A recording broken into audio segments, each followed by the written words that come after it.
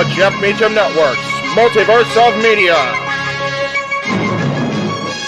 For over 15 years, the recognized symbol of excellence and the standard bearer in coverage of sports and entertainment.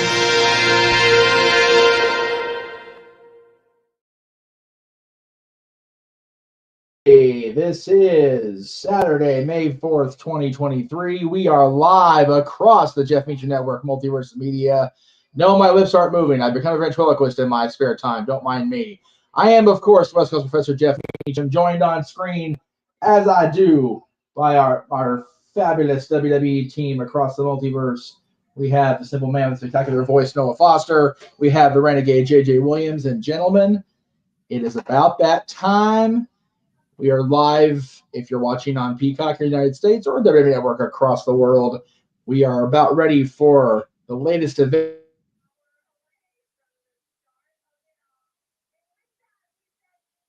He muted himself.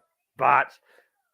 Hey, you can use that graphic. But yes, hello everybody. As the man whose name on the marquee so proudly says, welcome to the Jeff Meacham Network live watch events coverage here on the Jeff Meacham Network Multiverse Media. And welcome to this spectacle that we are going to be presenting to you as we react and we talk about WWE Crown Jewel. So welcome everybody. Once again, I am the simple man of the simple brand and the voice of JMN for great professional wrestling. Damn it. And my name is Noah Foster. With me as always is the renegade of wrestling, JJ Williams, Emmanuel, Cape Rare, Matthew, good to see you. And again, a lot of history could certainly be made tonight. The main event, of course, will culminate with Roman Reigns versus LA Knight. Yeah. For the WWE Undisputed Universal Championship, we have 5 titles on the line tonight. And of course, action will go live 1 p.m. Standard Time, but there will be a kickoff prior to that. So without further ado, gentlemen, it's good to see you. Why don't we go ahead and just get right into it? JJ, your thoughts and how you feeling? I'm feeling well. I am feeling very good about the show tonight, Noah. I think it's going to be a fantastic event. I don't know how good I'm going to do in our predictions league, considering that I went completely out of deep left center for a lot of my picks here. And outfield. But you know what? I was looking at the leaderboard, and considering I am literally tied at the bottom, today's event could definitely be make or break for me, considering that this is, to our knowledge, the last WWE PLE of the year. Yeah. Again, yes, we still have NXT deadline coming in December, so unless WWE proper throws us a curveball, this is it. Actually, I mean, to be fair, JJ, I was on the ODQ prediction show saying LA Knight's gonna walk out here to the champion, so there is that.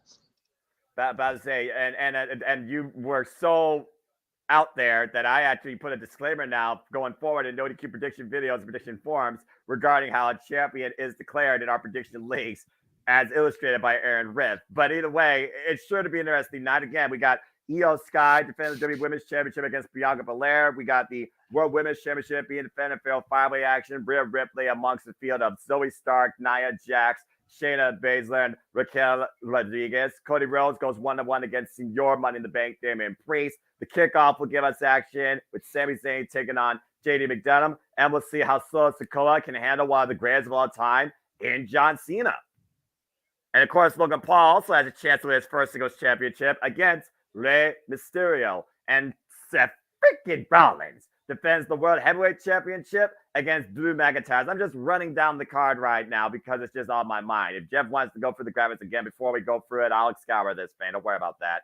But again, gentlemen, a lot could change tonight. And to your point, JJ, why it's not the last PLE of main event main roster WWE, it is the last one I think that has this level of importance concerning championships, not so much brand identity, brand supremacy. Because yes, of course, we do have Survivor Series, but Survivor Series doesn't really focus on champions. It focuses on the strongest team, if you know what I mean.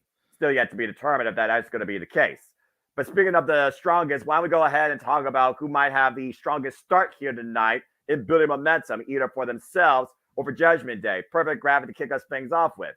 Again, we have a kickoff match after, good Lord Almighty, I don't know how long it's been.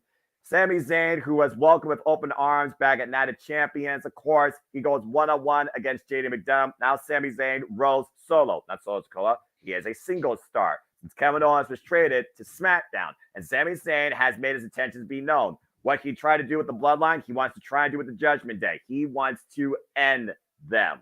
And he wants to start with the guy that's trying to be part of Judgment Day.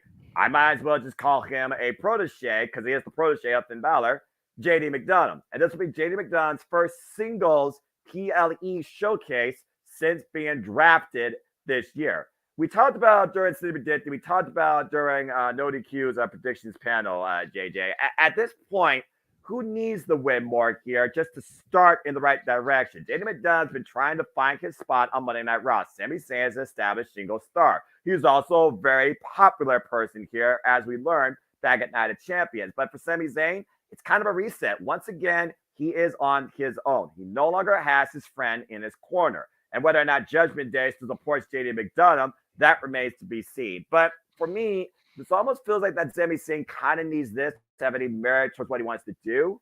But in a way, JD, he has to prove something to Finn Balor and Judgment Day as well as too. It's kind of a no-lose scenario for either. But what's your take on this? You know, I mean, I feel like I'm going to repeat a lot of stuff we said on Simply Predicting. Probably. But I don't think Sami needs this victory. Yes, Sami is coming home to essentially his home country, his heritage country, however you want to describe it.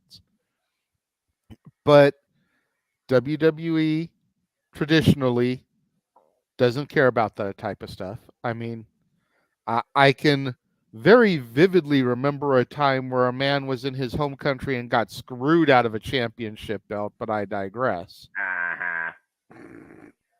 They gave Sami the feel-good moment at Night of Champions for his first trip there while he was champion. He doesn't have to win every match over there. JD McDonough, or as Matthew likes to call him, JD McFunko Pop, needs this victory more. JD still has a lot to prove, at least in the eyes of Damian Priest. Balor has come around to having him as part of the Judgment Day. Balor trained him. Dominic has come around to having him part of the Judgment Day. Mommy has come around to having him part of the Judgment Day. Damian Priest still has a huge Edward Nigma-sized question mark over him as far as JD McDonough and part of the Judgment Day. JD McDonough needs to take this victory to prove the fact that he deserves to be running with the Judgment Day. Or it might be his Judgment Day if he fails to deliver. And I don't think that's going to happen because as we roll into Survivor Series, whether it's standard Survivor Series rules, whether it's War Games, Priest is going to want to have him as part of the squad. That's one more number in the Judgment Day's corner, one more guy who's willing to fight and take a bullet for the team as he has proven time and time again. Just this past week on Raw, he took not one but two crossroadses on the announce table. An announce table that did not collapse and buckle underneath him. I mean, he is a very small guy, to be fair. But that still hurts. It don't matter if you're Viscera or if you're freaking Rey Mysterio. That shit still hurts. Oh, I'm not still the announce table for sure. It's still stronger than the Mattel playset accessory. But yeah, and it's one of those things where, again, this might set the course for Judgment Day's reign of dominance or collapse and destruction.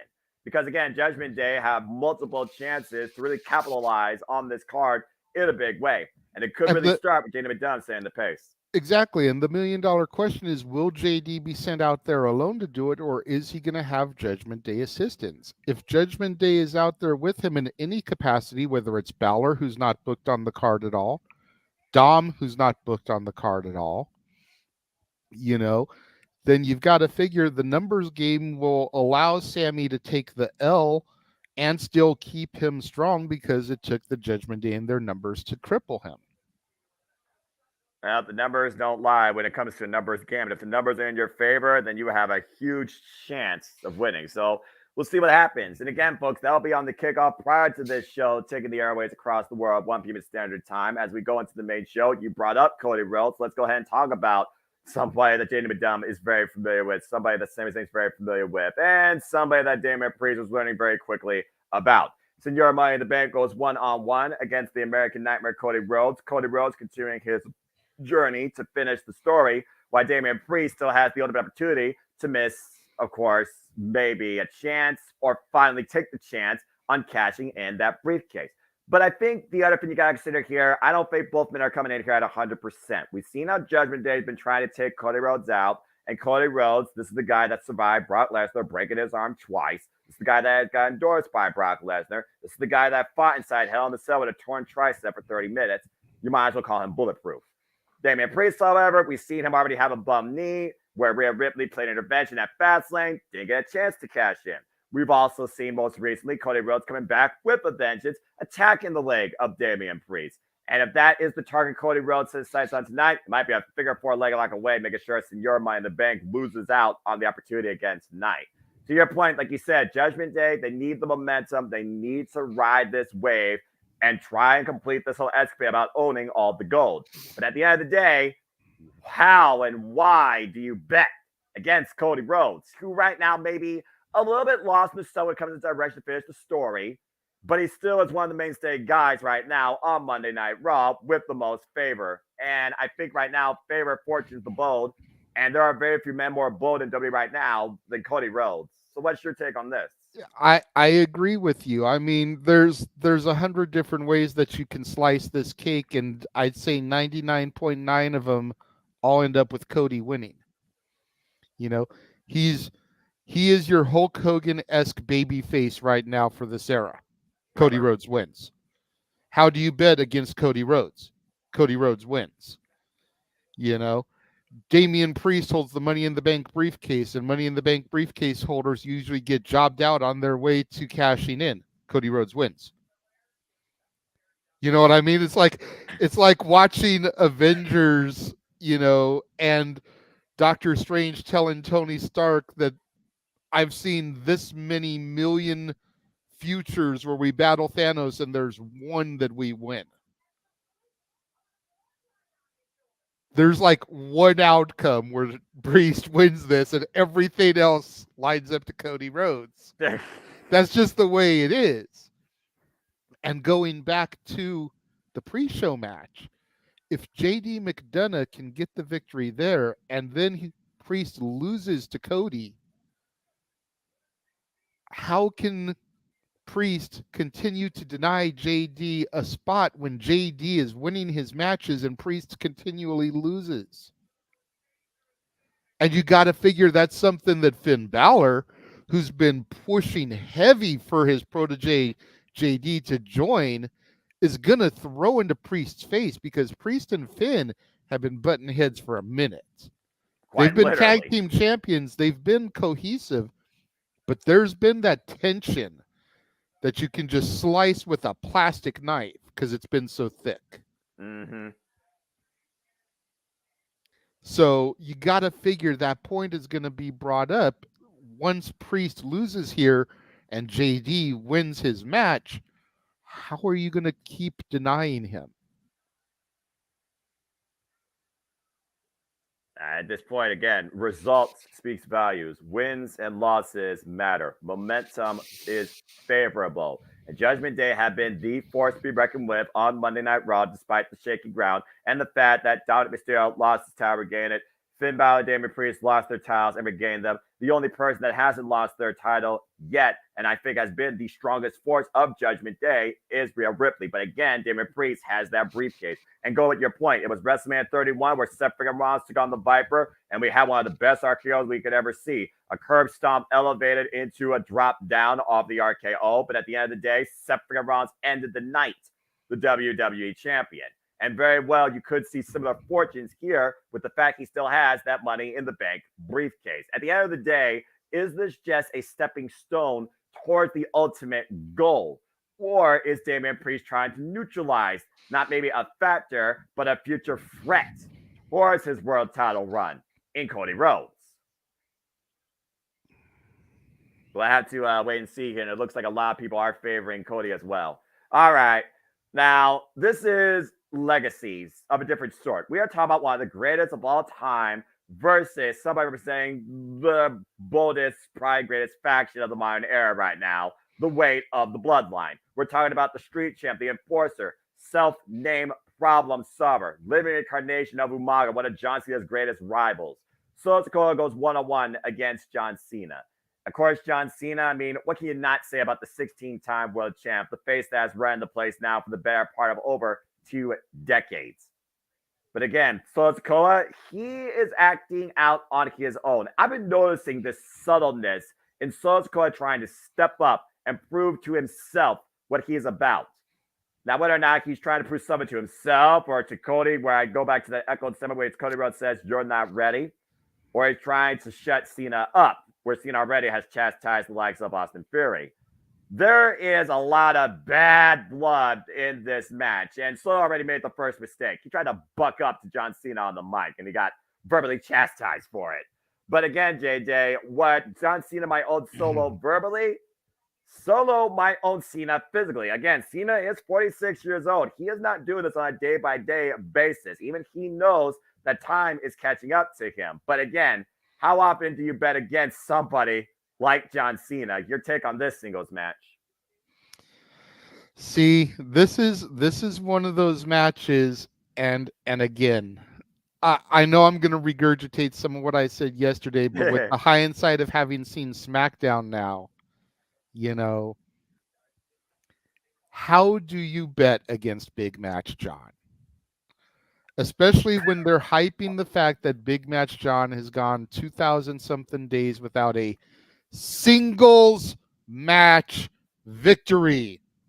Yep. Got to make sure I stress that, since the stat boy wanted to try and, point out how he's had victories since the last singles match victory, but the key words is singles match victory. And those, in my opinion, are the most important victories in this industry for anybody's career. Bite me if you think otherwise. Continue. Absolutely. So how do you bet against Big Match John? Why would they be stressing that point if he was going to lose? And I think that maybe the original plan was for him to get the W here. But, ... See, here's the thing. Buy the shirt. Hollywood is still on strike. Cena can still play in the sandbox a little bit longer. Cena crushed Umaga at the Royal Rumble when Umaga, by all intents and purposes, should have been someone to dethrone John Cena. Yeah, but think about what John Cena had to do. I know, but Umaga's push was massive. There was no reason Umaga should have lost that. So, with Solo being kind of the spiritual successor, if you will, to Umaga, Solo getting the victory here could kind of rewrite that history. Then you factor in freaking the comments from not this yesterday on SmackDown, but the week prior.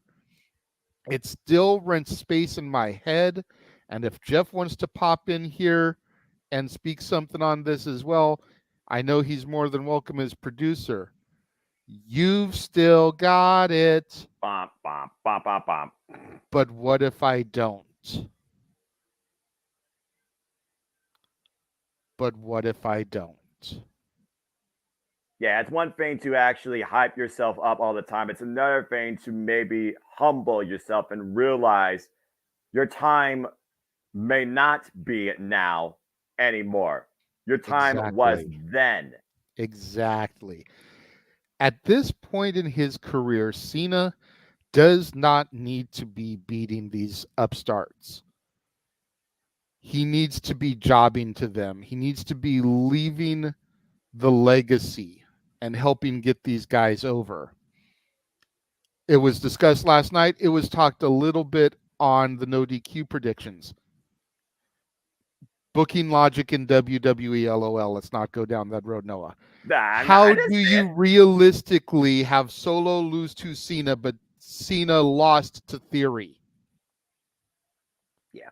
Yeah, that's my argument at the end of the day. I mean, granted, then Theory on a stage of WrestleMania as U.S. champion is a big deal stage. And if you go by WWE's, verbiage, every show is a grand show. Every show is a big stage. WrestleMania is just the biggest stage. I think them hyping at the fact that John hasn't won a singles match in as long as he has is indicative to me that he's going to lose here too. That's just, I don't know, just something in my gut just tells me that's going to be the thing. I can't really put anything more than that. It's just my gut reaction, and Lord knows I got a sizable gut, so the reactions for that's going to be big. So at the end of the day, I feel like, I don't know, it's so hard for me with John. We all know that. It's hard for me to bet against him. It's hard for me to watch him get his ass kicked. I don't want to see that today, God knows. But I think Solo, as dominant as he's looked, still needs that definitive, I am here and I'm going to make everybody aware of it, including Roman moment. And I think destroying John Cena in front of this crowd that is, all about nostalgia may just be the point to do it. And then you factor in the fact that traditionally speaking, if someone is on top on the go-home show, traditionally they lose at the PLE, the pay-per-view. There you go. Cena owned Solo on the mic last night, 90 seconds or less. He just so you think that Solo is not going to come out fired up, ready to crush Cena? I'm just saying.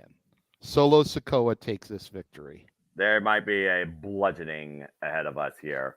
Yeah, and that's not exactly what I'm looking forward to or what I want, but I just... What did you think, Jeff? Have to be objective guy. The main part I wanted you on this conversation about is, what did it do to you mentally? Did it affect you the way it affected me when he said, what if I don't? Oh, it did. It 100% did. And I watched that, and I've heard that tone of voice out of him directly. Yes, he's a tremendous actor now. He's got his timing down, for lack of a better term. But I also know how strongly he feels about this stuff. And it's been on his mind longer than a lot of people are aware that the road ahead is shorter than the path behind. Again, when you leave a legacy 20 years, and this literally has been your whole life, it's hard to give it up. Well, yeah, but people kind of gloss over this fact. They've kind of re-brought up the fight with Brock at SummerSlam. It's 10 years ago next year, y'all. He was getting his ass handed to him in front of me and everybody just under a decade ago. And here he is still coming back. Yes, for the one-off nowadays. But people were sure that was the end of John Cena when Brock Lesnar suplexed him 16 times and F5'd him twice here in LA. And we all knew then that the time was running short. It's just been a slow countdown clock from that point. And I think that Solo having a definitive statement style match here with John will be that, again, Solo hasn't been made yet, if that makes any sense. I think something like this would be a career maker for Solo Sikoa. He's the one member of the bloodline. I mean, going back to the very beginning with the Wild Samoans and everybody, they all had that moment. Solo hasn't had that yet. And I think that if WWE really wants to maximize their minutes with him, it has to be soon. Yeah. Because he's been in the background, if we're being honest. with Roman, with the Usos, even with Paul. Yep. Solo has to step out of the background and make himself a moment. Samoa's fucking John in the throat, leaving him lame, might be the way to do it, as much as it pains me to say.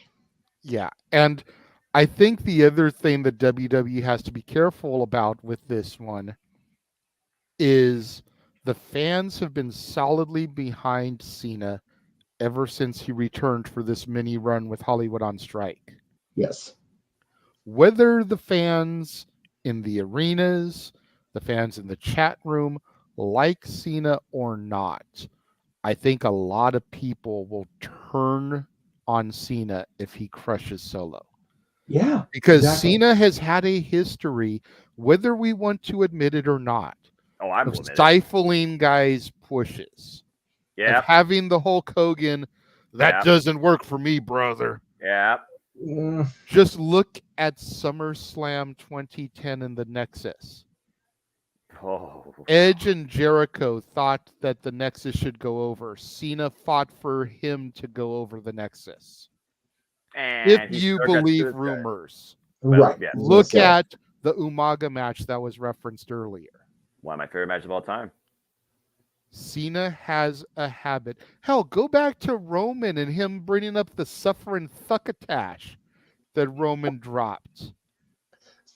Okay, but John needed Cena to do that. has a history of stifling stars on the rise. And if he gets Solo here, Solo may not be able to recover and the fans may turn on him. Right. Well, he may come out next week on SmackDown to a chorus of John Cena sucks. Which he has not had since this run began. People have been eating it up. That's fair. Yeah, I mean, and that's something they got to be careful about. You go back and watch that Money in the Bank pop when he came out after Roman had defeated Edge, and people were losing their minds. And it hasn't been any John Cena sucks yet. I mean, granted, Braun Breaker got the treatment when John with NXT, which was funnier than shit, but not in this run for John himself. Yeah, I agree with you, Jay. If he pulls out a victory after getting the snopping out of it, it's still the same thing. It's like with Lesnar at Extreme Rules. There is no reason John needed to win that match. And it damn near derailed Brock before he really got back underway. And that's Brock Lesnar. Yeah.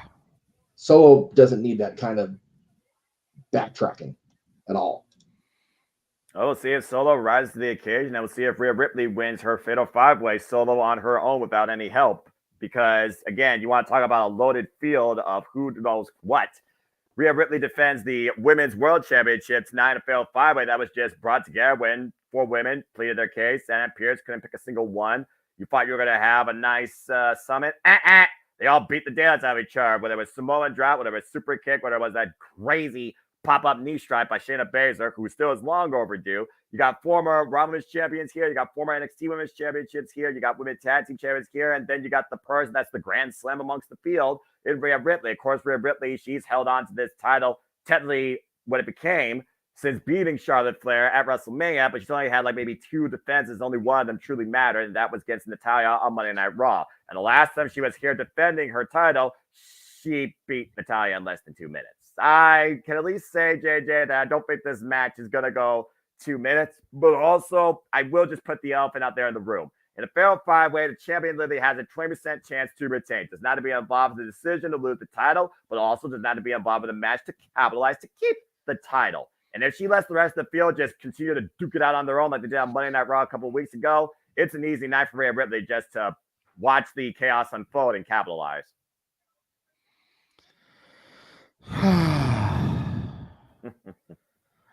My daughter is gonna disown me. Uh-oh.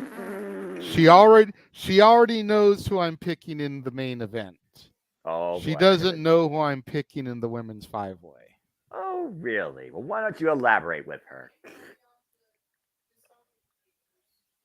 Oh, she's in the background saying my name is already on the disown papers. Don't make it worse, she says. Well, Too late, Natalie. As you stand in my kitchen about to make some top ramen, sweetheart, Rhea Ripley goes down tonight. I really hope she doesn't have that hot ramen in her hand. Natalie, discretion. Calm down. Shout out to Natalie, great friend, of course, of the Multiverse of Media. Big G with the super chat also, though. Shayna wins, I'll lose my ship, as in being good. I'm just going to say this right now. Shayna Baszler is, where are we at? Oh, okay. Fucking overdue for a singles championship run. But I digress. Continue. So, as she just gave me the riot act saying that she won't even see me at school drop off now because she's going to make sure her mom parks multiple cars away from me. I have to defend my statement here. Yeah, you got to. You got to stand on your own 2 feet. You got to.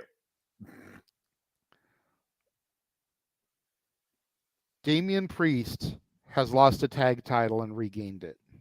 Correct. Finn Balor has lost a tag title and regained it. Correct. Dominic Mysterio has lost the North American title and regained it. Correct. And all 3 of them have had more meaningful championship runs than Rhea Ripley has. Correct. Rhea's win was monumental, but she hasn't really done a whole lot with it because she's been Dom's backup. She's been the quote-unquote leader of the Judgment Day. And she doesn't have to be pinned to lose the title here. Correct. That's the key that I don't know if Natalie is realizing. There are 4 other women, one of whom is a beast in Nia Jax in this match. One of those, that same beast who is a member of the bloodline, just not on screen as of yet, in Nia Jax. And she also has to remember that out of everybody in the Judgment Day, Mommy's the only one that gets a babyface reaction. So if Mommy loses the title here, and then, I don't know, come February, when they do Elimination Chamber in her home country, she can regain the championship and get that huge hometown babyface pop moment.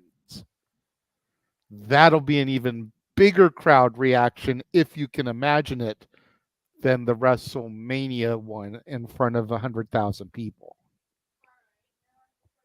Very possibly. Okay. Hold on 1 second. Time out. Natalie has a question for me. So I'm going to unplug my headset real quick so she can ask the question and vocally be on air here. Hey. All right. We got a very interesting outside run-in with a unique Q&A before we move on to our next match. And again, for those that don't know, Nia Jax is a former Raw Women's Champion. Raquel Gonzalez is a former NXT Women's Champion and Women's Tag Team Champion. Rhea Ripley, of course, has covered all the titles, NXT UK, NXT, Raw, and SmackDown. Shayna Baszler has only had the NXT Women's Championship and the tag titles. And Zoe Stark has literally had, I believe at this point, a single run with the NXT Women's Championships. So all 5 of these women have been champions in their own right. It just comes down to the matter of Raquel ran Rhea Ripley out of the black and gold NXT. Shayna Baszler literally destroyed Rhea Ripley at one point, but Rhea took the NXT title from Shayna Baszler. Then you got Zoe Stark, who of course is the latest newcomer. Yes, JJ. Okay. Headsets unplugged. Go ahead, ask your question, Natalie. All right, you're already at your 2nd strike. If you have one more, you will be disowned officially. Who do you have for the Cody and Damian match?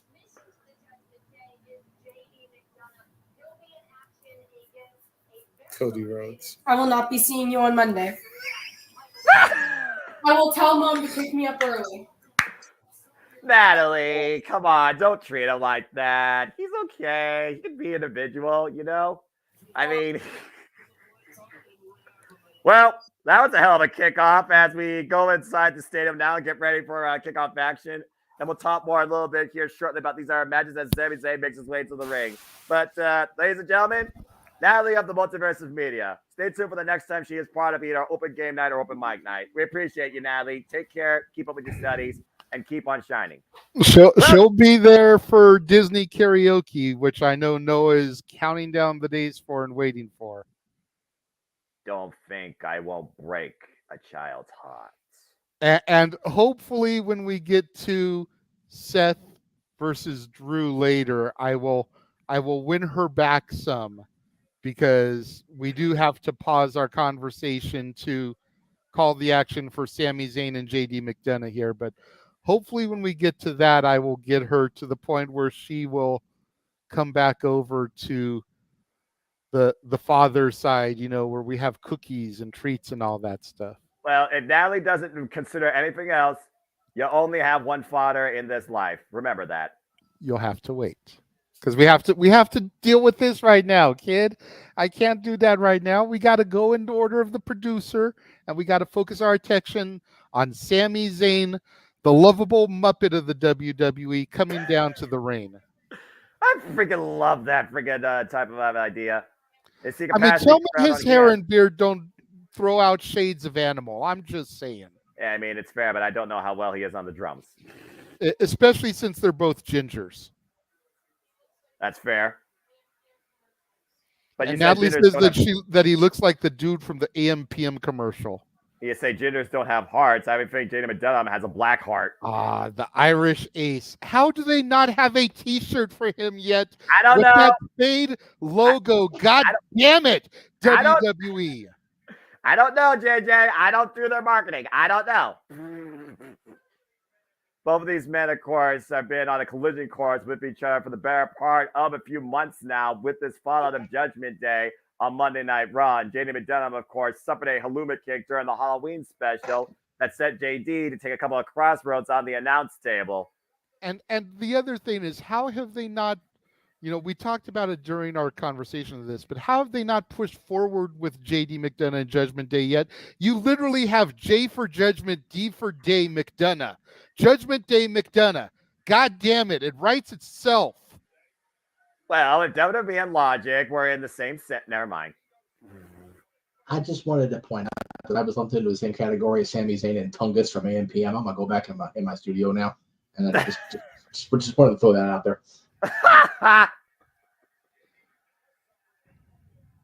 And of course, the Sami Zayn, he's always been the lovable underdog that you want to see overcome the odds, overcome adversity, overcome the challenges. And this crowd on hand definitely wants to see Sami Zayn get the win. This is a moment for both men. Noah. Oh, no doubt. You figure Sami Zayn, again, is in his home country, his heritage country, however you want to slice it. JD McDonough, pre-show or not, is in his first pay-per-view match, PLE match. He is taking this all in. Heel, babyface, not. You can see him kind of soaking this all in. This is a moment for the youngster. Well, you hear the adulation of the audience here as JD immediately goes inside the ropes. And again, JD, the Irish Ace, you wonder if he's got a proverbial ace up his sleeve. And do you bet against him? Again, JD McDonough, former NXT Cruiserweight Champion, previous challenger for the NXT Championship, and of course the NXT UK Championship, had fallouts with his greatest rival, Ilya Dragunov, during your NXT. One point sent him to the hospital. And again, Sami Zayn now, he once again goes on his own escapade solo now that Kevin Owens has been drafted to Friday Night SmackDown. Makes me wonder when we'll see both those men on opposite sides of each other or as a tag team again. That's a fair assessment. And you also know JD McDonough is out here solo. There is no Judgment Day that came out with him. Now, that doesn't mean that they're not lurking in the shadows, waiting for an opportunity to strike and assist him. But at least for the outset, he's been set out to do battle on his own. Yeah, and so far we've seen both these men can do on their own in singles affairs. And Sami Zayn right now getting the better of JD, controlling the arm, bringing him down to the mat. And again, we talked about JD McDonough. We talked about him trying to find his way ever since being drafted to Monday Night Raw. And it seems like his only journey so far has been trying to join the Judgment Day. But I honestly wonder if that's clouded JD's judgment. And maybe is he selling himself short? I mean, okay, so you can't join the Judgment Day. Well, what else could you do? I mean, you got Gunther, longtime rival. That's the longest reigning Intercontinental Champion ever on Monday Night Raw. He'd go after maybe that title. He could maybe go after Seth freaking Rollins and the WWE Heavyweight title. But no, he's only been focusing on this Judgment Day escapade. And I honestly wonder if that's only because of the roots he has with Finn Balor. Absolutely. I mean, when you first walk into new territory, you look for what you know. You look for somebody, something that can help to integrate you. And JD McDonough, having been trained by Finn Balor, was exactly what he gravitated towards. And Sami You know, Zayn, case in point, when my girlfriend's kids moved out here last year and they went to their first day of school at the school my daughter goes to, they immediately synced up with my daughter because they knew her to a certain extent. They had never really spent excessive time around her, but they knew her to an extent. And that's how they helped to get integrated into the new surroundings. Aligning with her circle of friends, to the point where now everybody's kind of branched out because they've been there for a good chunk of a year. JD is still in that filtration phase. He's gravitating towards Finn because of the history. And again, Sami Zayn, he made it be known that his goal now is to take out all members of the Judgment Day. McDonald. That was unique right there. Nice cannonball sell there by JD McDonough. Yeah, my God, he literally bounced off the top turnbuckle. Again, folks, our kickoff match here. First time in a long time WWE doing a kickoff match before we go live. 1 p.m. Standard Time, and we will continue talking about the rest of the matches. We know we have Io Sky versus Bianca Belair. We got Logan Paul versus Rey Mysterio. And, of course, we have L.A. Knight. Yeah. Taking on Roman Reigns, and Seth Rollins taking on Drew McIntyre. Those conversations will be taking place during Superstar showcases and slow builds, I assure you. And we hope that you enjoyed the conversation. Please subscribe, comment, tell a friend. And if you want to dictate the conversation, donate to Dictate at Cast AD Studios. Super Chat's as simple as that. JD McDonough right now taking control. Very physical here. Drops the knee and the ground and pound on Sami Zayn. And again, that's the practice of JD. He finds a moment to exploit his opponent and capitalize. He always finds a way to put the match in his favor and keep control. But to your point, JD is still rookie enough that he doesn't stay on top. Look at him right now. He should be going to and staying on top of Sami, but instead he's leaning on the ropes. He's taunting the crowd. Sami Zayn is not a guy to be messed with. Sami Zayn is a former NXT champion. He hasn't gotten to the top of the mountaintop in the main roster, but JD didn't even achieve the NXT championship. And he's in there with a guy who's been world champion for multiple promotions. Pro Wrestling Guerrilla. I don't remember if he was Ring of Honor champion or not, but regardless, Sami has been a champion in multiple promotions. JD needs to stay on top of things when he's got the advantage. Sami Zayn taking advantage now, to your point, a big chop. And these two right now, this is their third ever singles encounter in WWE. The first time they met was literally in August. Sami Zayn got the better of JD. And following month, JD got the better of Sami Zayn. So they are 1-1 with each other in their WWE careers. There you go. All the pressure in the world right now falls on the shoulders of JD McDonough to set the pace for Judgment Day the right way. Big chop to Sami Zayn, perched on the top rope. And to your point, as far as Sami Zayn's title accolades, yeah, like you said, he's a multiple-time Intercontinental Champion. He's a Raw and SmackDown Tag Team Champion, of course, Kevin Owens, former NXT Tag Team Champion, and he was Ring of Honor World Television Champion and World Tag Team Champion. Got it. I didn't pay attention as much to Ring of Honor in those days. I knew he held gold there. I knew he was tag champion with KO, then known as Kevin Steen. But I wasn't sure if he had gotten to the big one. Cover! Oh, so close. Ridiculous drop kick out of midair, catching Sami Zayn coming in. Let's take a look at the replay here. Sami Zayn going for broke, and he paid for it. That was right underneath the jaw. Beautiful kick there for a near fall. And you see the bruise right there on JD McDonough's side. Yep. Scars of battle already showing on both these two competitors here in our opening contest tonight. JD McDonough, more recognized, of course, for the UK. He was OTT World Champion as Jordan Devlin. He was Progress Tag Team Champion. And again, as I said, the only accolade WWE NXT Cruiserweight Champion. And of course, those titles were unified against Santos Escobar, but Santos Escobar got the better of him. See, and that's a damn shame because JD McDonough is a great utility worker, and that's one of the things that he's got in common with Sami Zayn. Oh, no doubt. Are either one of them going to be long-term world champions? Probably not. Nah, but they're the guys that, if they got a hold of it, are great utility guys. They're your Dolph Zigglers. They're your Mick Foley's. They're the guys you can count on to go out there, have a banger of a match, give them the title, run it a few yards for the first down. Look at that bruising on the midsection of JD. I don't think that clothesline helped either, by the way, when he landed on it. Wham! Inside out, upside down. Sami Zayn threw everything into that lariat. Now Sami to take control. Irish whip, big back body drop again to JD. JD McDonough right now. Worse for wear. Sami Zayn in the driver's seat. Yep, Sami Zayn still wearing those Pro Wrestling Gorilla trunks that he debuted at WrestleMania 39 this year in Los Angeles, where he won those tag titles in the Night 1 main event with Kevin Owens. And some people still are going to say that was probably the greatest tag team match in WWE history, if not the most important. But that, again, you put that up there. It's definitely one of them. I mean, it's hard to call that the greatest when you think about the confrontations. Well, space fly. Hold that spot. Hug it away. No. It's hard to call it the greatest when you've got matches with like the Hart Foundation and the Bulldogs. Exactly. You know, Demolition, you know, the Hardys, Edge and Christian, the Dudleys. But it's definitely up there as far as the greatest, especially in WrestleMania history. Well, again, they made history. Not only was it the first tag team title match to be an event of WrestleMania. Oh, beautiful moonsault, but Sami's boot caught him under his jaw. Yeah, great awareness by Sami Zayn. Might be looking to set him up for that Exploder. Exploder. Yep, there's the Exploder, and you know what's coming next, Noah. You already teased it. Oh, yeah, I know Sami Zayn's calling card. I followed this guy long enough after he passed the torch from El Generico. Where that guy is at now. Done right now. No clue where he's at, but he might be seeing a boot fly into his face here in a second. Palooza kick. And Sami Zayn, he's not done yet. Look at that. Hook him up. Blue Thunderbomb. The cover to Sami Zayn. Holy shit.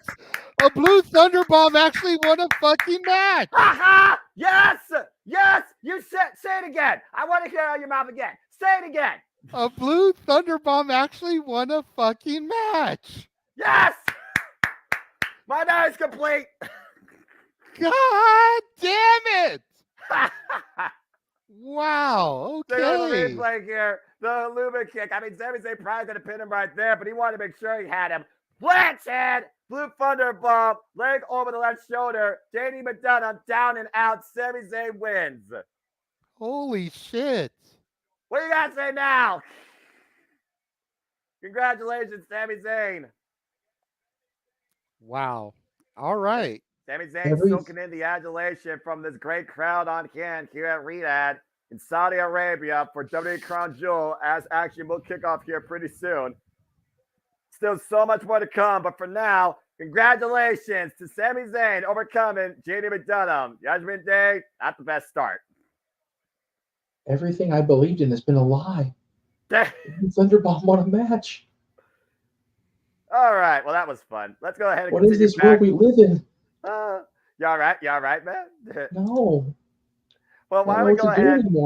Look, we saw Blue Thunderbomb win a match. Now we'll see if a chosen one, previously known, will actually achieve a feat tonight, or once again, is it Broken Dreams? Because out of time, say goodbye, or once again, will you coronate the maniacal Monday Night Messiah? For he is revolutionary. He is a visionary. He is somebody with his own form of drip and probably a compromised back still, but he is our current WWE World Heavyweight Champion, and his name is Seth freaking Rollins, defending the gold against Blue McIntyre. And Matthew, again, you say WWE actually posted that, so what a perfect way to continue the conversation as we look towards our opening contest. So that might definitely change things now that I think about it. But that being said, I'm the guy that usually gives the previews for the matches, but I like to also give it to JJ when it comes to storytelling for the big championship matches. And believe it or not, Roman Reigns is not the only big thing on this card. Shocking, right?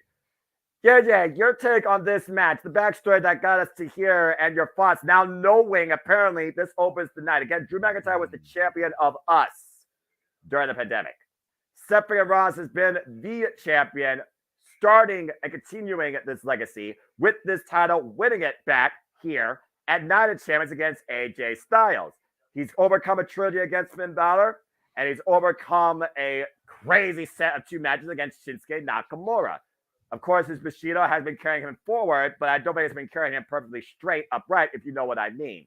While Drew McIntyre carried the weight of the world on his shoulders in front of absolutely nobody. JJ, your thoughts on this match? Well, I can confirm that as of 6 minutes ago on the Twix, WWE did post that, so that is 100% accurate. Okay. It isn't just a rumor, it's a spoiler.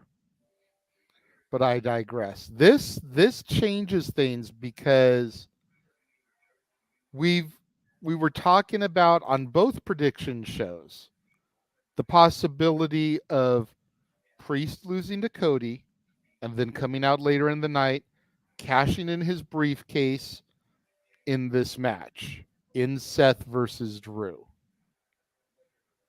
Does that still happen if this is the curtain jerker? And if it does, if Damian is successful, does that make Priest versus Cody a world title match? Or because that match was booked before Priest got the belt, does Priest lay claim to the fact that that match was booked without it being a title match? These are some interesting factors to now consider because I think it could throw a lot of people's predictions off.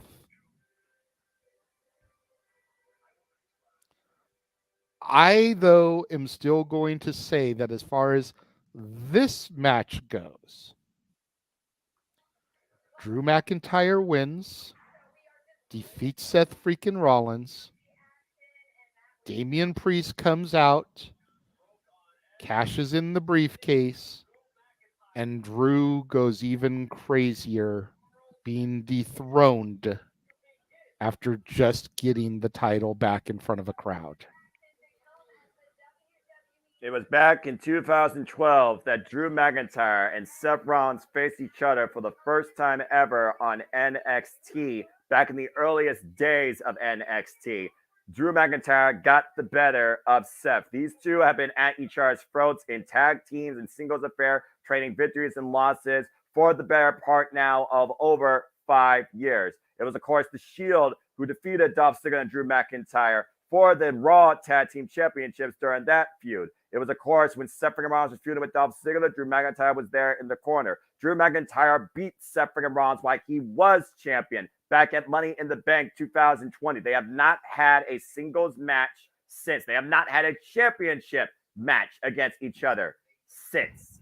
Drew McIntyre says tonight he will have no more broken dreams. Tonight he looks to make them come true. But again, how far can Seth freaking Rollins hold up to this pressure again against a very determined Drew McIntyre? That right there is the question. It's not so much about what happens afterwards, it's what happens with these two in between the ring. And so far, we have not seen a ton of physical altercations with Seth freaking Rollins and Drew McIntyre up to this point. Drew just made it to be known. He wants to challenge Seth for the title. So are we just one Claymore away from the new WWE World Heavyweight Champion? Or once again, will Seth Rollins burn it down in Riyadh and retain the championship? A renegade is stormed on the scene. So we'll have to wait and see. There's a lot of pressure on both these men, but this match right here could literally set the pace for the whole night. And speaking of night, let's go to you, because this is the most important thing. Because I pray to God that by the end of this show, we will all be standing on our feet and losing our damn minds, talking about a moment with everybody saying L.A. Night. Yeah. We are talking about the megastar colliding with the tribal chief. We are talking about the guy that has put us all aboard the gravy train with the highest momentum we have seen in years in WWE. Acknowledge him, Roman Reigns. We saw what LA Knight did. He doesn't believe in the pomp and circumstance of Roman Reigns, but he damn sure believes in the effect of the spear. But during that contract sign, not only did he interrupt Roman Reigns, he sat at the head of the table. Roman Reigns right now believes that LA Knight is treating this like a joke, underestimating him. And again, LA Knight, he literally talked about how while you've been here being glory holed by a bunch of men, I've been here standing on my own, making a name for myself. This thoroughbred walks alone. And of course, John Cena passed the torch off to him. We saw John Cena endorse LA Knight. But at the end of the day, one of these men is going to walk out tonight as champion. Roman Reigns has held this title now for the better part of over 3 years. But LA Knight, he has had more matches in the better part of this last year than Roman Reigns. And he is the people's choice. So, JJ, again, do you acknowledge Roman Reigns, or do we finally see change happen tonight with everybody seeing the crowning of LA Knight? Well, you know I acknowledge my tribal chief. I have acknowledged my tribal chief, I won't say since the moment I got back into WWE, but maybe about a couple of months in. I realized what was going on. I realized what we were seeing was something special, and I began acknowledging my tribal chief. My daughter began acknowledging the tribal chief as soon as she saw, in her words, that gorgeous specimen of a man. Oh, brother. But as we've talked about for the better part of the past month, as we've talked about over the last couple of prediction streams, you've got to strike while the fire is hot. Roman Reigns supposedly is rumored to not be on television anymore after tonight for the rest of the year. The lazy part timer. Sorry. Probably not until the push towards Rumble next year. So, do you have your biggest champion that there is miss a Big Four pay-per-view, PLE? Do you allow that? That should be mandatory. That you have to be at the Big Four. And Roman Reigns is not going to be at Survivor Series, to our knowledge, if internet wrestling journalists are to be believed. And what happens to LA Knight if he gets shut down here tonight? He's got to find some way to get that momentum back going again. He may be penciled in as one of the favorites for the Rumble, but is he going to win the Rumble? Doubt it.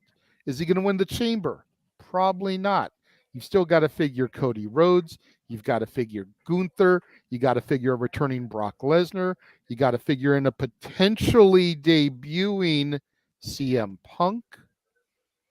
You've got to factor in the fact that a guy like Will Ospreay is going to be having his contract expire in the beginnings of 2024 and could very easily be a participant in the Rumble, if for nothing else, for a way to generate the bids for his services to go up, considering he will have been at Wrestle Dream, Bound for Glory, Turning Point, and the Rumble, all in just a few months. You know, there's so many people that have stakes to claim that are and aren't even signed in yet to the WWE, that how does LA Knight get back to the picture? And I know it's a long shot, and my daughter already knew I picked this, so I'm not going to get disowned again because I got her back onto my side when I told her I thought Drew was going to win and Priest was going to cash in. She said, I got her back a little bit.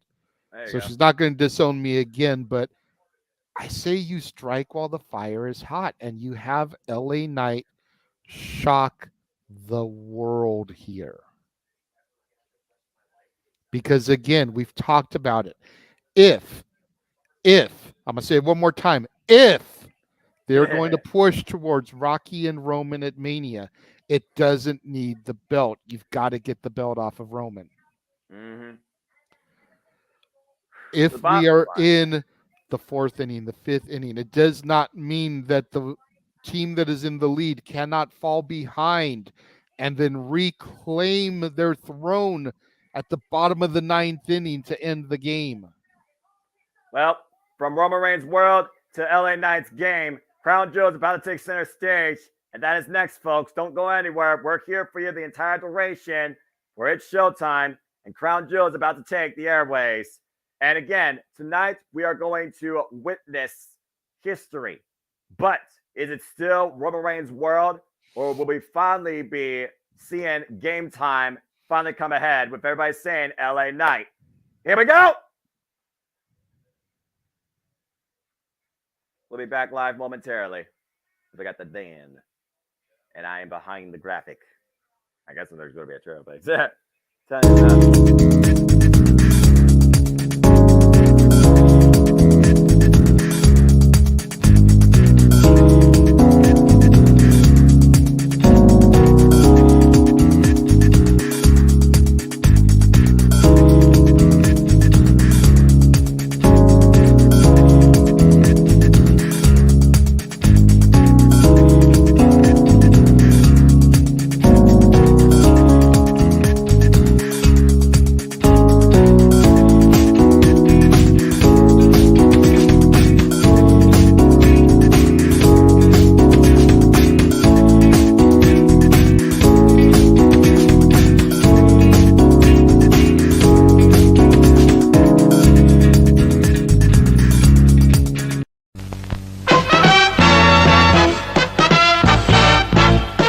Now, preview time.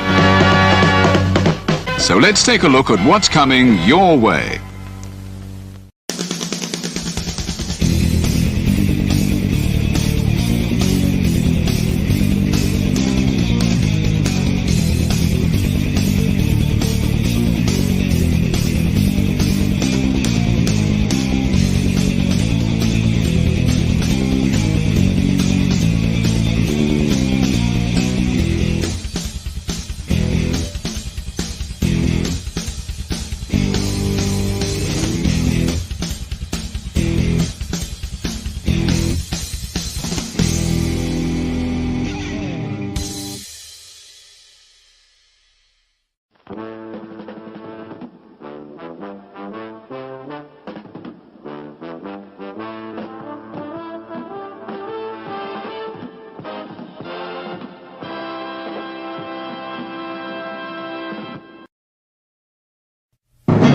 The Jeff Meacham Network's Multiverse of Media.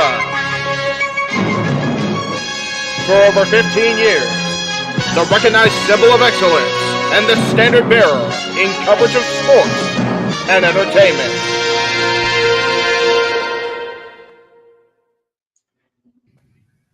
And happy Saturday morning, everybody. Welcome once again to our coverage of Crown Jewel, presented by WWE, here on the Jeff Meacham Network Multiverse Media.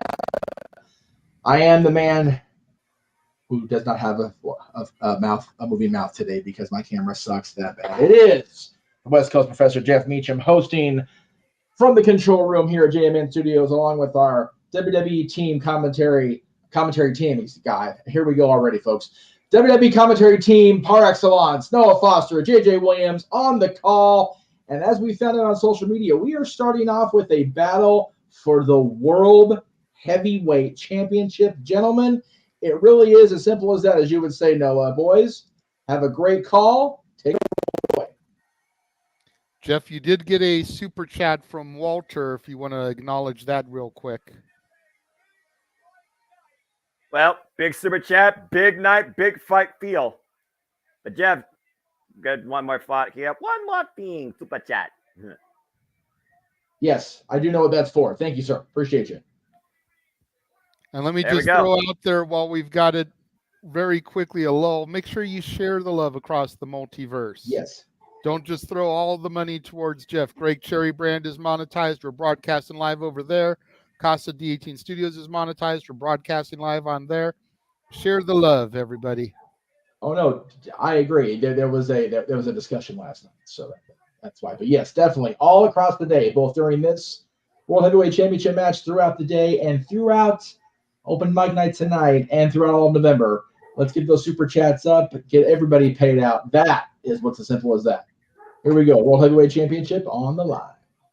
And welcome everybody once again to our coverage of Crown Jewel here at the Championship Network Multiverse of Media. You know what this is from the Simple Man, the Simple Brand, the voice of JMN for great professional wrestling. Damn it. And my name is Noah Foster. With me as always is my analyst in the renegade of wrestling, JJ Williams. It's a big fight feel. A lot could happen tonight. When ashes fall, the legends rise, where broken dreams be achieved. And when we finally hit game time of everybody saying LA Night, this is so much more ahead as we kick things off at Crown Jewel with the WWE World Heavyweight Championship. Of course, this title was re-established to continue a legacy back in May at this very venue in Saudi Arabia at Night of Champions, where Seth freaking Rollins overcame the phenomenal AJ Styles in a Raw vs. SmackDown Finals match. And since then, Seth freaking Rollins has taken on the likes of Damian Priest, Finn Balor 3 times, and Shinsuke Nakamura twice. But now Drew McIntyre has decided to call his shot and looks to rise to the occasion. And Drew McIntyre has not been a champion since 2021. JJ, you ready to go tonight? Again, for Drew McIntyre, man, this might be do or die for him. Yeah, absolutely. And another thing to consider is the fact that it has been rumored, so take it what it's worth, rumored that Drew still has not renegotiated a deal with WWE. So could putting the championship on him here be something that helps to get him to finally put pen to paper on a new deal? Excuse me. No, you're fine. Looks like we got a super chat here for the Rage of Wrestling. I'm sharing the love. I'm sharing. That was just for a specific reason. He knows. It's for us to know and everyone else to find out. Well, fair enough. And Walter, thank you. Fair enough, Walter. Please follow Mr. I figured it was something specific in your comment on it. It was just more of a shout to the rest of the chat room, not to funnel funds to just one channel. And a shout out to everybody out there in the chat room. Ken Terminate DQ, Cape Rare, Instant Stick, Kyle. Good to see you. Of course, we saw people earlier, including Matthew. Appreciate you. Oz Omnivent. Everybody, appreciate all of you. Emmanuel, Christopher Rotz. Hope everyone enjoys the ride. Please subscribe, comment, tell a friend. And as JJ alluded to, Super Chat, if you want to dip into the conversation, share the love across the channels of the Multiverse of Media. Super Chat, simple as that. And stay tuned because the Multiverse will be busy throughout the day. After Crown Jewel concludes, we'll be back tonight with you with the Saturday night shenanigans that are Open Mic Night, hosted by the Renegade JJ Williams. As always, live on a weekly basis tonight, 11 p.m. Eastern Standard Time. It's sure to be quite a rousing and probably semi-chaotic conversation. And again, I don't know about all that. It's been a slow news week, so I've true. really just got a kind of bullshit topics for us to discuss today. So I look forward to that because I know we're going to discuss the PWI Women's 250. I finally got the entire list for that. Yeah. Per your suggestion a few weeks ago. Nice. We're going to be discussing what qualities make up our favorite superstars. It was an article that was posted on NoDQ.com earlier this week. I thought it was a great discussion point. And then so much more we'll get into periodically over the course of the show as we've got the Monday Night Messiah, the architect, the revolutionary Seth fucking Rollins making his way to the ring. As only he can in the most unique, flashy, over-the-top attire. Seth freaking Rollins, our current World Heavyweight Champion, has been the World Heavyweight Champion now, as I said, since the end of May. This marks day 161. Seth freaking Rollins has accomplished absolutely everything in WWE and goes into his 7th defense now of the championship. Again, he's defending against Damian Priest, Braun Breaker, Finn Balor, Shinsuke Nakamura. But Drew McIntyre and Seth freaking Rollins have not met one another for quite a period of time. And Drew McIntyre was the champion of the people during the pandemic. He won the Royal Rumble in 2020. He beat Brock Lesnar at WrestleMania 36 in front of nobody. He carried the world on his shoulders in front of an empty audience. Now looks to finally achieve a broken dream and live in the moment at the expense of Seth freaking Rollins in front of everybody live. Well, Seth just taking it in, man. of course, man, you've got to live in the moment. Like you said, sometimes you've just got to stop and smell the roses. Well, Seth Like Rollins Ferris Bueller once said, life moves pretty boy. fast. You got to stop and smell the roses every once in a while. Yeah, well, here comes Drew McIntyre, and the only thing he wants to smell besides pyro is the smell of success. Live hot! This guy literally looks like the living, walking embodiment of Braveheart. Without the makeup. Of course, the last time he was here in this big spot, JJ, he challenged Roman Reigns for the WWE Universal Championship back at Clash of the Castle, came up short. And that was last year. Yep. And we were teased with a little bit of broken dreams prior to his normal music hitting. And then we were rewarded with karaoke afterwards. Not open mic night karaoke. That would have been fun. Those shenanigans are always a great time, much to no chagrin. No. We were entertained by Drew McIntyre singing to the crowd. As Michael Cole and looks like Wade Barrett are actually here, not Corey Graves, which I find that interesting as they talk about the Arabian announce team down there at ringside. I'm not going to try and butcher those names. Again, the last time these two had a singles match, it was really for the WWE Championship during the pandemic, where Drew McIntyre led the entire year 2020 as champion. And Drew McIntyre beat Seth freaking Rollins that night. They have not had a singles encounter or a championship encounter since. I wonder if Corey didn't travel due to something related to Carmella's pregnancy. Well, Corey, could she be getting close to pop time where she'll be delivering? Or is it because, with the potential of it turning into a hostile environment, didn't want anything to potentially happen to the father-to-be? Or with COVID protocols still being a thing, didn't want him to travel over here, then potentially come back with something that could spread to the mom or to the baby. I wonder if any of those things were factors into Corey not traveling this time. Well, let's go down to our introductions. Courtesy of Byron Saxton. Yeah, I definitely think there were some unique travel choices here. Good grief, how many laser lights do you need? All the freaking lasers without sharks on them. Drew McIntyre from Ayr, Scotland, the former TNA Impact Heavyweight Champion, former NXT Champion, ICW World Heavyweight Champion, and two-time WWE Champion. And of course, the first time he came into WWE as the Chosen One, he won the Intercontinental Championship. And then you have Tyler Black, WWE's first ever NXT champion, former, get this, 6-time Raw Tag Team Champion, 2-time United States Champion, current WWE World Heavyweight Champion, Money in the Bank winner, Royal Rumble winner, WrestleMania main eventer, Seth freaking Rollins. And that's what Referee it's all holds about. the title belt over the head. Yep, that's what it's all about here tonight, JJ, at opening contest. The newly minted Legacy Continued WWE World Heavyweight Championship. Incredible atmosphere tonight as Seth Rollins is the first in this new incarnation of this legacy that goes off the big gold belt. Bell rings, and here we go. Both men so far just taking the atmosphere in. Again, these guys set the night, but hopefully everybody by the end of the night will be literally cheering at the top of their lungs with everybody saying LA night. Hashtag WWE Crown Jewel trending on the Twix, #1 worldwide. As it should be, damn it.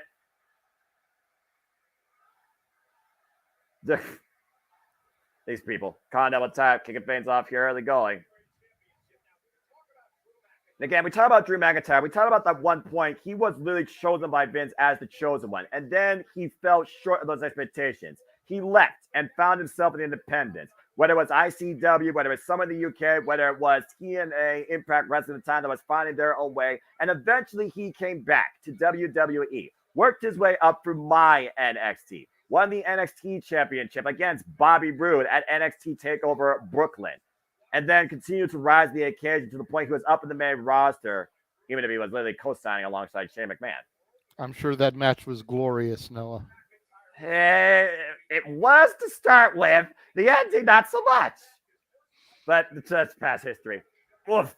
Good shoulder block there by Drew McIntyre.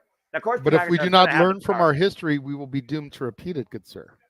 Well, again, you talk about history. Seth freaking Rollins and Drew McIntyre, they have been going at each other in WWE since their part 2018. Seth trying some abnormal offense here. Yeah. Got nothing for it but a shoulder block.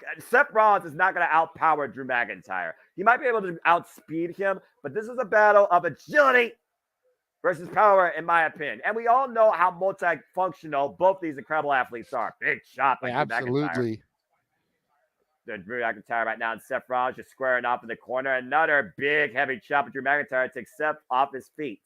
Seth Rollins is not a small man, but Seth Rollins looks like a freaking cruiserweight next to Drew McIntyre. Right? Seth Rollins, who stands 6'2", 216 pounds, 37 years old, 20 years in the game. And then meanwhile, you got the heavyweight, that Braveheart reincarnated, Drew McIntyre, stands 6'5", 266 pounds. So to your point, there's not a whole lot of differential here according to the tail of the tape. But about 50 pounds according to the weight there. Yeah. And that 50 pounds, definitely makes a difference. Whether it's fat or muscle, and it's definitely not fat on Drew McIntyre. Oh, no. But either way, it makes a huge difference. And that knee off the apron might be a huge difference. And there they go for Seth freaking Rollins. Of course, the title can only change hands via pinfall or submission inside the ring. Matt, good to see you. And Matthew, yeah, it does feel like a very mixed crowd because the crowd respects both these men. Nice told by Cena. Oh, got caught by Drew, Good Lord! The crowd just respects the fact that WWE comes over and performs for them on a regular basis. That too. That's what it comes down to. We talk about some of these areas that WWE is finally starting to venture out to that don't get stuff. Crown Jewel, Saudi Arabia usually gets 2 shows a year. So they get their love from the WWE, but you've got to think about the stigma that comes with the world in Saudi Arabia also. So the fact that WWE is willing to put that stigma to the side to entertain on a global level for them, they just respect and appreciate the shit out of that.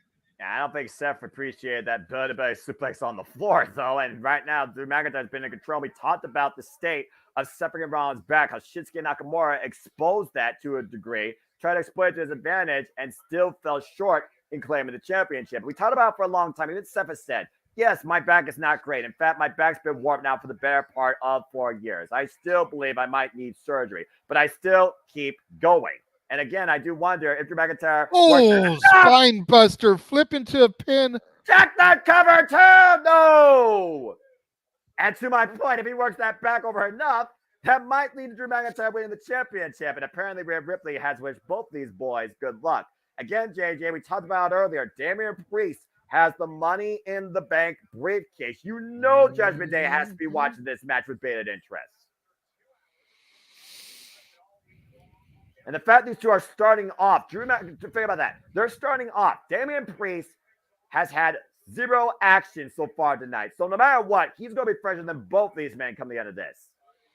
Absolutely. And again, the point I made when we discussed it and we first were told about this, if Priest cashes in here, if Priest walks out of this match as the champion, does his match with Cody Rhodes become a title match?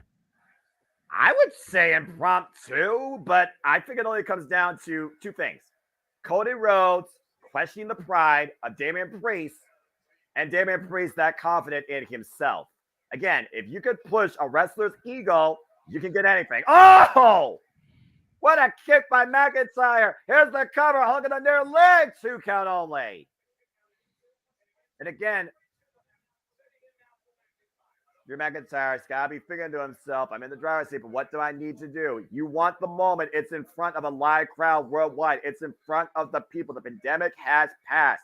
You achieved dreams, but they were broken because you achieved them in front of nobody. This is the guy that beat Brock Lesnar in an empty performance center 3 years ago. I'm just saying. For the WWE Championship. Again, Seth Rollins, nice standing swing there, lands on his feet. Drew McIntyre falls in, though, with the elbow strike. Seth tried to get his foot up, and uh-oh. Drew McIntyre looking to hook him up, maybe for Alabama Slammer. This is always a dangerous move. Seth, though, great scouting. Single leg kick, back of the head, back of the neck.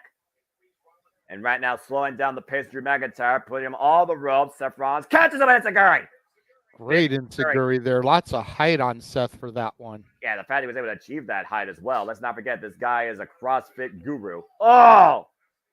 Big shoulder into the turnbuckle pads, into the ring post, excuse me. And this is what Seth needs to try to slow things down.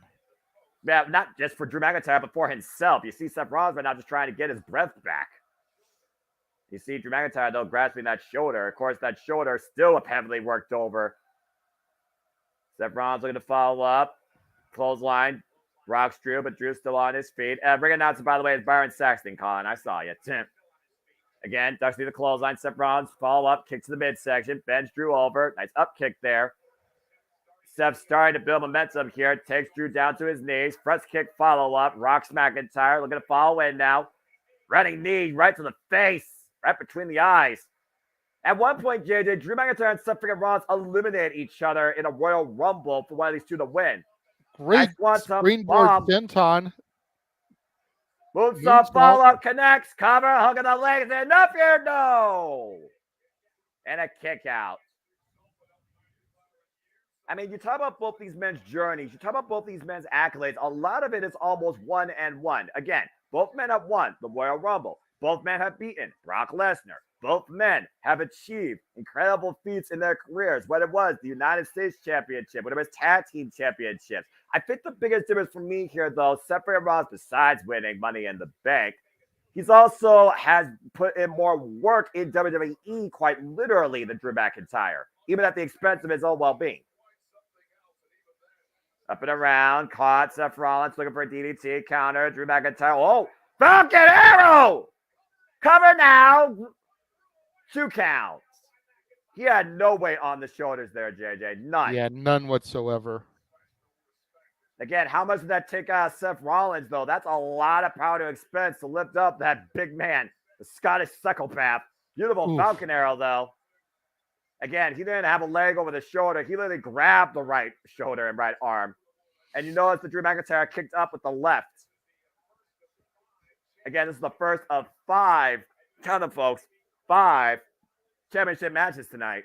Now, can you dig that, sucker? I am not doing a spin of Rudy in a suit, all right? Oh, you done opened your mouth now. If we get a $20 super chat on open mic night, Noah will do the spinneroonie. What the hell, JJ? Dadgummit, man, stop it!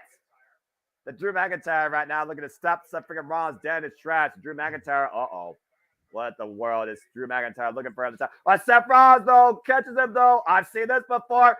Superplex! Float over. Looking for the fucking Drew McIntyre brainbuster! In the counter cover, 2! Oh, my God, that was so close.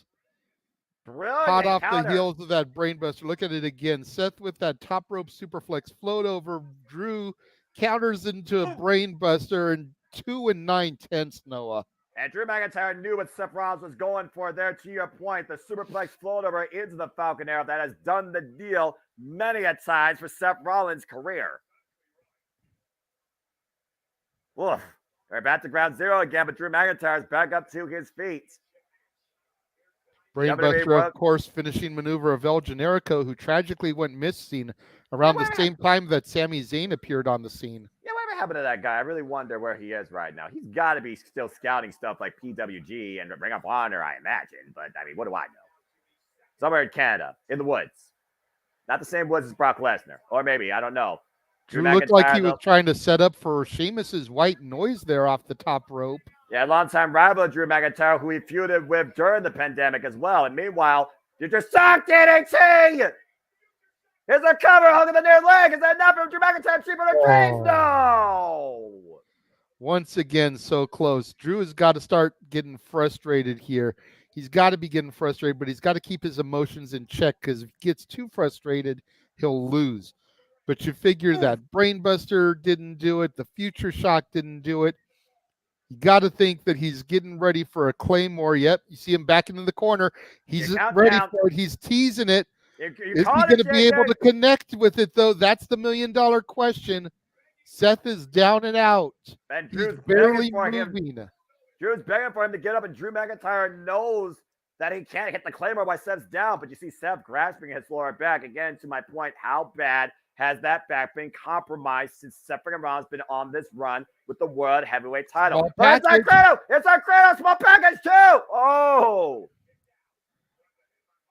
Bret the Hitman Hart as for you. Big clothesline sends Drew McIntyre up and over the top rope to the floor. Again, was Seth playing possum that time? I think so, because to your point, he can't hit the Claymore if he's down on the ground like that. Oof. But he can't get a suicide dive to the outside. And someone's been keeping tabs. Okay, so he's on the Tijuana. God damn you, nice. Jeff. Nice tope suicida, but Seth immediately grabbing his lower back, but was able to take her off his feet. Oh, no! Back first into the stairs goes Seth freaking Rollins. That's not good for Seth's back, but that could be great for Drew McIntyre. But he still has to bring him back inside the ring. And if it's not bothering before, I bet you it's bothering him now. And what is Drew McIntyre looking for here? Uh-oh. Oh, no. Not on the steel steps. Nope, on the side of the apron, the hardest part where the wood meets steel, Noah. We discuss it all the time. And again, spine meets steel. Spine wins every time. Drew McIntyre has found his target, and he has explained it perfectly. Take a look at this. God! Well, he should. As well he should. Whether you like the dirty heel tactics or not, Drew wants to be champion. And if you want to be champion, you got to do everything within your power legally to accomplish that. And there's nothing illegal about what Drew just did there. Is it dirty? Is it cheap? Is it underhanded? Absolutely, but it's legal. You have to break a man's will and body if you're going to show how far you're willing to go to be champion. This is what separates the challengers and the contenders and the champion. Oh, God, Glasgow kiss. Big headbutt. And looking to pull him in, clothesline counter, Seth up and over, double. Pedigree. Pedigree connects. Seth Rollins with a chance to float over, trace the arm, choose the game over. No. But you notice, Drew didn't really have to kick. He just pulled his arm up. Yeah, he didn't exert a lot of energy at all in that. But again, Seth Rollins somehow able to counter Drew quite literally. Pedigree, middle of the ring, drapes the arm for a very long 2. But again, Seth Rollins, if nothing else, is telling himself he still has a chance. Especially that ridiculous sidewalk slam on the apron. The fact he was able to even do that. Who is this Tito Santana you speak of, Cape Rayer? I only know about Chico Santana. Daggone it, JJ. And right now, Seth Rollins just squaring away with the forearms. You know exactly what those are. Well, the way Drew McIntyre going to follow up. Discus elbow. Rockin' Drew. Another one to the back of the head. Taps into his knees, and Drew McIntyre's down. And perhaps it might be time to burn it down. Maybe the wrong reference here. It's Saudi Arabia. The fire in Seth's eyes, looking for the Kirk. Drew catches him. Caught him. Catches him. And drives him into the corner. And another belly to belly. Oh, low angle. That thrown arm overhead there. Yeah, and again, immediately. That one Seth got a bit of a jump on, but that first one was strong armed. Yeah, and now the neckbreaker follow-up. Drew McIntyre down. Seth Rollins down. Grabs the back of his head and neck. This is usually why I think Drew is going to do a kip-up here, and I think he's feeling it. There he is. Yeah, there's that crazy Scott. He's got the 3 in the air. Is he going to go for the Claymore kick this time? Countdown to Claymore imminent, it seems. Are we a Claymore away from a new World Heavyweight Champion? 3, 2, 1. And right into a super kick. And Seth looking for Curb stomp. Curb stomp connects. Is it enough? Is he burned it down in Saudi Arabia? No. Now, if I were Damian Priest, this is when I would start making my way to the ring. Damian Priest has to be salivating right now after what he just saw. That super kick straight in the jaw of Drew McIntyre and that curb stomp. Look at the way he plants it on his neck. Bam!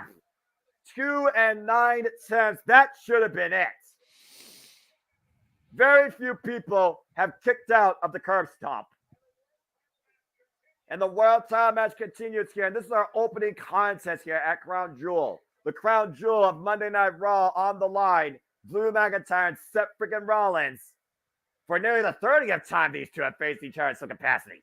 What's Seth thinking here? He's taking a little bit too much time in the corner. Looks like he's saying a prayer. Well, he climbs knows up there to the top rope. He knows he has to go for broke, JJ. A phoenix may rise or may crash tonight. Leap of faith.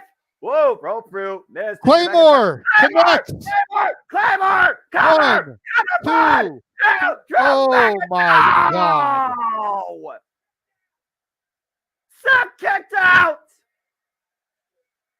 What the fuck? He went for the Phoenix Splash, to your point, JJ, and the Claymore connected. That should have been it. Look at this. 2 9/10 ad infinitum. How the hell are either of these men still in this? Drew McIntyre, Seth Rollins are both called their first shot, their best shot, and it still hasn't been enough.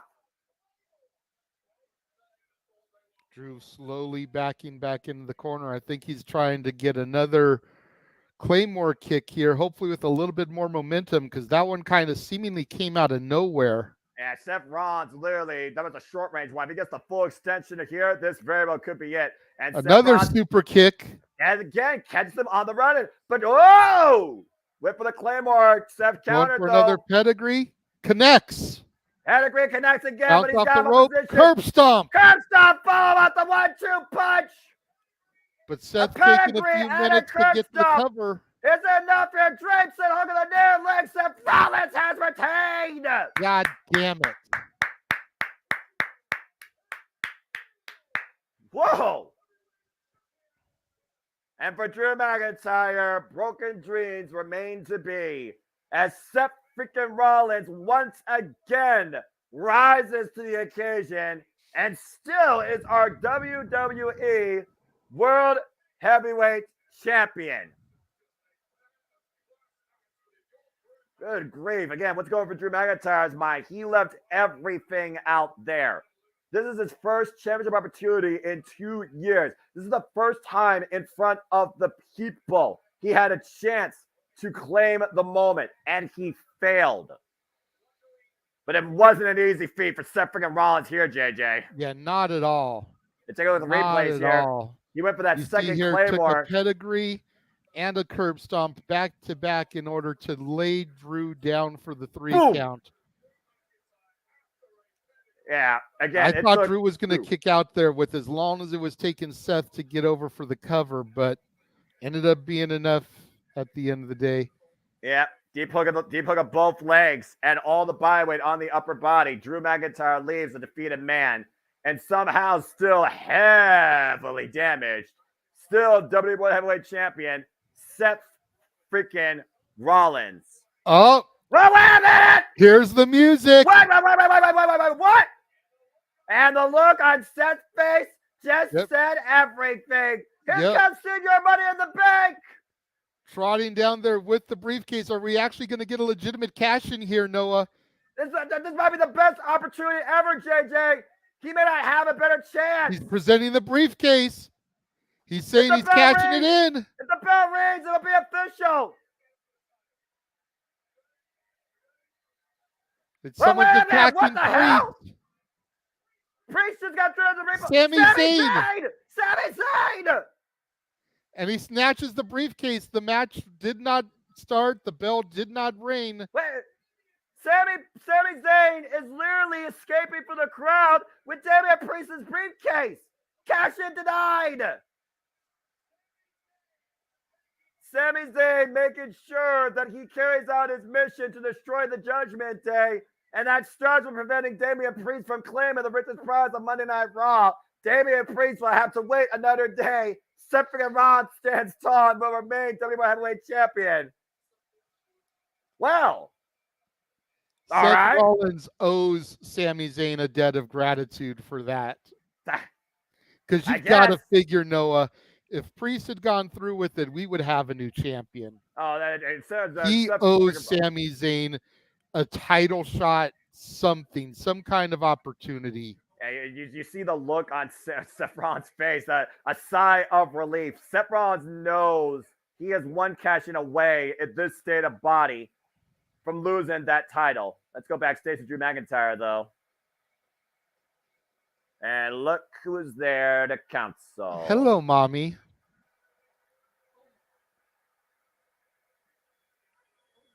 Yeah, again, you got to wonder what's going through Drew McIntyre's mind now. So I told you so from Rhea Ripley. And from one Judgment Day potential cash-in to another member, arguably the leader, looks like we're getting set up for that fatal five-way for the World Women's Championship as Zoe Stark, Shayna Baszler, Nia Jax, and Raquel Rodriguez all challenge Mommy for her championship. It was 3 years in looming, in stewing, in waiting that Rhea Ripley got her revenge against the Queen, Charlotte Flair, after winning coast to coast the Women's Royal Rumble this year and beat Charlotte Flair at WrestleMania for what was at the time the SmackDown Women's Championship. And since then, Rhea Ripley has been on top of Monday Night Raw's women's division. She has literally unleashed her brutality against everybody, male and female. You can literally stack a list of names, whether it was Selena Vega, whether it was Bayley, whether it was Akira Tozawa. But then a force came back to Monday Night Raw and neutralized Mommy for a moment in Nia Jax. And since Nia Jax's return, she has ran roughshod over the entire Raw Women's division. Raquel Rodriguez, Shayna Baszler. She has had nothing but a list of enemies now, and this entire Raw Women's division is in a state of chaos, going after Rhea Ripley's prize and neutralizing Nia Jax. Of course, we saw Raquel Rodriguez challenge Rhea Ripley for that title at Fastlane. We also saw Shayna Baszler damage the arm of Rhea Ripley and knock her out with that knee strike, as Shayna Baszler calls herself the most dangerous force in the Raw Women's division after beating Ronda Rousey in MMA Rules at SummerSlam. Then you have Zoe Stark, who no longer is saying thank you to Trish. Quite opposite, F you. And the Z360 strike has connected, and she's been trying to claim that she is the force to be reckoned with.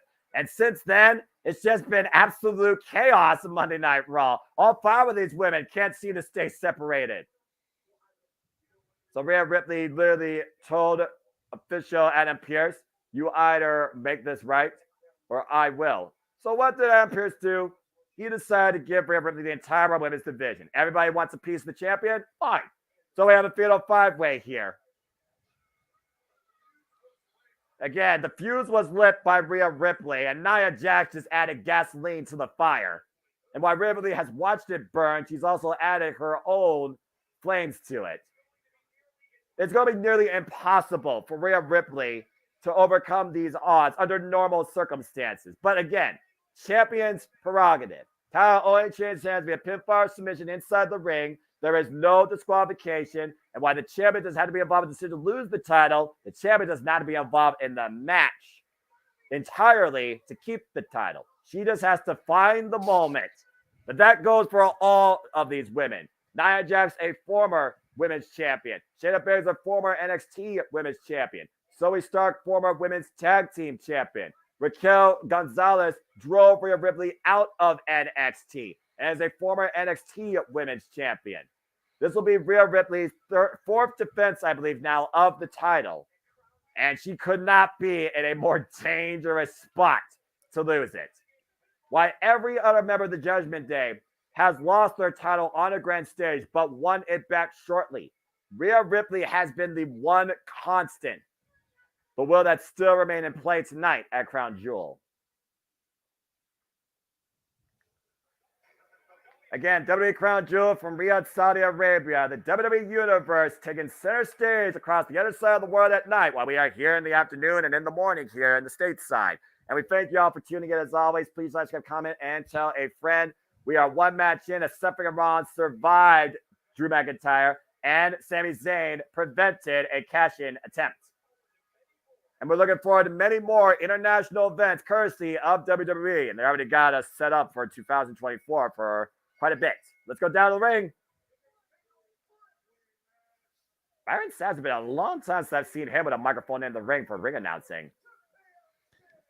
All right, not bad. Again, I think it comes down to only transporting who you needed for the show. That's very fair. Instead of the entire roster. That's very fair. Oh boy, this is bad. This is bad. This is bad. A whole different form of bad. The irresistible force, Nia Jax, who shocked the world with her return not only at the Royal Rumble earlier this year and getting riptide by Rhea Ripley coming out at number 30, but also came back on Monday Night Raw and took out the champion. Anybody that has stood in her way, she has nearly injured at this point since her return or broken in half.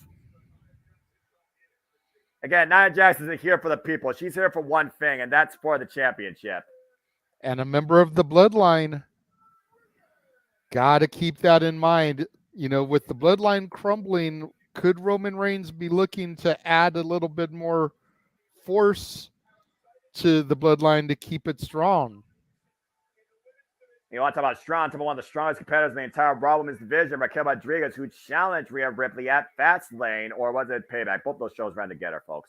For, of course, the Women's Heavyweight Championship. It fell short.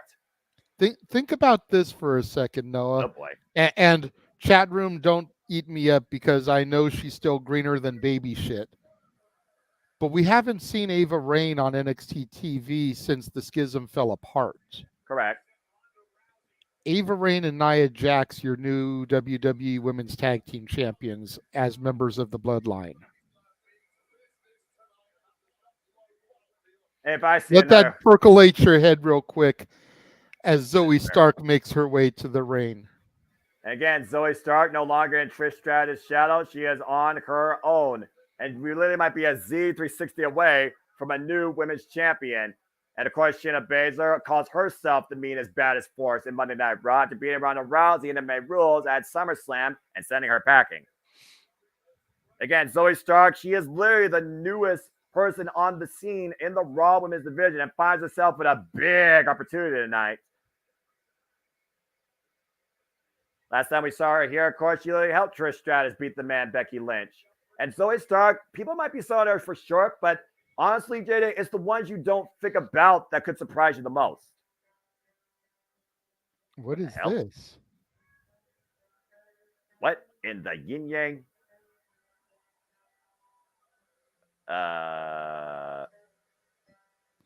This is different. Yeah. We know it's Mommy's turn to come out, but what is going on here?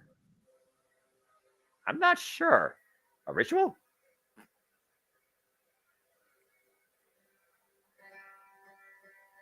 I'm confused right now. I mean, I'm enjoying the guitar.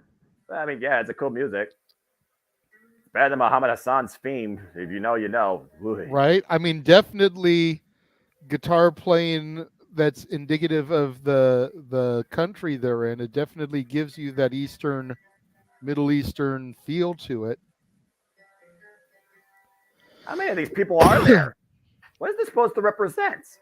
That's what I'm wondering. We know she hasn't had even 5 title defenses.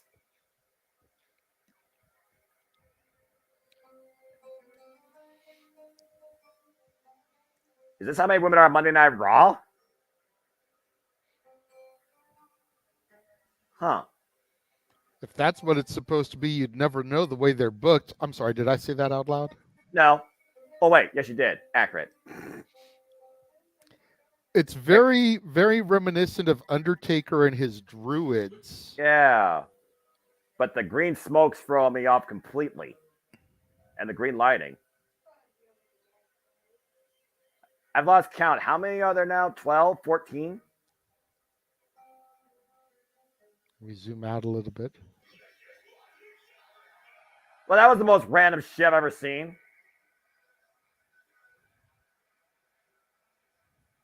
Well, anyway. Here comes her brutality. Here comes Raw's reigning WWE Women's World Champion. Here comes Mommy. Here comes, clad in black and leather, Rhea Ripley. Again, we saw Rhea Ripley and how high she has risen to the occasion. Started this year winning the Royal Rumble. From number 1, JJ, she ran the entire field, eliminating last Liv Morgan. She went on to WrestleMania to beat Charlotte Flair for the SmackDown Women's Championship, what people are still calling probably WWE Women's Match of the Year. And since then, this will be her 7th defense of this title, overcoming Selena Vega, Natalya, Raquel Rodriguez twice, and now finds herself in a fatal 5-way tonight.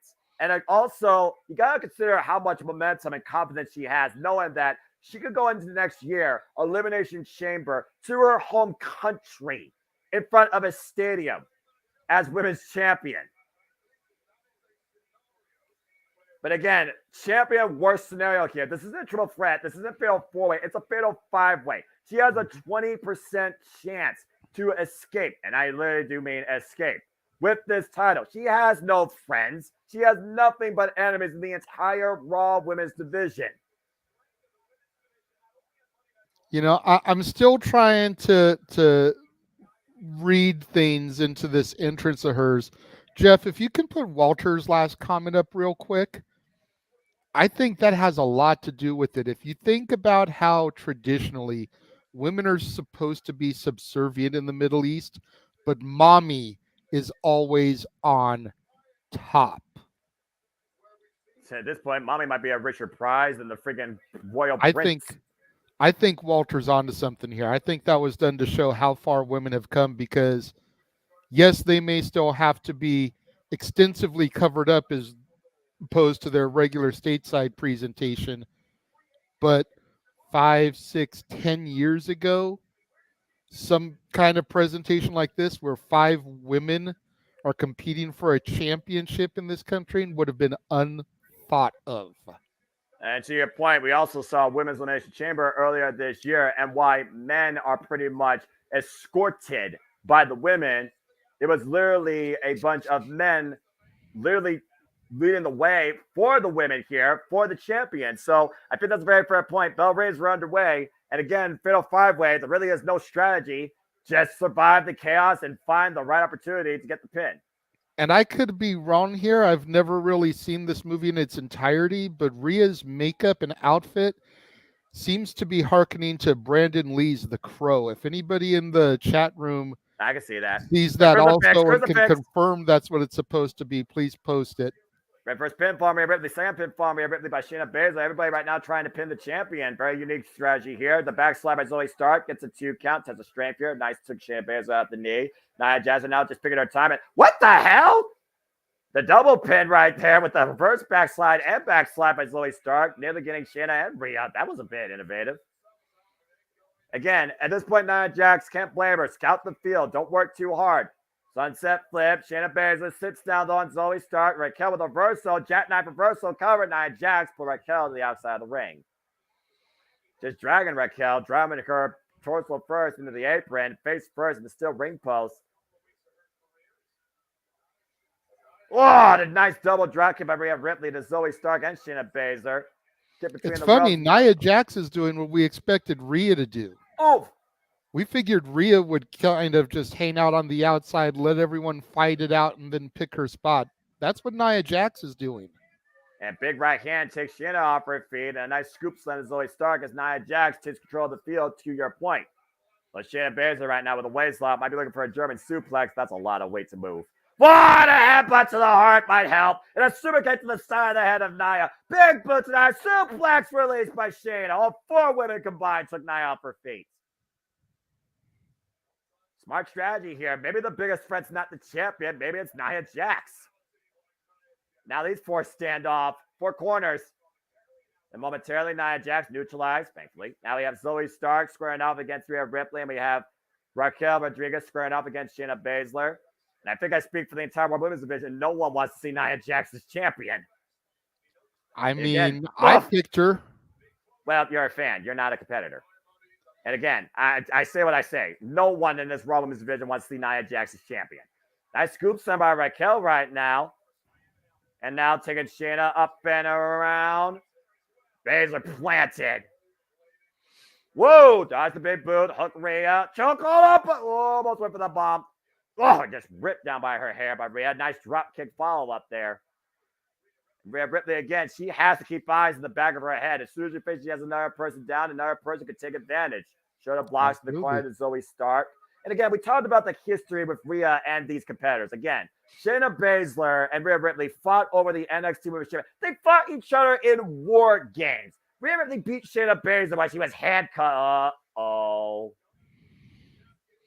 Well, And much to the other four women's credit, or maybe their long-term stupidity, we'll find out as the match progresses, Noah, they all seem to be taking it to Rhea. They're not trying to pin each other and have Rhea lose the belt that way. They are trying to actually beat the champ. well, if you want to make a name for yourself, that's the way to do it. And I Rhea was Ripley- going to say that can either be a strong point in them saying I was able to dethrone Rhea Ripley, or is it going to end up being dumb because of the fact that they could have very easily, had Raquel pin Zoe or Zoe pin Shayna or whatever kind of combination to steal it. And Nia Jax right now taking advantage of Rhea Ripley, coming off with the leg drop. Here's the cover by Nia, very like a Disco cover, and Zoe Stark breaks it up, thankfully. And Zoe Stark right now, again, you think you have advantage, another person comes into the fray. It's not, again, it's a fatal five-way, so there's more bodies in this match that everybody's got to take account for if they're going to try and find advantage. And Zoe Stark up and over. Whoa, wow! That was a unique corkscrew leg drop. Pounced by Raquel to Zoe Stark. Went for the single leg kick. Zoe Baszler, though, going for an ankle lock, bringing that MMA background into play. Now trapping the legs. And this is Baszler's game plan. She is dangerous on the mat. Now we have Ripley trying to come in. And Shayna right now tying up two individuals at once here, JJ. Great submission work there by Shayna Baszler. She's got a chokehold now on Nia, sleeper hold. This is incredible. It's a trio of submission holds by Shayna Baszler.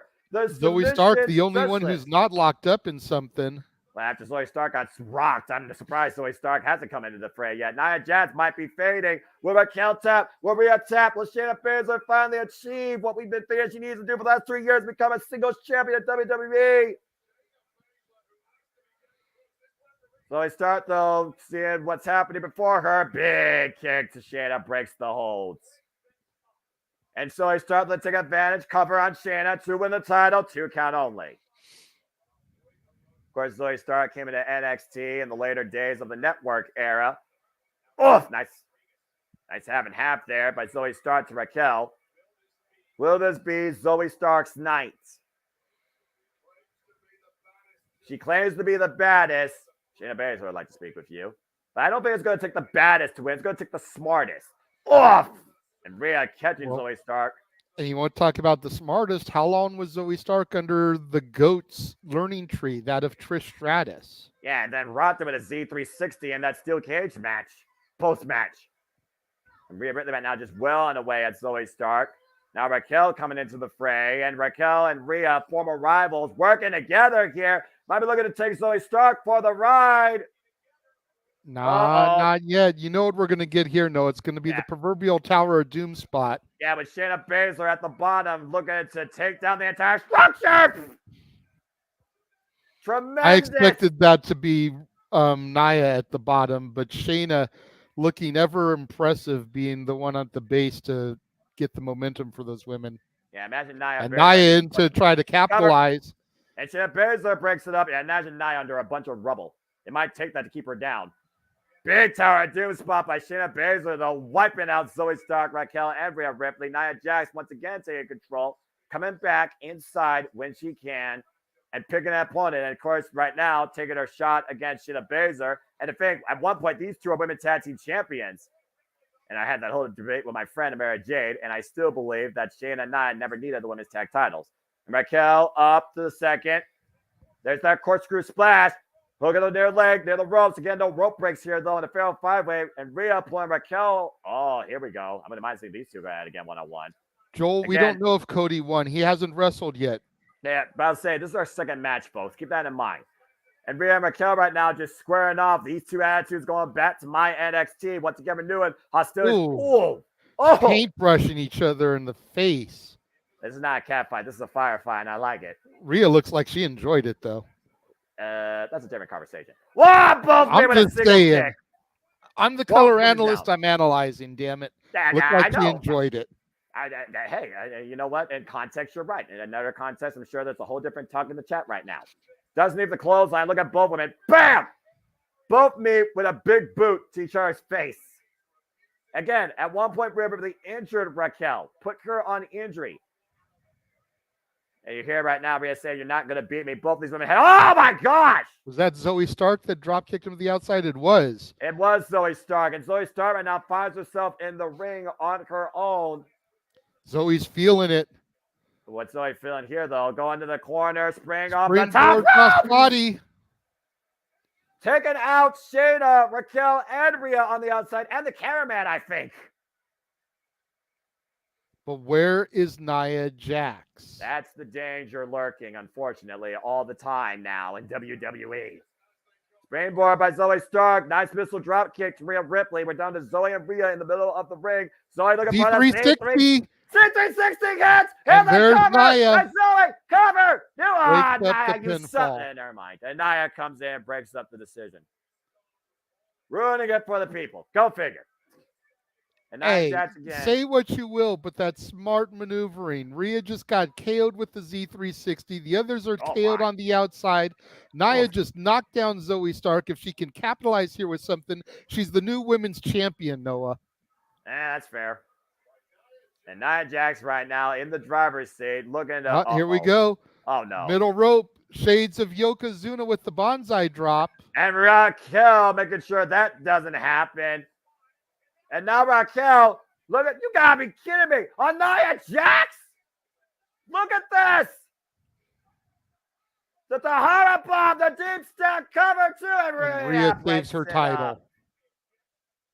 Whoa, and Rhea knew right there her title was in serious jeopardy.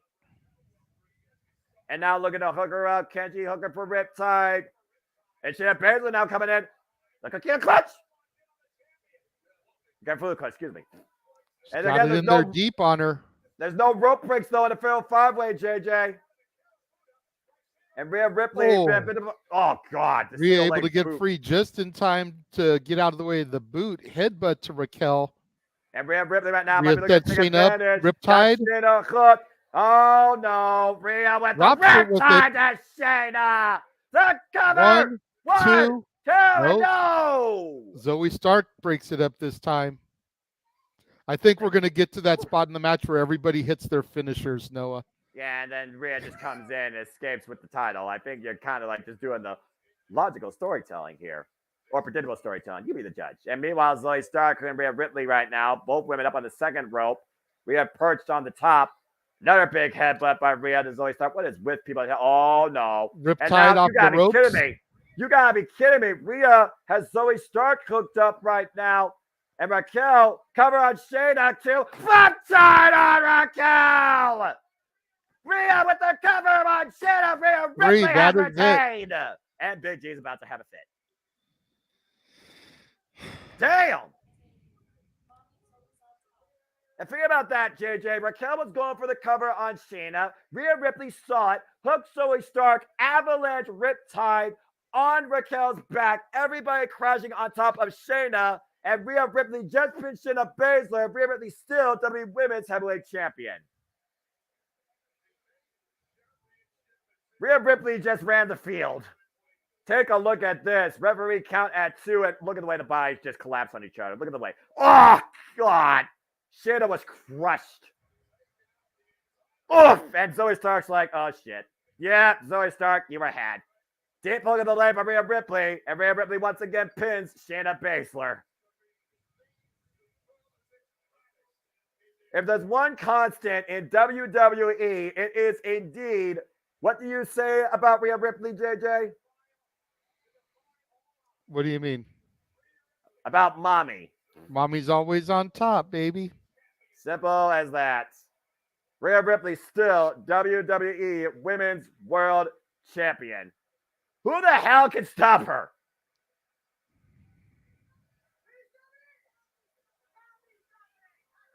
Yep. And God's boys used to be on top, but mommy remains on top. Good grief. So we got a bit of a commercial break here, and we are 2 matches in. Again, still a lot more of action to come here tonight, including Bianca Belair challenging Io Sky for the Women's World Championship. Looks like we got a bit of a spotlight here. Yeah, that's one match we didn't really get into in the pre-show is Io and Bianca. Well, as they talk about how important, to your point, the women and WWE and the influence and the culture of Saudi Arabia and the impact that it has had on them, why don't we go ahead and briefly talk about that match since they kind of are giving us a moment to breathe. So let's go ahead and talk about Io Sky and Bianca Belair. Will the EST once again achieve victory or suffer defeat? For those that don't know, Bianca Belair came in here as champion last time at Night of Champions, but lost to Asuka with a bunch of missed, raked fingers to the eyes. So now we look at a different Joshi Pro expert, a friend, maybe a rival of Asuka in Io Sky. Io Sky comes in tonight, of course, as the World Women's Champion. Still stupid name conventions, but I digress. After cashing in on Bianca Belair, who outlasted Asuka and Charlotte Flair at SummerSlam. And since then, Bianca Belair, she was on injury for a short while. Came back like a bat out of hell and literally not only has coincided with Charlotte Flair, but has set her sights back at Io Sky's title. JJ, you suddenly talked about the rise of the EST and why she should not go heel in WWE. But again, Io Sky, she's got damage control in her corner. And speaking of damage control, there will be no damage control because it looks like it is basically made official. Because, folks, before we talk about this match, stay tuned for continued coverage here at Multiverse of Media, because it's always that annual Thanksgiving tradition. It is Survivor Series, but once again, Survivor Series goes to War Games. So stay tuned for that in Chicago, Survivor Series War Games, Saturday, November 25th. With that being said, Jada, your thoughts on this Women's Championship match, why they give us this video package on this? I think you got to give this one to Bianca. You know, she got cheated out of the title, so to speak. Yeah, it was a cash-in. It was an opportune cash-in. She finally got the belt back, and Io cashed in on her. Bianca's going in at 100% this time. You've got to give her the belt. You got to look at the marketing of this because of the whole reality show starring her and Tez that's coming up, and her on the junket with the championship belt is going to be great publicity for that new show. Bottom line. And again, we also talked about with Montez Ford, still a heel turn with the almighty Street Profits that formed under Bobby Lashley's management. It doesn't necessarily have to affect Bianca Belair, who has become, quite as you said, a leading star for the WWE and a role model to the younger generation. While Bayley was long overdue for the heel turn and it set her career in front of nobody in 2020 into the stratosphere, Io Sky looks to once again ascend to greater heights and overcome the EST tonight. And we'll see if that does happen. But before we get there, you want to talk about somebody that overcomes the odds. You want to talk about somebody that never gives up.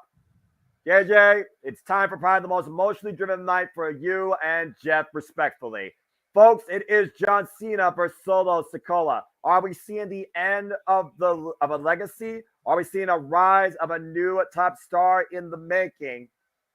Or once again, will we see Big Match John in greatest capacity? I'm honestly a little surprised they're doing this match already. Yeah, where are they going? Third match of the main card out of 8 total. 7 if you don't count the pre-show. Like, I would think they would save this one a little bit deeper in the show. After Cody and Priest, at the very least. After Logan and Mysterio. maybe do this, do Io versus Bianca, then do the main event. Like, I'm surprised this is happening so early. I mean, again, you consider what's still left. We got Cody Rhodes versus Damian Priest. And Damian Priest right now is probably chasing Sami Zayn to the airport to try and get his Money in the Bank briefcase back. And we also have Logan Paul taking on Rey Mysterio for the United States Championship. And as you saw, Paul Heyman confront John Cena to allow Solo Sikoa to get a cheap shot in. We said ourselves, Solo Sikoa looks like the living reincarnation of Umaga. And Umaga lost to John Just Cena. smaller. Yeah, back at Last Man Standing at the Royal Rumble. It was, of course, that Samoan spike driven into John Cena's throat that took down the 16-time world champion, as Paul Heyman has instigated this contest. And then we saw what happened when Solo Sikoa decided to take a mic and try to talk to John Cena. He got buried. But again, we talked about it tonight. He got buried verbally, but will he be buried physically? Even with a bad larynx.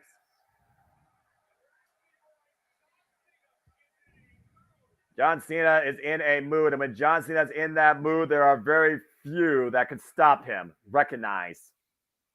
I thought John it was great Cena. he called him a Wish version of Taz. Damn. That's even harsher. Here we go. John Ladies Cena, and gentlemen, the enforcer of the bloodline, the street champ, the problem solver. Solo Sikoa. Solo Sikoa has really taken steps to really prove what he is worth, not only to Roman Reigns, but to himself. And I think Cody Rhodes with a fire under his ass earlier this year when he says, you think you're ready, you're not ready. What does it mean for Solo Sikoa's stock if he beats a former 16-time WWE champion in the franchise John Cena tonight? That's what's on Solo Sikoa's mind. It means that he will be going to the moon. Oh, boy. And think about this. He's also one of the very few men to have a big... We talk about Gina McDonald, right? It was his first singles PLE match. This is Solo Sikoa's first singles PLE match. Main card against one of the greatest of all time. Think about that for a moment. He's already achieved so much in such a short period of time. Even if Solo Sikoa has been literally in the back of the bloodline.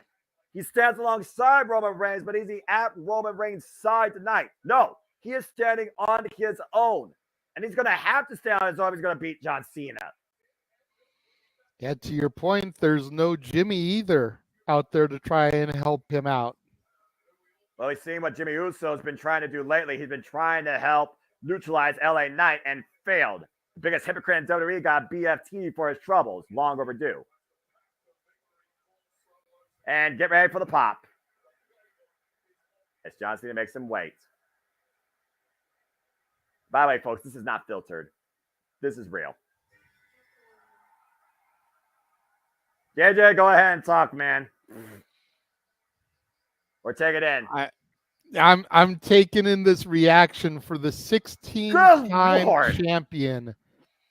As WWE has labeled him the GOAT, the greatest of all time. I will debate that, not out of hatred towards John Cena or anything like that, but when you talk about the greatest of all time, you think about the Flairs, the Hogans, you think about the Austins, the Rocks, you think about the Hitmen and the Heartbreak Kids. And is Cena on those levels? Abso-fucking-lutely. Does he surpass them? Therein lies the question. To your point, and some people have wondered and been speculating now that the 16-time world champion, the Nature Boy, Ric Flair, has signed a long-term deal with All Elite Wrestling.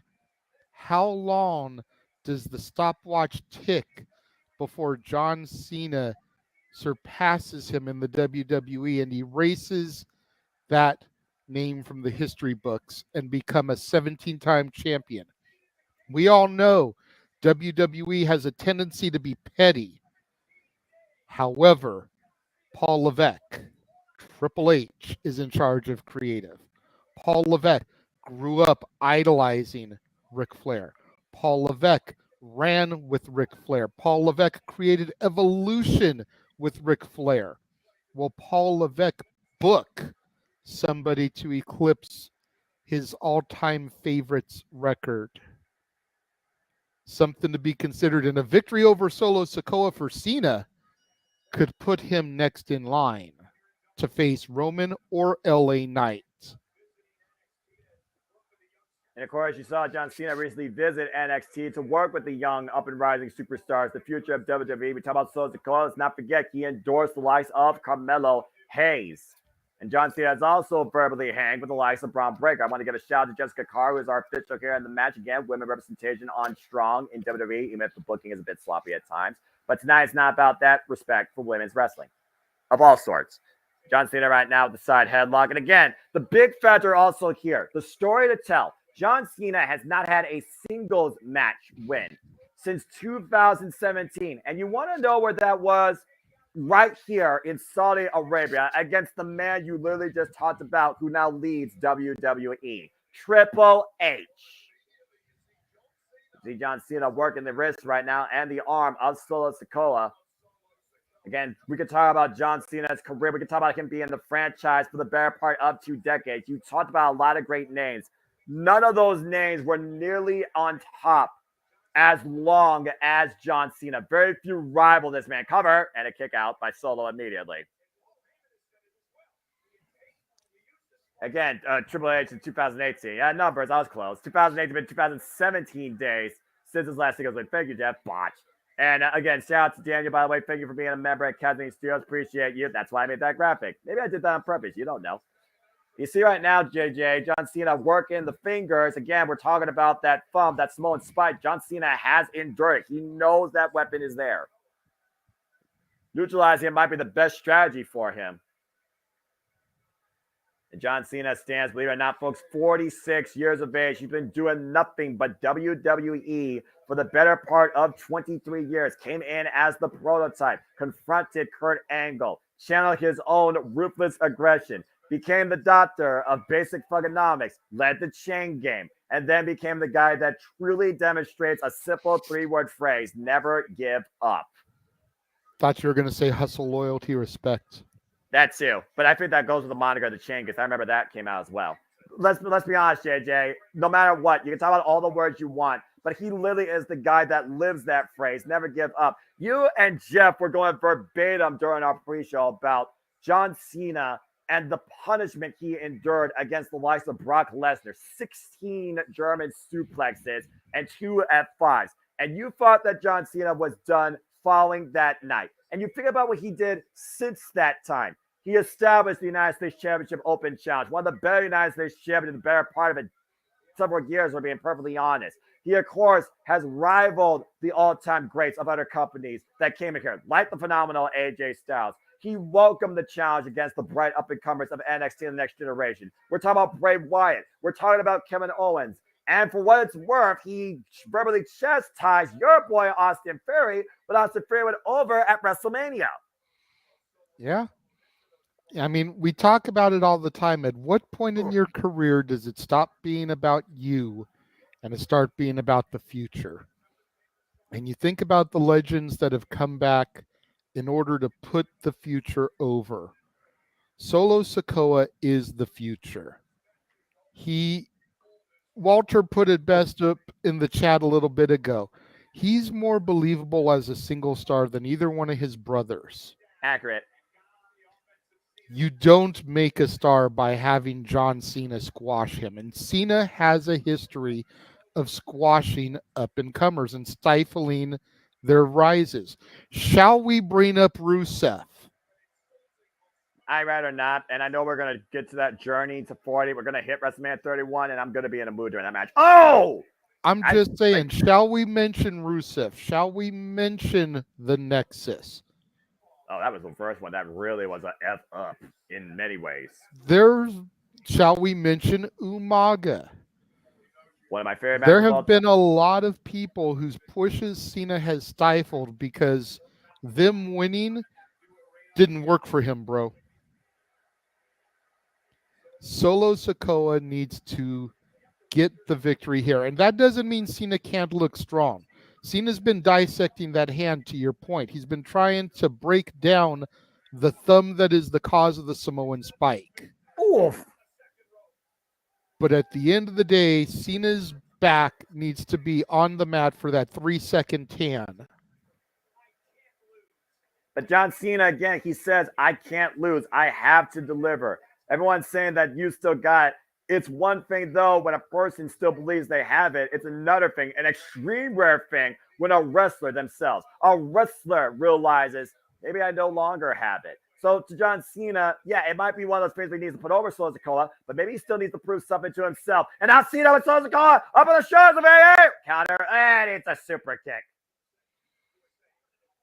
I Covered could now by Solo, almost hook of the see, leg. 2 count. I could Here's what we're almost saying. see Solo winning, and then Cena say, pull like a Mickey James. Oof. The next match I lose, I retire. Yeah, last And rodeo. every match becomes a career on the line match. To your point, Where Ric he Flair said finally that. starts getting some victories. He breaks that streak, that dry spell. And it culminates with him jobbing to somebody at WrestleMania 40. Shout out to the 20 great years Umaga after there. his WrestleMania debut. And that's fair. Again, shout out to Umaga. We talked about Umaga and that crazy-ass Royal Rumble Last Man Standing match. He backed it up right into John Cena's face. If that's no Umaga, I don't know what is. Again, you have to take a chance every time you're in the ring to prove something more to yourself versus anybody else. That's the pressure on Solo Sikoa. John Cena is just trying to prove something to himself. And again, that spike right now might be driven into the throat. John Cena's felt this before. It might be hitting. No, John Cena scouted it. John Cena bringing him down. STF! STF now by Cena, center of the ring. Locked in. And again, Umaga was incapacitated with the help of a steel ring rub, but still incapacitated in a chokehold variation of the STF. And Sikoa reversed the pressure, shoulders down, 2 counts. Forces John Cena to break the hold. Oh, it takes him down a clothesline. Again, we're talking about the nexus. Who's on commentary right now, trying to stay unbiased as possible to your point? Wade Barrett. Wade Barrett at one point went one-on-one with John Cena and got buried under tables, ladders, and chairs. Quite literally. John Cena was underneath Wade Barrett's command, and John Cena still was the better man in the end. And you see Solo Sikoa right now hoisting Cena up, perching him on the top turnbuckle, and hanging him up in the tree of woe. And John Cena right now just trying to make his way out there. Meanwhile, Solo picking up speed. Diving headbutt! Running diving headbutt. Run in the cover. Hook on their leg. 2 count only. Oof. And you talked about stepping out of the shadows of Roman Reigns. Like you said, Solo Sikoa has the most potential to stand on his own as a solos competitor. Again, if Solo Sikoa doesn't win here and Roman Reigns does in the main event, then you got to consider that Roman Reigns will be more assured that I can still keep Solo under my control. Because we've seen moments where Solo has gauged at the championship, has spoken out of turn, has gone to business for himself, covered here by Solo off the power slam, 2 count only. And in the back of the mind, Roman Reigns has to be aware. If Jimmy and Jay are willing to buck up against him, Solo, sure as hell as the youngest brother, will damn sure do the same thing. Absolutely. Absolutely. Solo is looking for an opportunity to prove himself. He's given Roman some cross looks before. He falls in line more than some of the others do. He hasn't officially turned his back yet, but he's given him some cross looks. Like he knows that it is his destiny to unseat him as the head of the table.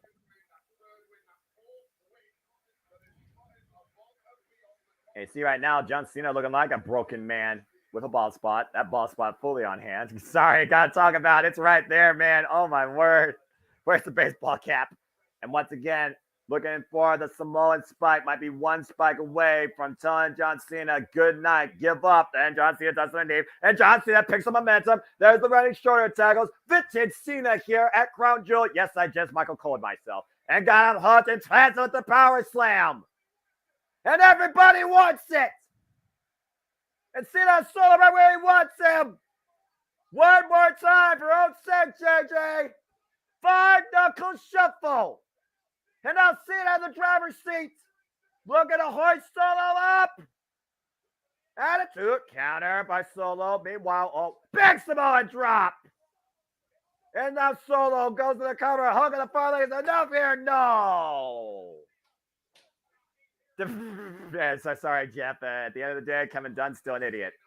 Take a look at this counter. Going for the attitude adjustment. Solo able to get out of it. Pop up Cena with the Samoan drop. And once again, Solo back in control. One power move.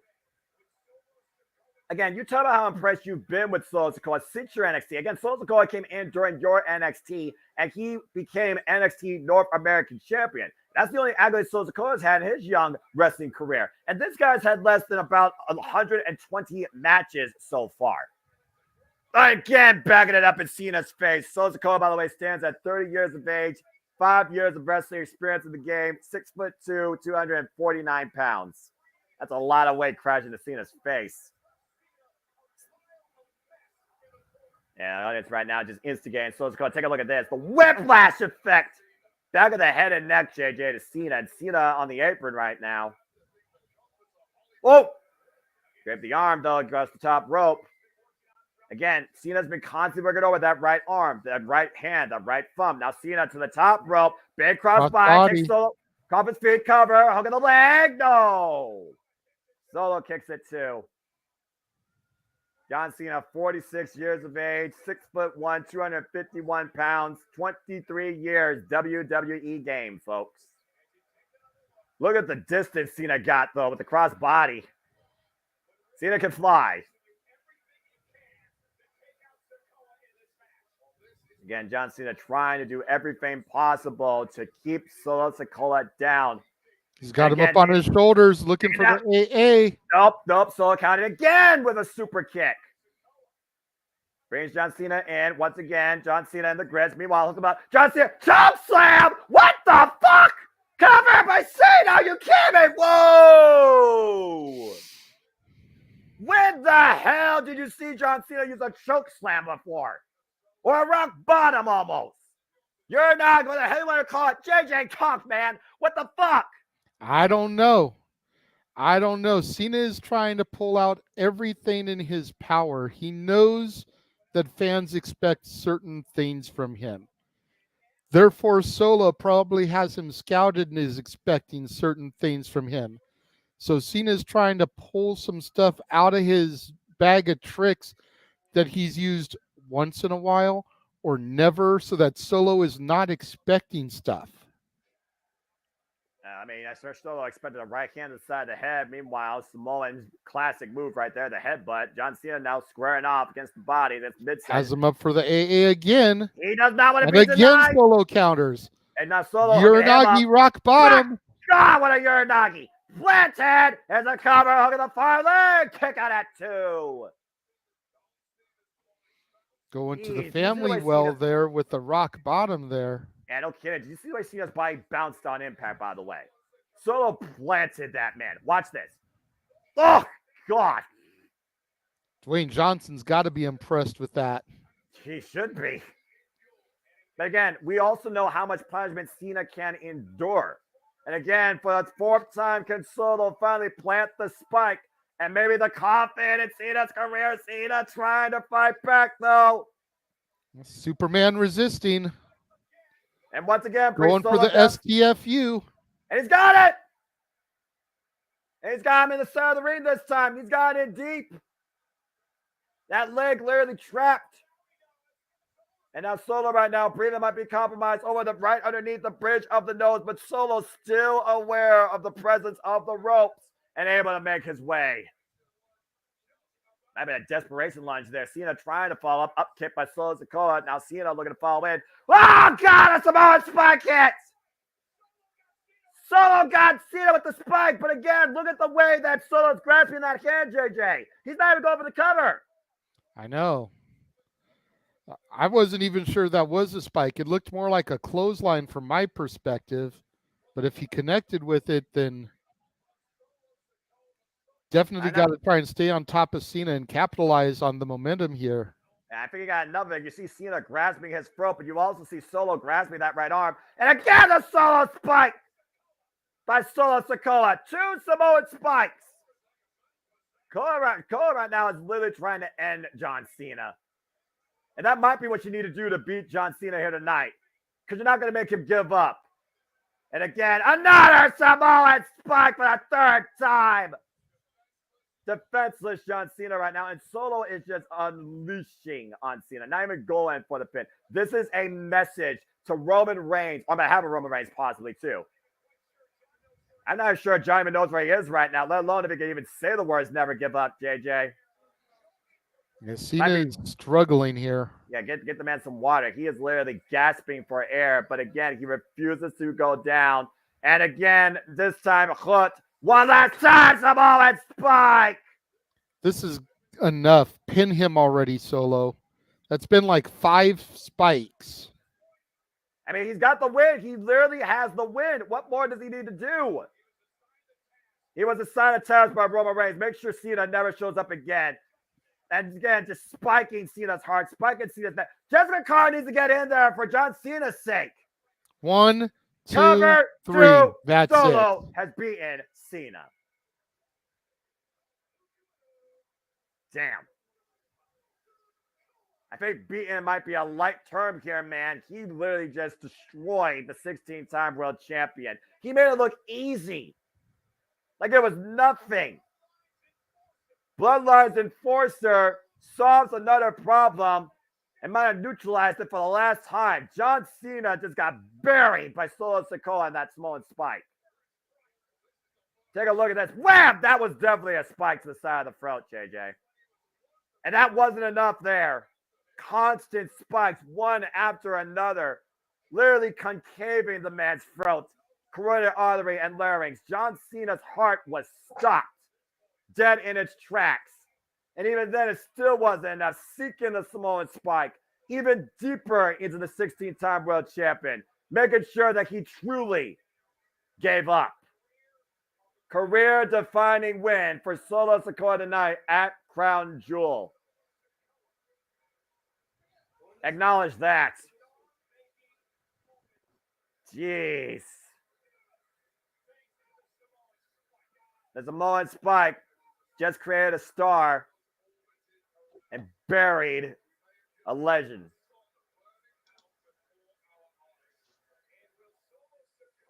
And again, you gotta wonder what Solo Sikoa did tonight. Is it a tease of what's to come still later tonight? Will he be in Roman Reigns' corner? He got the job done for the tribal chief. We continue to do so.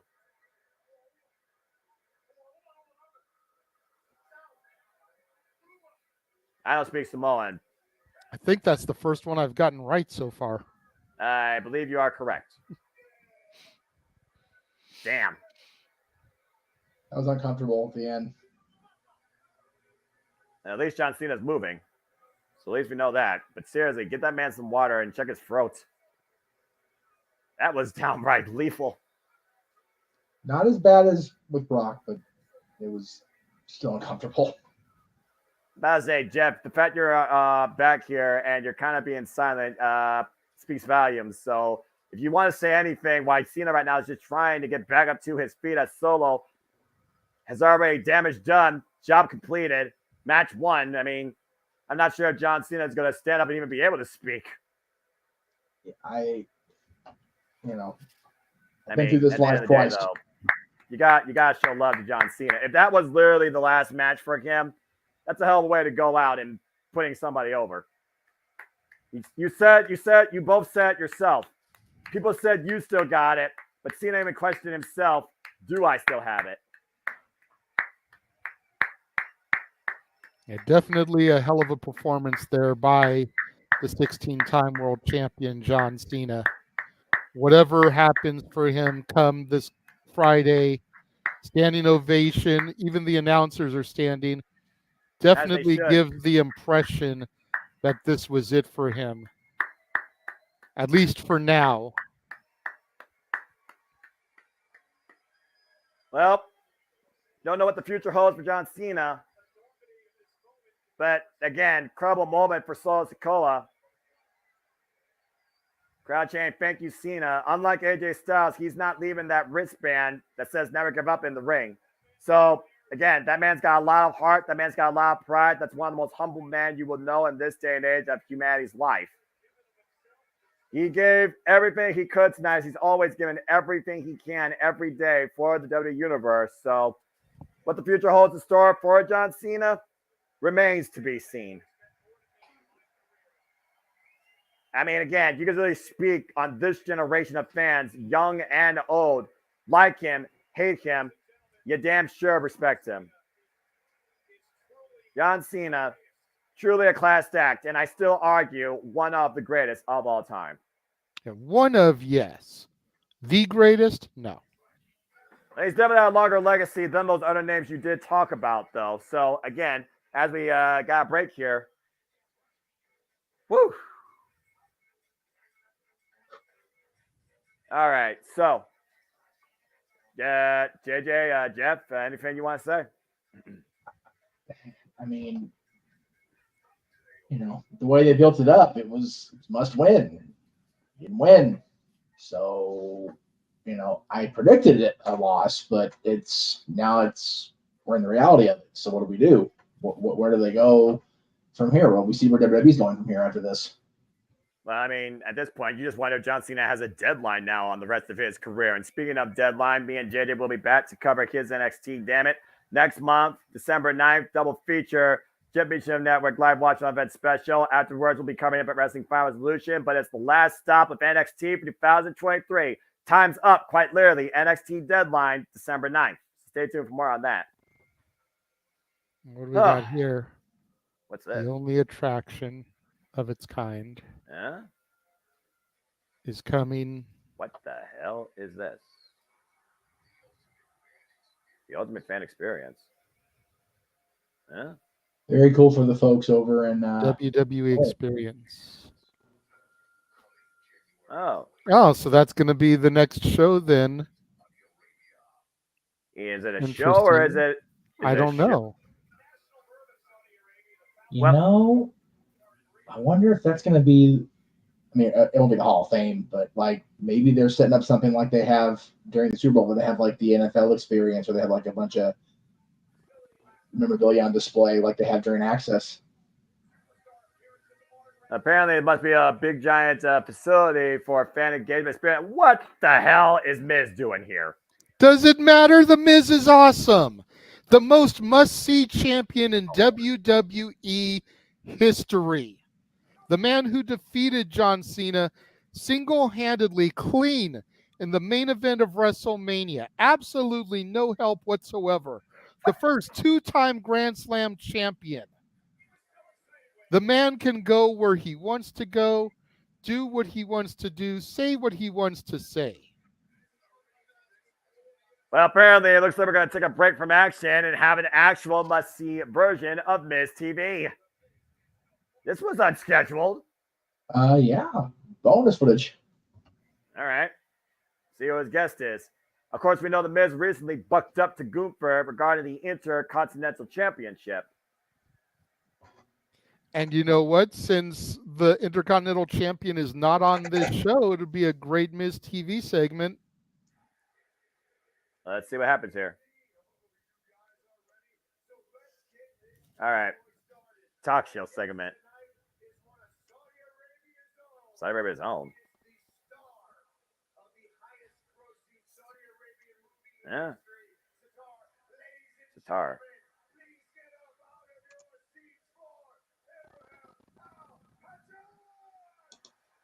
Okay, so mainstream media appeal appearance. Got it. So something I could give two shits less about. All right. Well, let's be a little bit fair here. No, this is somebody who's huge in Saudi. That's fair. If we can put over people like Bad Bunny and Logan Paul in the States, then we can put over a Saudi actor on a Miz TV segment in Saudi. It makes perfect sense. I get it. Again, it's not just wrestling. It's world wrestling, entertainment, movie, media. And this guy's apparently a big star, locally known to the country. So, if nothing else, that's good endorsement for Saudi Arabia and their film industries. Exactly. And with the announcement that they just made about the WWE experience in Saudi in January, this guy can probably help show promote for them. Maybe they'll book him to be there signing autographs with their talent because of the Miz TV segment, which will grab attention and fans to the event. All right. Well, there's not much I need to say here, so actually I can rest my voice. So, hey, I'm cool with it. Yeah, same. I'm going to take this opportunity to take a quick Liaki, if you will. Gotcha. All right. It's TV, folks. Should be interesting if nothing else. Well, I mean, at this point, Jeff, yeah, I mean, hey, filler. It's WWE. So, yeah. Let's see what this is about.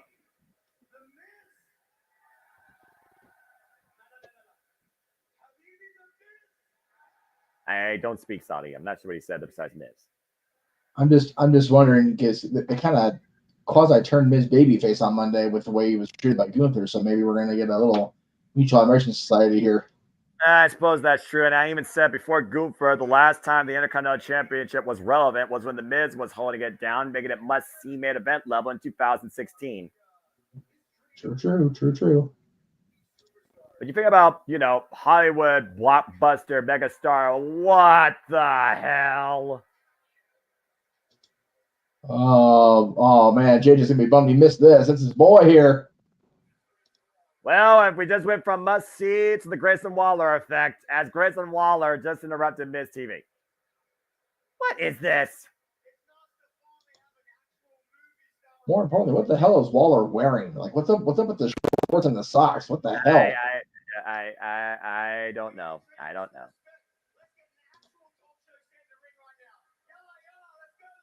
Wait, what? Did he just cancel Miz TV and turn it to the Grayson Waller effect? It certainly looks that way. All the graphics change. All right. Well, this is a thing, I guess. Here come the props. Oh my goodness. Okay. And again, even 20 years later, Jeff, Miz still gets stifled. Seriously, what are they gonna have him do next? Change in the hallway in the locker room? Don't give him ideas, Jeff. This is the WWE we're talking about. Nothing's off the table. Seriously, Grayson Waller's got a pretty decent fashion sense, but can we talk about this look? Like, what the shit is going on with Waller here? Freaking I don't know. Baby blue polo top with some sort of graphics on them, shorts that almost get down to long socks, but not enough. Like, what the hell's happening? Oh boy. Again, folks, you're enjoying the conversation, the commentary so far. Let us know your thoughts also in the chat as well, as we do this for all the biggest shows across all things professional wrestling and sports entertainment. So please subscribe, comment, and tell a friend. And sometimes technical difficulties, latencies, drags, over talking with excitement does take effect, but that's what it means to be fans, because we're not paid to do this. We do this because we love this business and we're passionate. And again, I'll say I want to say it again. This man brings the passion out of me for WWE and NXT. Apparently, I bring out the passion for him and AEW and other things too. So there you go. It works itself out. What?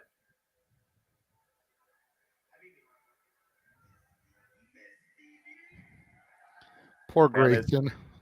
Yeah. I mean, JJ, Miz TV's been around longer than the Grayson Waller effect. I'm just saying.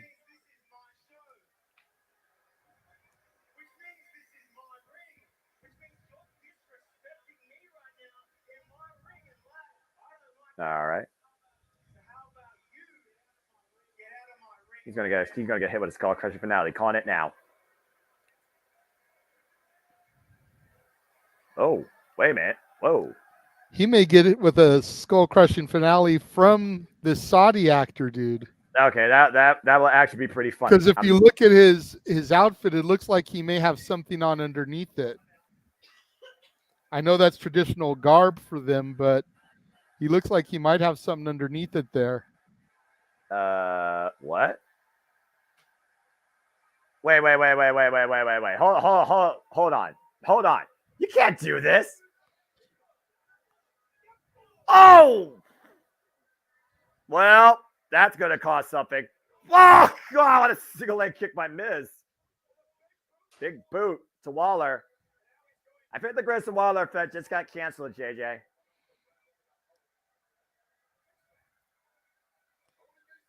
Got him set. Well, or not. Oh. Big There you go. Skull-crushing finale. And that's a wrap. All right. Oh, all right, LB. You may have a future in this business. Oh, but wait a minute. He's hovering over him. No. Come on. You did your punishment. We got to get back to the action. Oh, yes. Do it. Do it. What is he? What? Do it. This is. Oh! I'm going to say nothing, JJ. You take this one. You got the most electrifying move in sports entertainment history. The Saudi elbow. Now that is must see. Well, I think this is one program that we definitely will not get a rerun of for quite some time, Noah. I mean, hey, some things are better off as a one-off, you know? It makes them that much more special. Hey, either way, I'll admit, for Grayson Waller effect and Crown Jewel, that was awesome. All right. Oh, boy. And when we return, it'll be time for the United States Championship to be on the line as the Maverick, Logan Paul, steps into the danger zone to see if he will topple the Hall of Famer Rey Mysterio. This is going to be interesting. And what could be the only title change tonight, if we're being quite perfectly honest. Logan Paul, the impulsive social media mogul, icon, movie star, WWE superstar. You may hate his guts from a personality standpoint, but there's no denying how passionate and capable he is inside the WWE ring. Hell, he might be more capable inside WWE ring than he is in boxing. And of course, people might know him from the world of mainstream sports and boxing, if not his brother. Endorsed, of course, by the likes of Mr. Beast and also the guy that brings you the Prime energy drinks. He called his shot against Rey Mysterio, like you said, after one of his boxing matches. Of course, last time Logan Paul was involved at Crown Jewel, JJ, he took on the Tribal Chief, Roman Reigns. Very strong effort.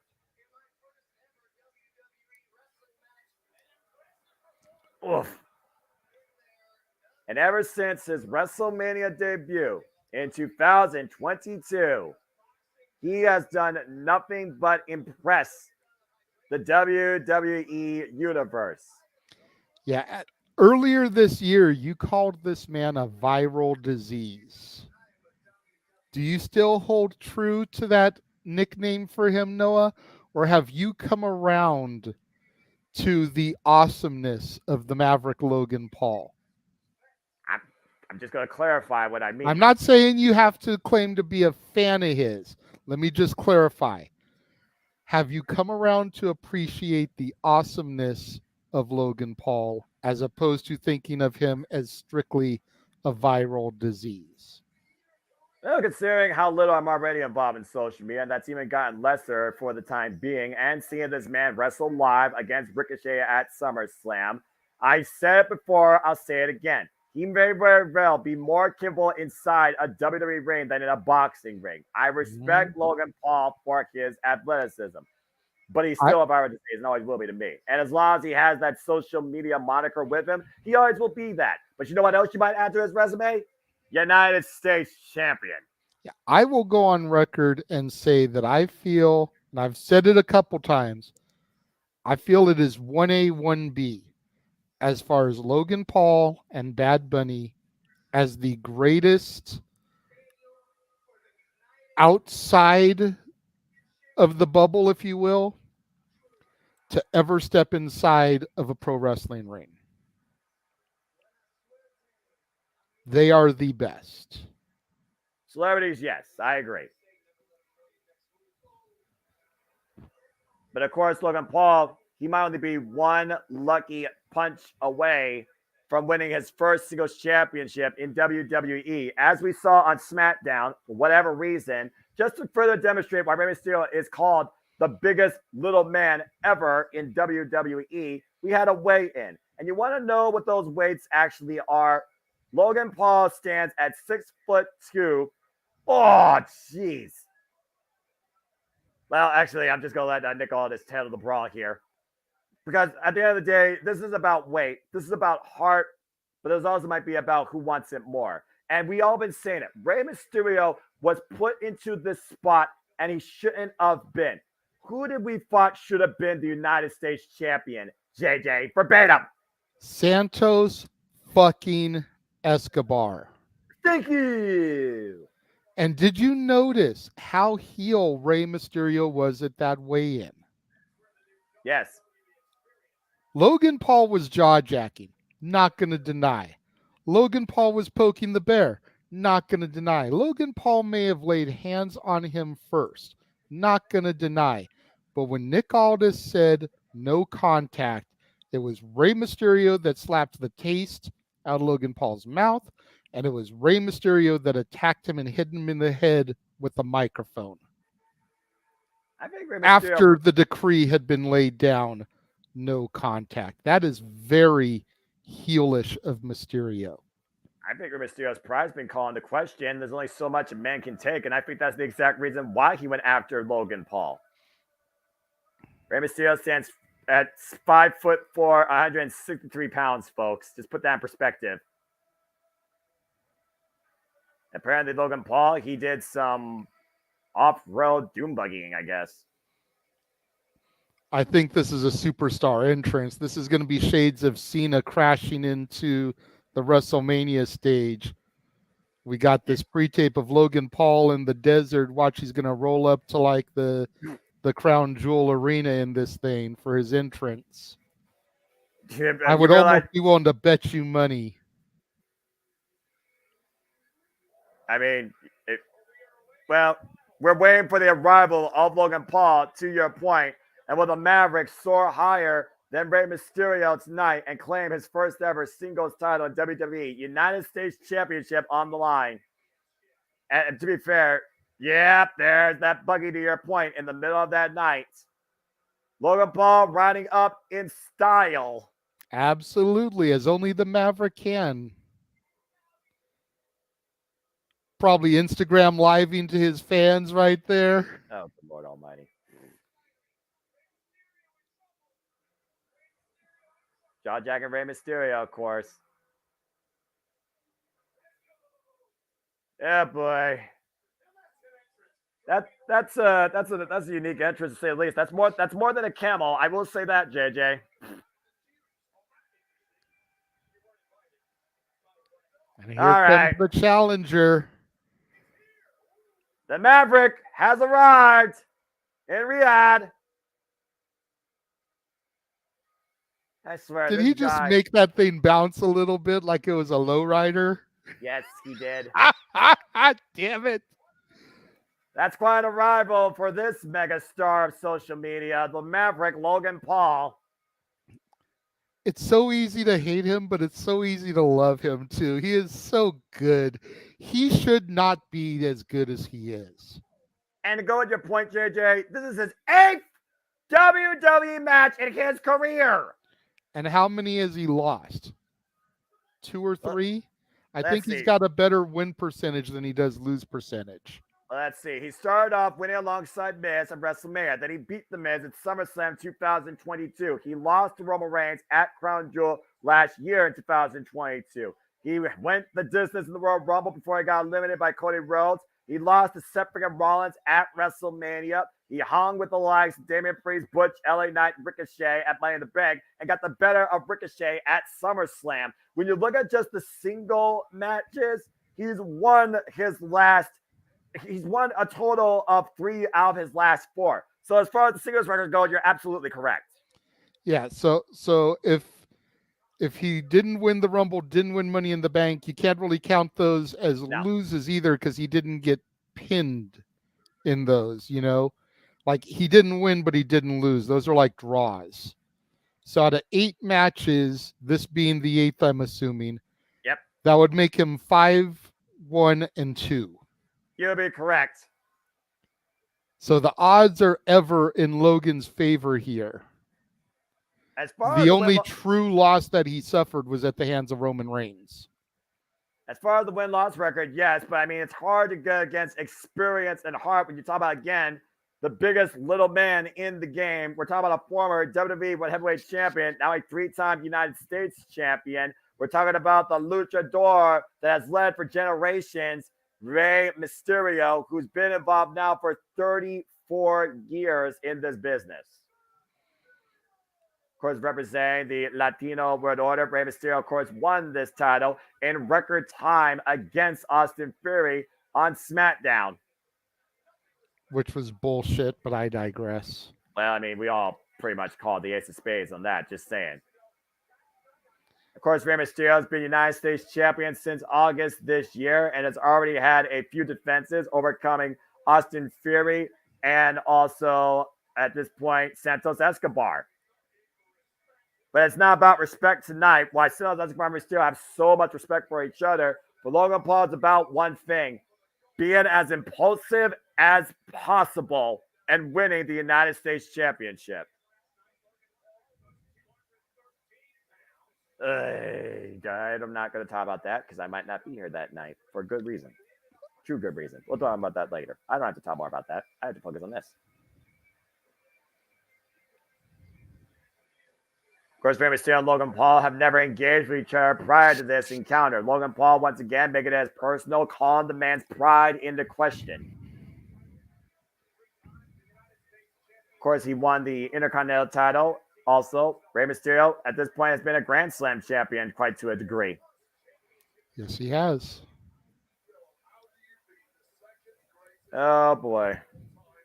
I got feelings about this match, but if there's one title's going to change hands, it's going to be this one. There's the prize we're fighting for being raised up in the air by the referee, the United States Championship. I got to say, that belt design has definitely grown on me from when I first saw it. I agree. It might actually be my favorite belt design right now. In WWE? Yeah, as far as WWE goes. You know what? I look at the actual belt sequences across the board. I think I actually agree with you. Because the WWE and the Women's Championship look the same. The World Heavyweight and the Women's Champion look the same. The tag titles look like a couple of pressed quarters. And then there's the IC title. And although the IC title is cool and has grown on me as well, I think the United States Championship, as far as the main roster, is my favorite title. Now we go down to NXT, and I think it's the North American title currently being held by the United States champion's son, one Dominic Mysterio. All I'm going to say is this. They need to bring back the old school original white leather belt Intercontinental Championship. Thank you and good night. I'm tired of looking at the Progress ripoff. And again, tired at this point from a presentation standpoint. It is what it is in this industry. Staying switched by Rey Mysterio right now. Logan Paul with the waist lock, and Logan Paul again definitely has the height advantage. Yes, but I think that's going to come into a disadvantage with a guy like Rey Mysterio. You could see Logan trying to reach over his shoulder to hook Rey Mysterio's head, and he couldn't reach it because Rey is so short. Again, Rey Mysterio has also used height to his advantage, to your point as well. That's how he's able to slip out and move so fast. But again, the power of Logan Paul, almost a one-arm deadlift with that wrist lock. Ray trying to go for a lucha arm drag there, but Logan too strong. He countered it. Rey Mysterio, nice kick to the midsection there. And Logan Paul again, bit of a test of strength here. Both men with the Greco-Roman. Up over the top, up kick. Logan Paul and Rey Mysterio pops up on the shoulders, slits out of the back door, sunset flip. Logan Paul rolls through, looks for the kick. Now Rey Mysterio with the roll through. Getting cooking. Oof, get the midsection. I'm not sure Logan Paul I'm not sure if Logan Paul actually had an idea what he needed to do in that moment. I think both men got a bit sidetracked.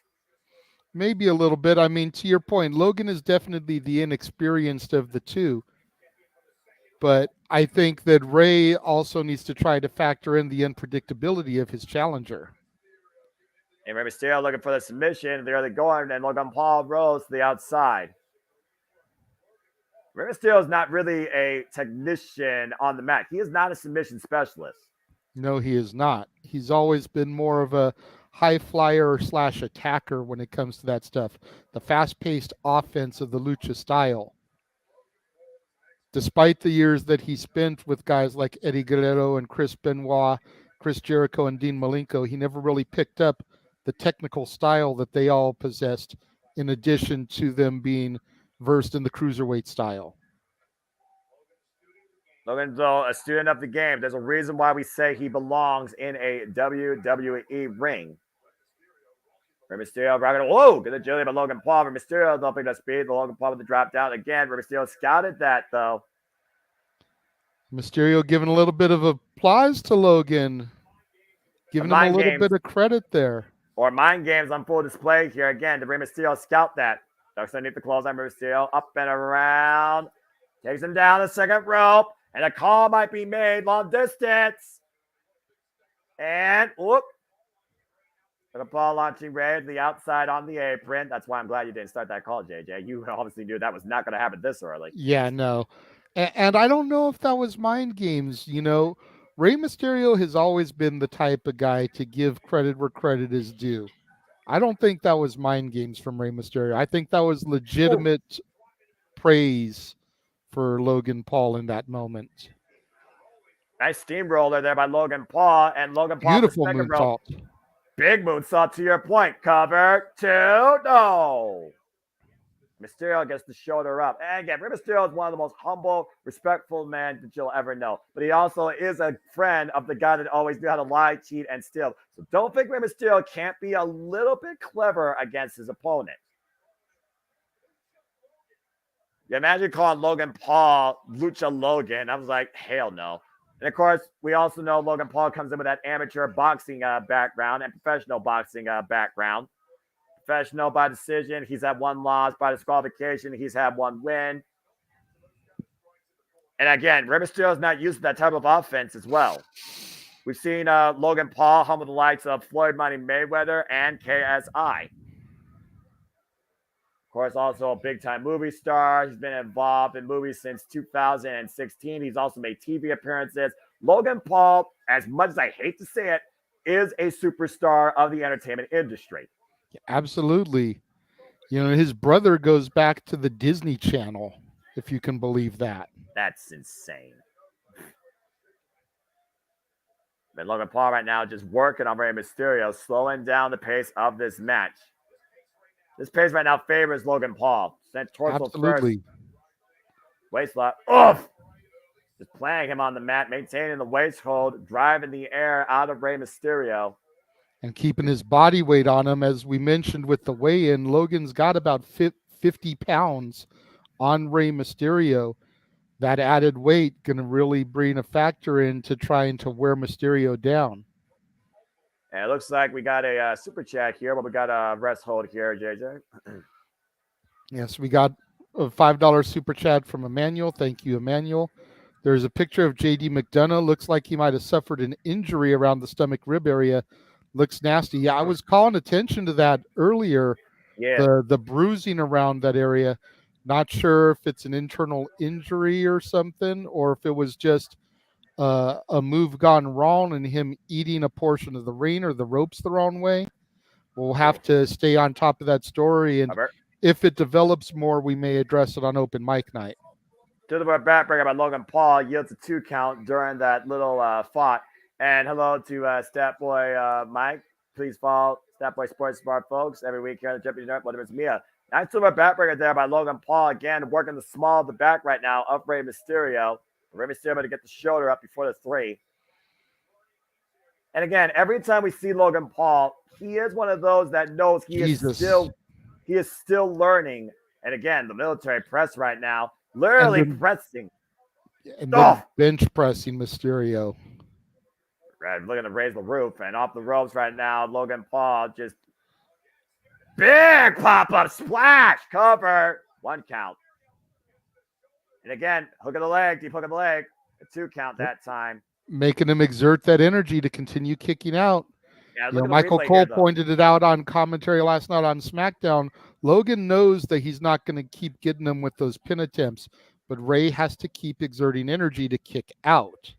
Again, wear down your opponent to the point they can't kick out before the 3. That's Logan Paul's MO, because neither of these men are submission specialists. Logan Paul has the one lucky shot, that right punch, and Rey Mysterio has the 619 drop the dime. And Rey Mysterio again now caught in the grips of Logan Paul. Bear hug being applied. Just squeezing the life out of him. Yeah, look at the pressure. Again, Logan not a big man himself, but that 50 pounds difference, even for a small guy like Logan Paul at 213, that's going to do damage to the ribs of Rey Mysterio. It's going to extract the air and the breath and the energy from the legendary luchador, the Hall of Famer. Yeah, you see the way that the right arm and the right fist, to your point, those wrists are clenched, literally squeezing into the rib cage of Rey Mysterio. Rey Mysterio fighting back, though, every possible way he can. And the knee bends Rey Mysterio over, and Logan Paul with Rey up on the shoulder. Look at Logan Paul here. Bit of like a shoulder backbreaker modified variation here. Not Argentine, because he only got him over 1 show, but nice deep arm drag escape for Rey Mysterio. And drives Logan Paul to the corner. Logan Paul down to his knees. And Logan Paul again taking advantage, once again exploiting the midsection, focusing the attack on the core and the ribs with the shoulder tackles. And Logan Paul right now just taking his time. What is he looking for here? Wait a minute. Logan Paul actually asking Rey Mysterio to get up. Yeah, Logan's almost showing a semblance of respect for Rey Mysterio. Did you figure the way Logan usually performs in his matches, he usually stays on top of his opponent. He's giving Mysterio an opportunity to get up. He's giving Mysterio a chance to get his breath. Oh, they paid for it. Shoulder first into the steel ring post. I was going to say I think that was just the hubris of Logan Paul. Probably before the fall, well, Pride just sent Logan Paul's shoulder first in the steel ring post. Now Rey Mysterio looking to capitalize. Tope Suicida to the outside. I don't know if he was getting respect, JJ, or Logan Paul just felt like he was that much in control. And again, the United States Championship is on the line here. Only can change hands via pinfall submission inside the ring. And I talked about the experience level. Again, Rey Mysterio has been involved in WWE alone for the better part of over almost 20 years. Rey Mysterio drops the dime. It sets on off the second rope. Big crossbody springboard to cover on Logan Paul. Enough here. 2 count only. Whew. And now the Mighty Straw Cradle. And again, Logan Paul finds a way to kick out. Now trapping the arm.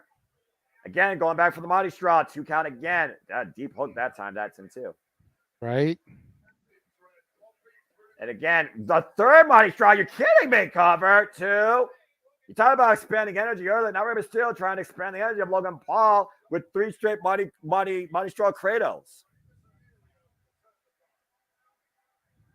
And what's Rey Mysterio scouting for here, or doing here? Rey Mysterio might be setting up Logan Paul or hyping up a certain call to an area code not found in Saudi Arabia, I'm pretty sure. Yeah, it's definitely not unless you got a cellular provider. Yeah, or you call long distance. And of course, this is Crown Jewel, capacity crowd on campus for the United States Championship. Logan Paul looking to scout Rey Mysterio. There's the... Oh! Logan Paul slingshot lariat too. No! Kick out. Not enough. And look at the way he walked in, stepped into it. Still a better buckshot lariat than the Hangman, but I digress. That's a debate, I'm sure, for another day. And the way he didn't fall fully through with it, JJ, you saw the way he lost his footing for a quick second and then hyperextended into what turned into almost a short-range lariat. I feel he got the full effect of that slingshot lariat. There could have been United States champion. That's fair. Looks like he's gearing up for his one lucky shot there. The fist is clinched, Noah. It might be a KO away from a new U.S. champion, Rey Mysterio. Dusts underneath. Now goes up the ropes, up and around. Logan Paul taken down to the mat. The crippler crossface. Shout out to Chris Benoit, another all-time great friend of Rey Mysterio and Eddie Guerrero for that matter. And again, he's got the arm trap that went up against the ring post earlier. I don't think I've seen Rey Mysterio win via submission in quite a long time. Trying to stretch and use his long limbs to make it to the bottom rope and force the break, and Logan Paul does so. Man. I don't think Logan Paul's ever been in a hold like that either, in and out of WWE. Oof. Kick to the ribs right now. Trying to Charlie horse the thigh muscles up there. And tie up the hamstring. And Rey Mysterio literally barking at Logan Paul. You want to be champ off the second rope, Logan Paul. Oh my gosh. He caught him, went down, got the power slam off the lumbar, cover, 2, no. Whew. That could have been nasty, Noah. Yeah. It looked like Logan was slightly out of position when Rey came off. Look at this again. Logan able to improvise, catch him. I think Rey was going to go for that reverse DDT spin that he does. But Logan slightly out of position when Rey came off the ropes. Logan saved him from shattering his vertebrae in his neck. Yeah, that would have been... Give Logan some credit there, able to improvise and pretty much save Mysterio's life on that move. That's kind of like how Kenny King saved Killer Kelly during Rebellion, but I digress. And again, it's one of those things at the end of the day, you have to be there to not only beat your opponent, but save them from themselves when they're about to botch themselves to a nasty injury. And to your point, Logan Paul did that with Rey Mysterio. Again, not bad for a guy who's only been involved in WWE for 8 matches. And Logan Paul springs up to the second rope now while Rey Mysterio was looking to channel the Macho Man. I don't know if Rey Mysterio's going to dig this move. What the hell? It's like a Spanish fly fall away slam there. Look at 2 counts. Moonsault fall away slam, JJ. Unbelievable. And this deep into a match, you figure out how much energy both these men have expanded already. Watch this. Fall away moonsault slam. Full rotation. Oh, gosh. And immediately deep look at the far leg, 2 count only. The fact that Logan Paul was able to pull that off and the fact Rey Mysterio was able to kick out of that this deep in the match speaks volumes of both these two.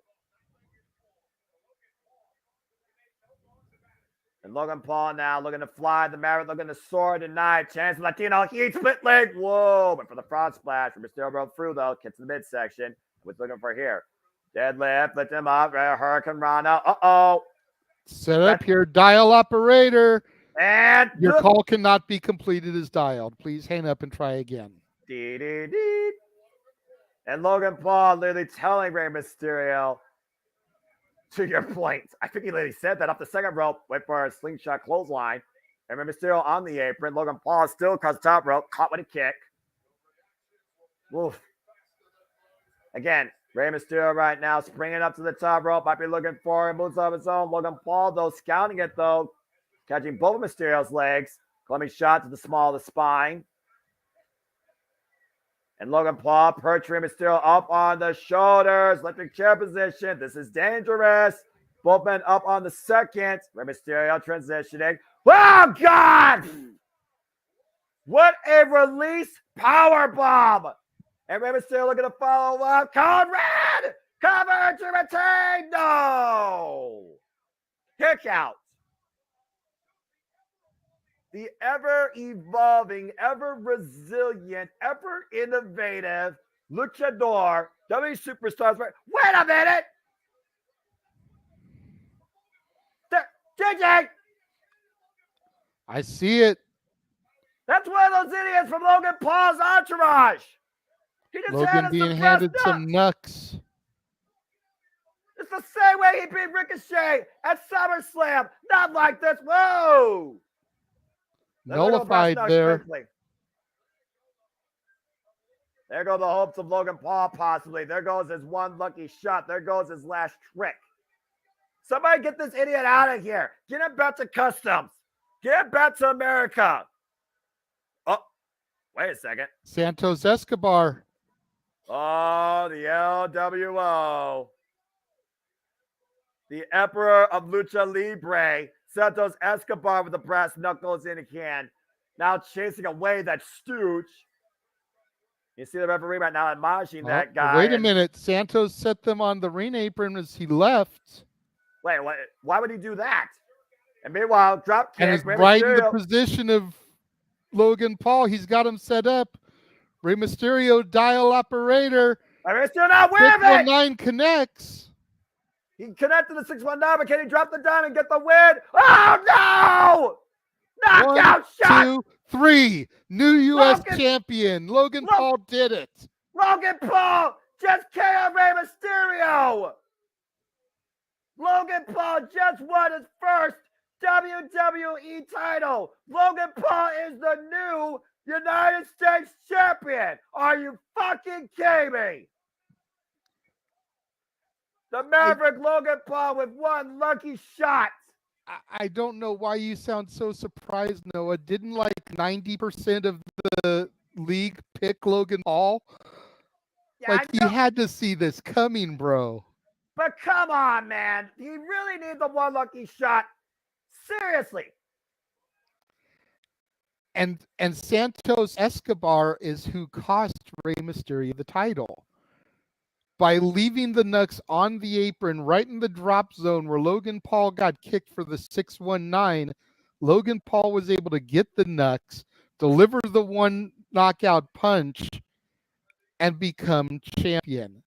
All because of Santos Escobar. And now the United States Championship is brought to you by Prime Weekly. Take a look here to the replay to your point. Logan Paul with the brass knucks in the can, per position, even though Rey Mysterio hit the 619, the call was completed, and then it got left busy or disconnected with one lucky shot. Bam! And we got ourselves a new United States champion. Hell yeah. Congratulations to the Maverick Logan Paul. If he was impulsive before, there's no telling how impulsive he'll be now that he owns WWE property. Logan Paul, the new United States champion in WWE. Look at this image. Not counting hardcore 24/7, I think this is the first major title to be held by a celebrity since David Arquette in the WCW Championship.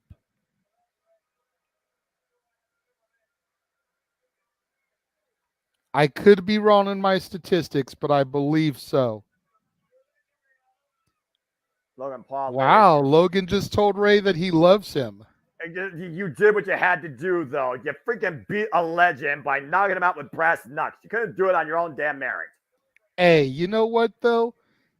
Babyface or heel, he still went over and gave Ray some credit, told him that he loved him. Well, Rey Mysterio... That got to give him some credit. Again, give him some credit. He saved Ray from seriously injuring himself and then told him he loved him after the match. Well, that being said, history is made in Saudi Arabia. Let's not forget, it was also made official. WWE heads down under for Elimination Chamber. WWE Elimination Chamber will come to us from Perth, Australia. The first event in Australia since 2018. And of course, Elimination Chamber sets our way further down the road to WrestleMania. One of the greatest sports spectacles in the world, the WWE Elimination Chamber arrives to Australia. And of course, we will cover that here on the JMN Live Watch events, live despite the fact we will not be sleeping. Saturday, February 24th, next year, folks, Perth Australia presents to us WWE Elimination Chamber. And a pre-show information apparently available this Friday, November 10th. Jackie Redmond now with the EST of WWE. As this will be, I believe, our next match. Looks like it. You know, and all the people that are wanting to see Bianca turn heel, she can freshen her character up with a little bit more aggression like she did on SmackDown last night without a full-blown heel turn. Again, they are putting money into a reality series premiering in February with her and Tez. And yes, I get the counterpoint. Well, Tez is her husband. Isn't he a heel? He doesn't get the reactions that Bianca does. Sorry, not sorry. He doesn't get the reactions Bianca does. Well, we'll see if you're right and if the EST achieves victory. The last time she was here, she faced bitter, blinding defeat. And of course, Bianca Belair won the title at SummerSlam and immediately lost it to a cash-in on Io Sky. Io Sky was able to take advantage when the opportunity presented itself after barely clocked Charlotte Flair with the briefcase that night. Ever since then, Bianca Belair has been MIA to a degree until she came back on SmackDown and saved Charlotte Flair from a beatdown by Damage Control, it seems. But now the EST that has achieved everything in her career looks to once again be the BEST in WWE, and it starts by regaining that championship.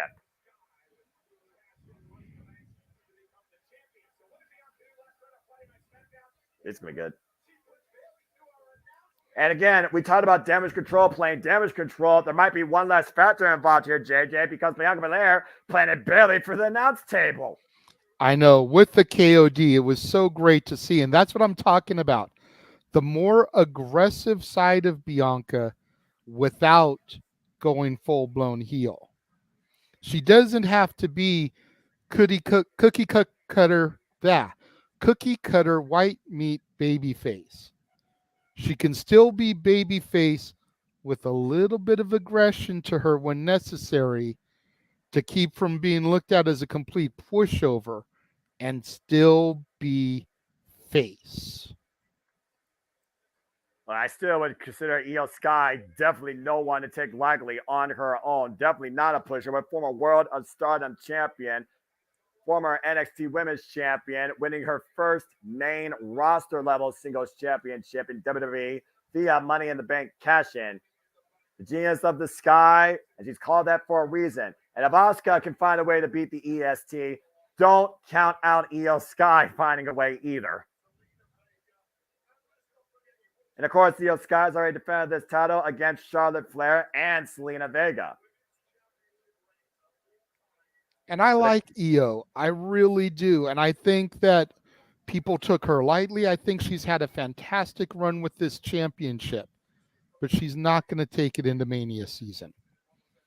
We're about to have our reset. We're about to go into the beginning of the year. Survivor Series is the final show of the year unless something gets added in December that we're not expecting. It's time to move it on. Io's had a fantastic run. I think we need to start building towards Io and Bayley for some major program here. Well, we'll see if that starts tonight, because what you say is not going to be going in there as champ come Mania season. You wonder if she's going to be leaving tonight as champ still in Saudi Arabia.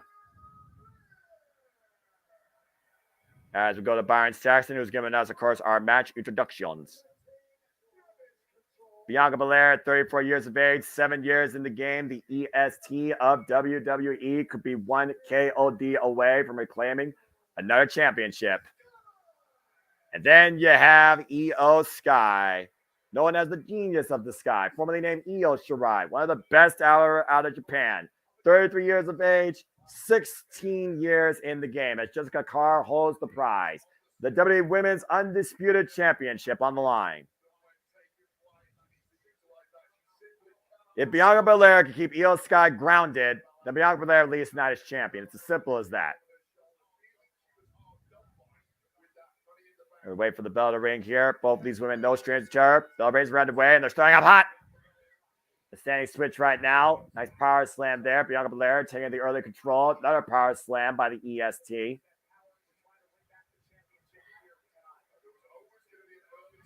And again, you're going to have to weather the early storm. Io Sky needs to weather that early storm of attitude and power of Bianca Belair. The surprise factor is no longer in play here, to your point, JJ. Yeah, that's fair. And we knew both these women were going to come out fast and furious here at the outset. There's too much bad blood between the two of them. Bianca Belair first faced off against Io Sky in 2022. It was rendered a no contest on Monday Night Raw. That's how far back these two go as far as the main roster goes. But these two are also involved at different stages in NXT. And Bianca Belair never achieved the NXT Women's Championship. Io Sky did. Great stalling vertical suplex here by Bianca. All that blood rushing to Io's head. And foot in the small of her back. Now Bianca looking to follow up the handstand, springboard, moonsault. Here's the cover. Hook of the leg is enough here. Kick out by Io. The greatest hits already coming out by the EST in the very early going here, JJ. I think it shows that she's not taking Io serious. That could be a downfall to Bianca. Oof.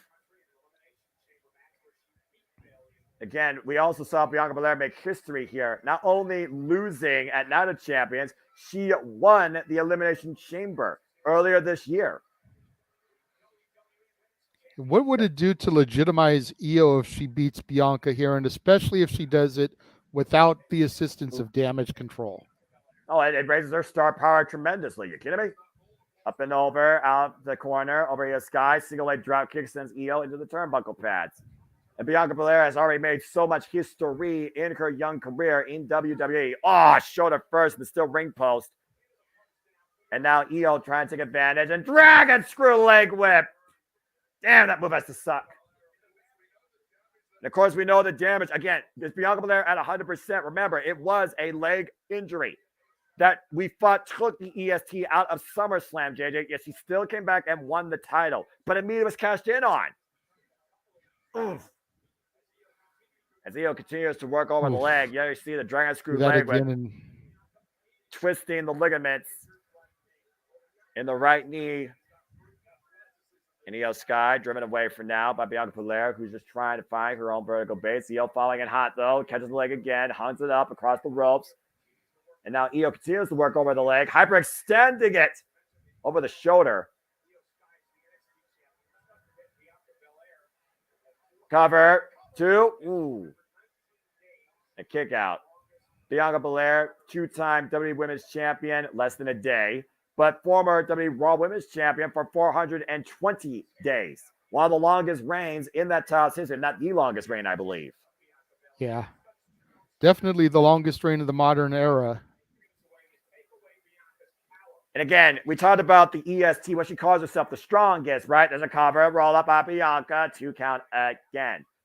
You take away the base of Bianca Belair, you take away her power game because she can't affirm herself. She can't push forward. She can't give it her all if she doesn't have all of that behind her. And again, right back to the knee. Nice chop light there by Io and planting Bianca face first in the ring. Yeah, Io knows it. She keeps going back to that well. Great show of power there by Bianca with that vertical suplex float over. And then Io just went straight back to that knee, chop blocked her, and has been in control ever since. You can see her right now just continuing her game plan, working over the legs, the knees, particularly the right one of Bianca Belair, the one that was injured at SummerSlam.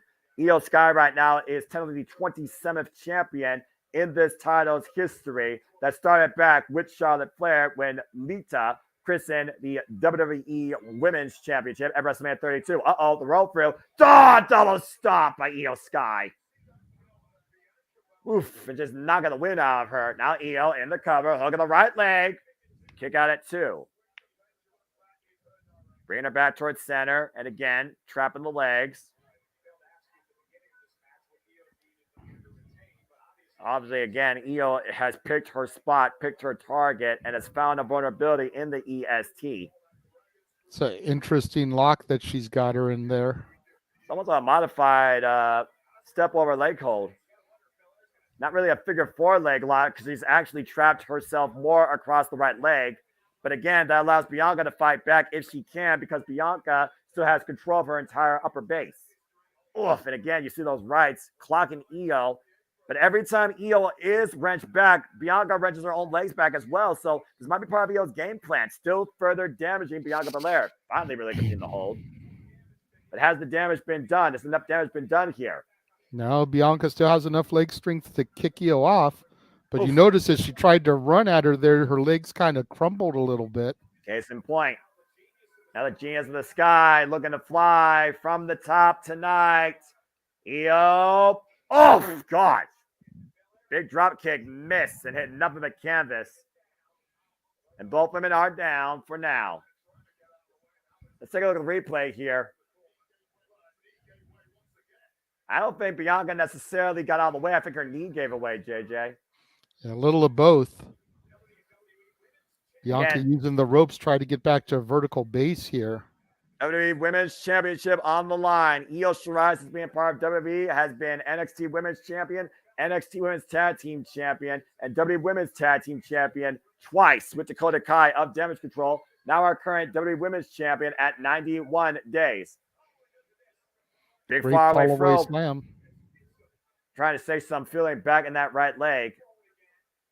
Get the blood flow again. Gave her some time. Give Kip up. And again, did not firm herself on the right leg. Hobbling.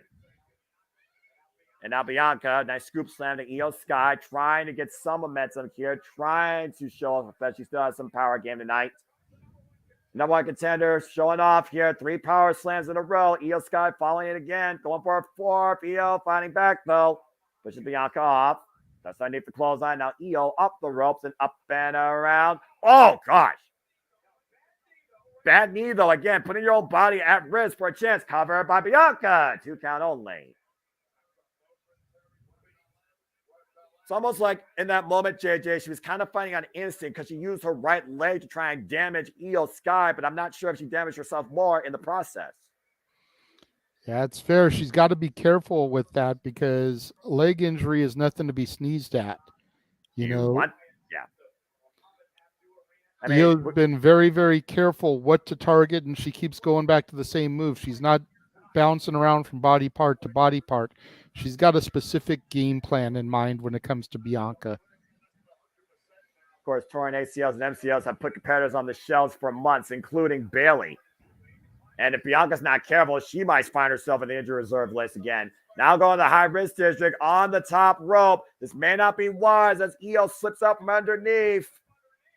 Oof, and gives Bianca a seat in the tree of woe.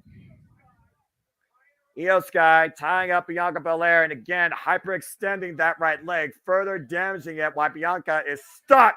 Oh, and a drop kick to the knee.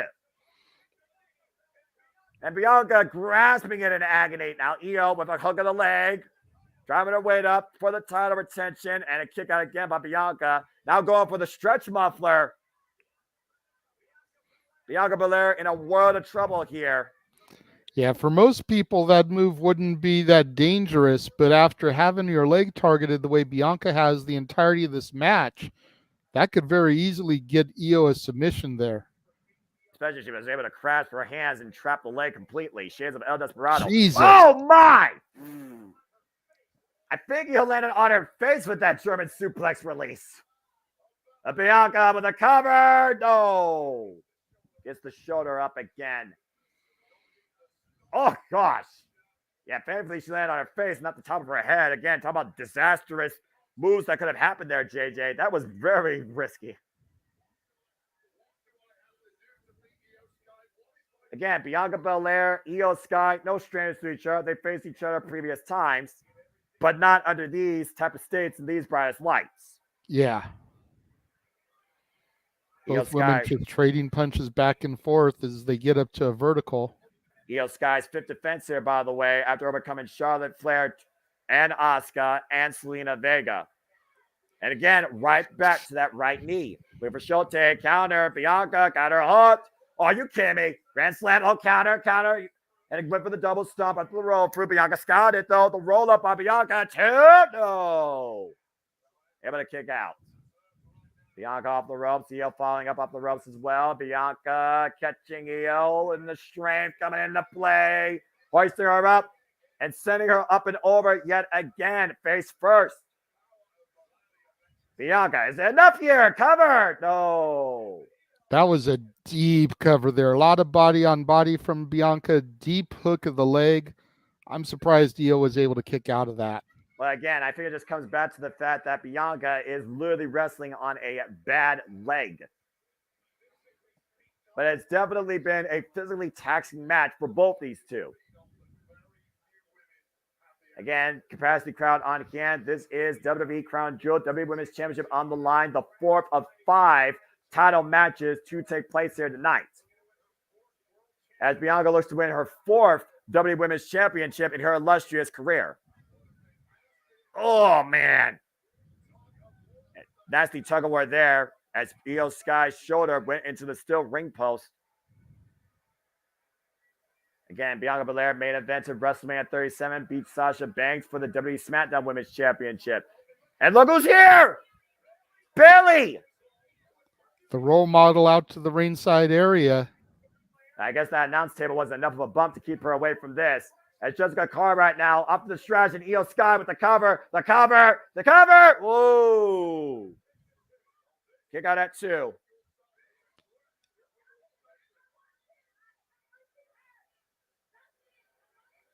Yeah, we've seen the tensions really waver since Io Sky's won this title, JJ, particularly between Bianca and Io Sky. Double underhook. Up over Bianca, able to catch her. Bianca. Uh-oh. KLD position, but Io able to find her way to the apron. Sends Bianca. Hung up to dry across the top rope. And Io Sky looking to follow it. Sends Bianca once again to the apron. Now trying to use the braid to her advantage. What the world? Tying up the braid and just kicking her with those knees right underneath the jawline. Those knee lifts and the hair used to Io Sky's advantage here. Io signaling for something. Think the genius of the sky is going to fly here, Noah. Well, that is her name. But will she soar? Will she crash and burn? High risk, high reward potential here. Io Sky scouting. Connects. Both women down on the outside, though. It's still Champion's advantage, though, because count-out means Io would retain. Take a look at the replay here. Big smile on Bayley's face as Io Sky hits a picture-perfect moonsault on the outside, wiping out herself and Bianca Belair. And off the top rope, big missile drop kick, springboard variation, sends Bianca up and over. Io with the covers, and enough here to retain. No! Kick out at 2 again. Oof. At this point, though, JJ, do you think Bayley has a strategy to help Io Sky win this thing? I think Bayley does have a strategy, but it looks like Io is unaware of the strategy. Bayley's presence could end up being what costs her the title. Big show tape by Io Sky takes Bianca down to her knees, and Bianca scouting her though. Planted! Spine buster! Deep stack cover! No! Awkward position on the cover, by the way. I thought you were going to do like a match book. You turn her body to the side. Bianca starting to get frustrated there. Going for that handspring moonsault again. And nope. Io able to scout it and roll out of the way. Now Io with the waist lock, standing switch exchange here. Io off the rope. Oh, that was impressive. Slits in between the bottom and the middle rope and sends Bianca first. Again, speed versus power here. Story of this match as Io gets caught. Uh-oh. Boom! Grand slam. There's a cover again. Jessica Carr, though, distracted by Bayley. There's a 3 count in play, JJ. But again, the referee doesn't see it. You may call that the glam slam, Noah, but I believe there's a recent signee to the WWE that calls that something else. Fair point, but I think right now Bianca Belair is jaded in a different capacity as she still has yet to win the title. Now in a handicap match, now Bayley over the top with the plancha, neutralizing the role model and damage control in the process. It's just wailing away right now. Oh, no! Oh. Was that accidental or intentional? Look at the way she's looking at Bailey. But she needs to focus on her opponent as Bianca looks to take advantage here and sends Io into the barricade. Tensions running higher tonight at Crown Jewel for the WWE Women's title. And Bianca right now, again, barely playing damage control, trapping the leg, and again, eats a forearm for her trouble. I mean, I admire Bailey. Belair has Bailey up in the fireman's carry, JJ. What we got here? What? Kairi Sane! Kairi Sane! That's Kairi Sane! Spinning back fist! The Cutlass! The Cutlass just dropped Bianca Belair! Kairi Sane is back! And she took out Bianca Belair! The Pirate Princess! A former NXT Women's Champion! Insane! Oh! Elbow! Thanks first goes Bianca! And the steel repost! And Jessica Carr was dealing with all the madness behind her while Io Sky was distracting her. And basically, it's a 3-on-1 at this point now, JJ. Longtime friend. I even talked about they are sisters of stardom. Io Sky, Kairi Sane, Asuka. Back in the ring. Barely, but she's in the drop zone. Io Sky capitalized. The moonsault connects the cover deep into the right leg. Io Sky is retained. I'm just going to say this real quick. I caught it. So wait a minute, Noah. Are you telling me that you're okay with shady, underhanded, outside interference when it's Io Sky getting assistance from Kairi Sane, but when Logan Paul has one of his entourage outside the ring giving him brass knucks and assisting him, all of a sudden it's an issue? No, I'm not saying it's okay. I'm saying I called it. I know the sisterhood of these two. I watched Stardom. I know what Kairi Sane and Io Sky are capable of doing with each other, against one another. I previously told you in my NXT, it was Kairi Sane, Io Shirai, and Bianca Belair for the NXT Women's Championship, and Bianca lost that night. And I don't think damage is done yet as Kairi Sane looks to say bon voyage to Bianca Belair. Insane elbow drop! And once again, the EST collapsed in defeat. Kairi Sane is back in WWE. And the last time we saw Kairi Sane, she was driven out of WWE by Bailey.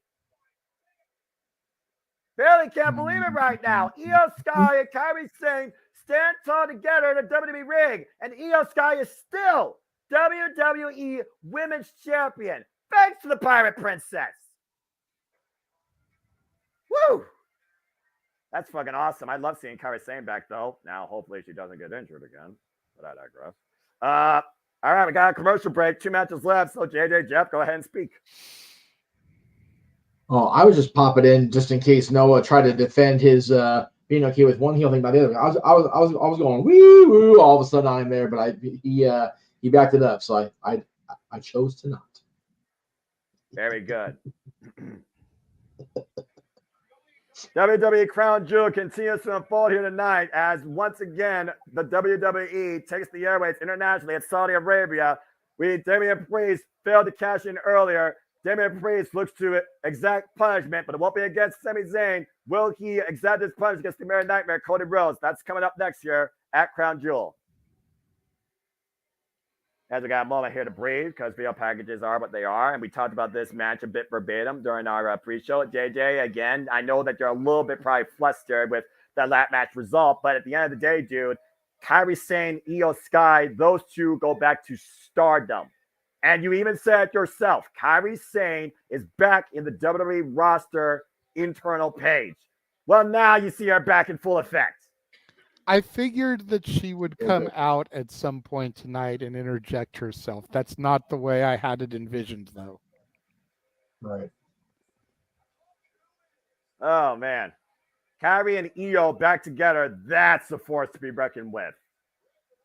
Yeah, I figured it would lead to a face turn for Io with her having lost the belt, Bayley berating her, and Kyrie coming out to assist Io. Apparently not the case, at least not what we've seen so far. And to your point, what goes through Bayley's mind? What's going through Dakota Kai's mind, who's still part of Damage Control? You said for the longest time, Damage Control has been damaged goods. With Kyrie saying that tonight, I think Io Sky is finally tired of dealing with this damaged good. It won Bayley. But again, we'll have to wait and see what happens come following Crown Jewel. Either way, Io Sky still rules SmackDown, WWE Women's Undisputed Champion. Well, as we got a moment to breathe here as we prepare for what is now the semi-main event. Just checking here. Okay. Jeff, again, man, we talked about Cody Rhodes. We talked about him trying to finish the story. We talked about his up and down momentum since WrestleMania. And again, Damian Priest even brought it up. He called his shot at WrestleMania, and he failed. Damian Priest still has the ultimate shot in his hand. And right now, is Damian Priest's star on the rise more than Cody Rhodes? There's definitely lots of ponder as we march along here tonight. It's definitely laying out different than I thought. We're having Mr. Money in the Bank go before the WWE Championship match, not the World Heavyweight Championship match. What is going to unfold here? Sami Zayn, is proven. He came out there and prevented the briefcase from being issued and the contract being cashed in. But both the contract and Mr. Money in the Bank are still in the building with a World Championship match still to come. So this match will be very interesting to see where it goes here. As well as the main event tonight, which, again, I already put the request in to be on the review tomorrow. And definitely Monday Night Tonight will be interesting. Both shows will be next level interesting if we have a megastar complete his rise. Well, again, how many times has Cody Rhodes been either left for broke or tried to be taken out? We saw what Damian Priest and JD McDonald tried to do, try to shatter the man's ankle. And instead, what happened? Cody Rhodes hit double crossroads on JD McDonald and is looking to do the same thing tonight to Damian Priest. We're going to truly see who unleashes punishment tonight at Crown Jewel. Yeah, I just wonder at this point, they've obviously got something in mind with Sami as the antagonist to go against the antagonist, if you will. But what's the end game? Where are we going to see with Sami and the Judgment Day as we progress here toward WrestleMania and toward, Survivor Series and the Rumble? We've already seen War Games. It has been uttered. Not been William Regal yet, damn it, although it should be. I was trying to queue up a clip of it. It just wouldn't pop up for me. Stupid technology. But a lot of stuff, as the phrase goes, a lot of balls in the air here. Just definitely curious which one's going to fall in fair play, which one's going to hit the foul pole and veer off course. Well, Damian Priest coming out, JJ, with both the Raw and SmackDown Tag Team Championships, but not with his briefcase. After what we saw earlier tonight, Sami Zayn with the literal grab and run, preventing Damian Priest from possibly becoming our new WWE World Heavyweight Champion. Seth Rollins endured a war against Drew McIntyre. Sami Zayn and Cody Rhodes both right now with the same agenda to defeat and maybe end the Judgment Day. But are they just stalling the inevitable here? And could it start with Damian Priest getting a win over Cody Rhodes? If Damian Priest wasn't pissed off enough tonight going in. Right. Yeah, I was just going to make that point. We're going to see the worst of Damian Priest against the usual best of Cody Rhodes. But will that be enough for tonight at Crown Jewel? Those purple flames pretty much showing the attitude of Damian Priest. But now Damian Priest coming in all smiles. Literally, we are one bell ring away from a cash-in. And out of nowhere, sent face first in the steel ring post. It was Sami Zayn that prevented the cash-in and ran off with the briefcase. And to Matthew's point, Sami can't cash in a briefcase that doesn't belong to him, can he? I mean, possession is 9/10 of the law. Could he theoretically come out and try to cash in the briefcase, let's say against Roman Reigns in the main event, or does he not actually hold claim to that because he didn't win it? You know what? That's a very interesting question that you do bring up. And we'll have to see if Sami Zayn does play a factor at all in our main event to come following this match. In the meantime, welcome to the American Nightmare, Cody Rhodes. I love hearing the audience sing actually in unison when they actually can understand and recognize a theme that actually relates to a superstar. Just saying. And here comes Sergeant Pepper himself, the American Nightmare, Cody Rhodes. Yep. Out the curtain, lights go up. I'm home. Whoa! There it is. As is tradition. The only part that, I'm allowed to do, my daughter even points to me. She's like, "Are you ready to do your part?" And she pointed to me for the whoa. Even though you picked Cody Rhodes and already are on her not listening to you list. Yeah, pretty much. Cody Rhodes, who overcame Brock Lesnar earlier this year at SummerSlam, showed how far he was willing to go, willing to endure punishment. Cody Rhodes and Jey Uso, who previously beat Damian Priest and Finn Balor at Fastlane for the WWE Undisputed Tag Team Championships, only to lose them immediately the following night, thanks to help from Jimmy Uso of the Bloodline. But tonight is not about titles. It is about pride. After Damian Priest and JMN Dunn try to take Cody Rhodes out once again, try to fracture his ankle. Cody Rhodes stands tall tonight at Crown Jewel and looks to show exactly, there it is, and looks to show Damian Priest exactly what punishment looks like. I tried to do it softer that time because I didn't want to do it over you. No, you're fine doing that. Dude, I'm putting it like this. Well, wait a second. Well, I'll tell you more about Hell has later. not reigned, I don't believe, as Cody Rhodes has not disrobed and taken his coat off there, like I alluded to, his Sergeant Pepper coat. And if you know, you know, people. If you don't do your homework and look up Sergeant Pepper's Lonely Hearts Club Band. Yeah, that's a music reference for you, folks. And bell rings, and now we're officially underway. I was going to say, there are moments, JJ, where you and I will talk over each other because we are fans. Whether I'm yelling for a count or whether you're doing a moment because of a move or someone showing up or the wall for Cody. Nice pop-up shot there by Cody Rhodes, taking advantage. Shades of his brother. Yeah, well, yes, Shades of Gold does, exactly. They're going to try and shatter dreams for Damian Priest. Damian Priest already in an irate mood tonight after briefcase got absconded by Sami Zayn. Wolf takes Damian Priest down, almost a side effect. I'm not sure who's more angry right now, Cody Rhodes or Damian Priest. And now Cody off the ropes, looking to fly, and Damian Priest gets out of the way at ringside. Again, got to regroup, right? You started on the hottest sun, and Cody Rhodes came back. Oh! And kick to the midsection will definitely slow Cody Rhodes down for a sec. Sending him hard over, tail end first into the barricade. Now Cody Rhodes once again sent back inside the ring. Last time Cody Rhodes was here, he lost to Brock Lesnar. His body gave out on him. Again, the long reach, the long extended reach of Damian Priest plays to his advantage when it comes to the offense he can execute. Absolutely. You got to figure the height reach advantage for any wrestler is going to play advantage for anyone shorter than them. And then you've got the added fury that Priest has right now with his briefcase having been stolen by the lovable Muppet that is Sami Zayn. I love that tagline. And again, seeing is believing. Oh, and I see Cody checking that ankle. Big rolling elbow by Damian Priest. And now Priest hook Cody, plants him face down. Here's the cover. Look at the leg. 2 count only. Again, we talked about it before. What is the ankle of Cody Rhodes? What's the state of that ankle? We all know the knee, after I got blasted with the briefcase back at Fastlane, pretty much at this point has fully recovered. I don't know if Cody Rhodes' ankle has, though. That one moment Cody Rhodes was unable to plant a base firmly, JJ. Damian Priest smelled that blood, and he's been on it since.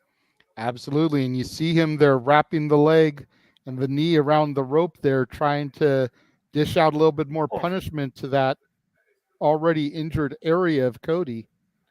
And Damian Priest right now continuing the punishment, just throwing his body, and Cody Rhodes, those jumping elbows. And again, I was trying to say Cena's believe when it came to Damian Priest, where we literally are cashing away. From Damian Priest finally winning his first world title in WWE, former United States champion. Take a look at the replay here. Damian Priest going in for the third time, got caught with a run-in dropkick by Cody Rhodes. And now Cody going to the jabs. And if memory serves me correct, Noah, Damian Priest, as his former gimmick, Punishment Martinez, has history with Cody Rhodes going all the way back to the inaugural All-In event. You would be correct. There was a lot of bad blood there. Of course, people should know Punishment Martinez after he came in NXT as the Punisher, Damian Priest, the Archer of Infamy. And tonight he was looking to have his name live forever. Cody Rhodes, nice scoops him though. Disaster kick connects, follow-up, turning Damian Priest around. Here's the cover, deep hook on the left leg, and a 2 count only. Kick out by Priest. And again, we've seen how far both these men have grown. Cody Rhodes, Damian Priest, both have yet to achieve WWE World Championship status. But he's not going to make excuses. He's not going to take the easy way out. Again, sent face first in the steel ring steps. We got a moment right here as both men are squaring up on the outside of the ring. Looks like we have another super chat, JJ. Yes, we do. Super chat from Walter, $5. Thank you very much, Walter. Says, with just one more PLE left, these last 2 matches are critical for the league. Just for the moment, I think I tied or surpassed Aaron. Well, I know over the course of this show, I dropped probably off the grid there. I was tied with last place going in, and with some of my shots that I shot here today, I don't think I even rank on the grid anymore. Well, I mean, again, whether you're on the grid or off the grid, I know Cody Rhodes is off his feet after that clothesline turned him inside out, upside down.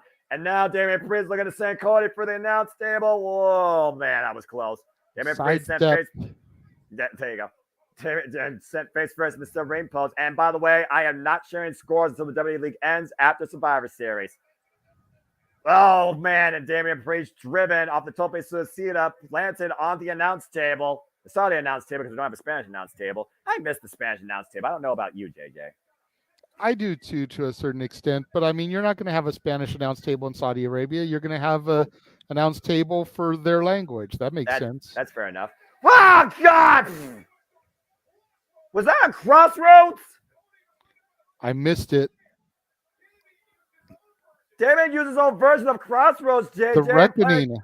Yeah, the Reckoning. Planet Cody on the announce table. Again, see the again here at the replay. Yeah, watch this. The Reckoning. Yeah. Oh, God. Basically was the Crossroads. I know they alluded to it on Raw this past week, but I don't think I've ever seen Priest execute it. And if I have seen it, I missed it and didn't realize it.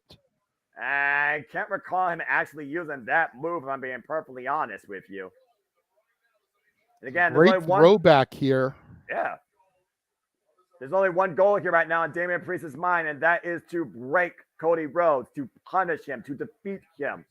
And now Priest again looking for the Reckoning. A counter by Cody Rhodes, Crossroads.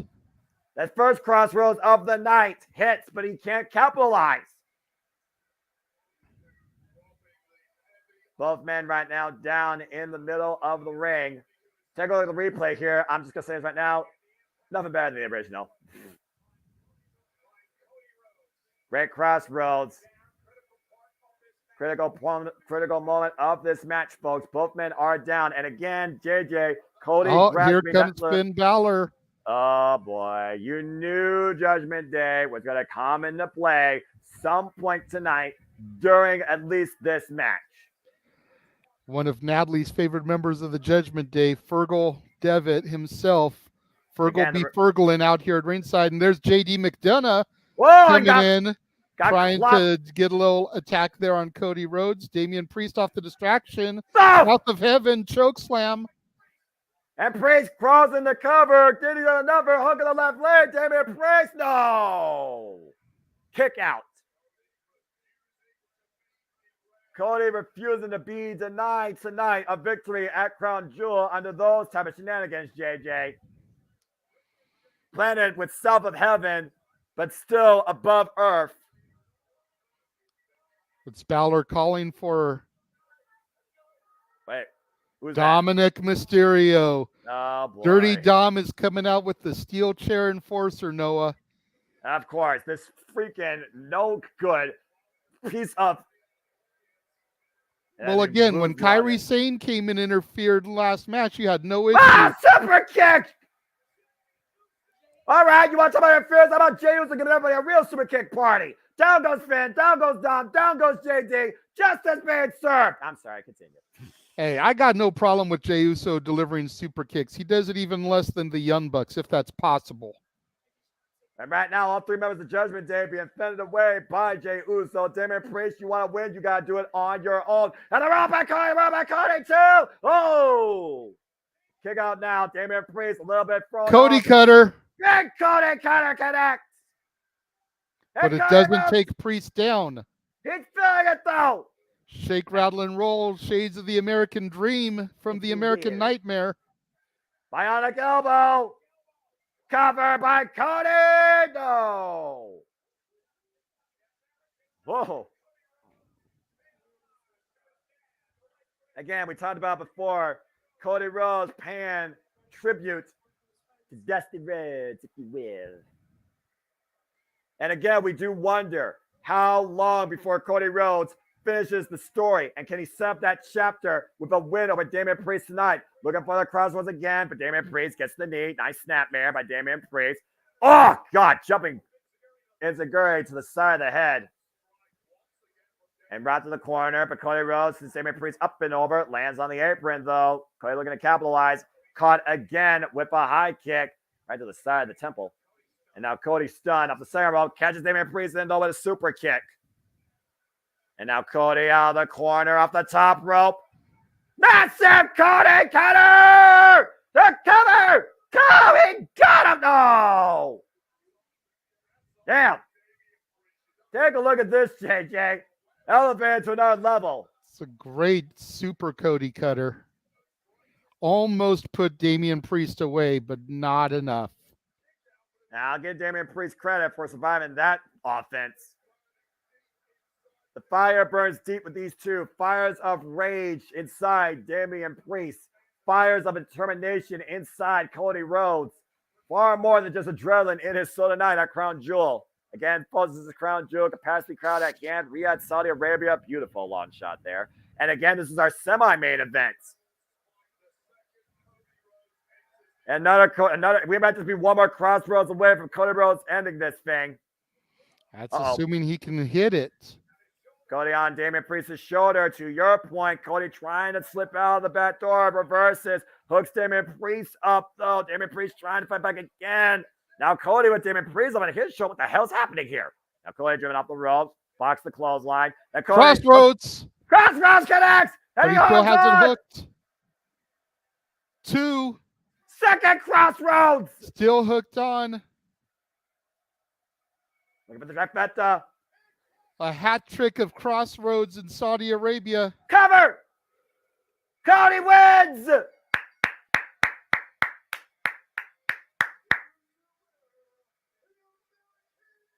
Damian Priest endures his own form of punishment tonight with a trios of crossroads that leads to the victory for the American Nightmare, Cody Rhodes. Judgment Day's plan got stopped dead in its tracks thanks to the help of, honestly, Cody Rhodes' right-hand main event man, Jey Uso. Crowd and adulation. Whoa. There you go. That's how you raise the crowd. Cody Rhodes. My daughter's giving me the stink eye. As she will, I think, for the rest of as she will, I'm sure, for the rest of the day. Again, Natalie, the Multiverse loves you. At least mommy came out on top. But again, though, JJ, Cody Rhodes came out on top tonight, but what is next? What's the next page? What's the next chapter? What's the next book to be written? The story yet to be finished by the American Nightmare, Cody Rhodes. And now, Noah, it is the moment we've all been waiting for as we prepare for the main event.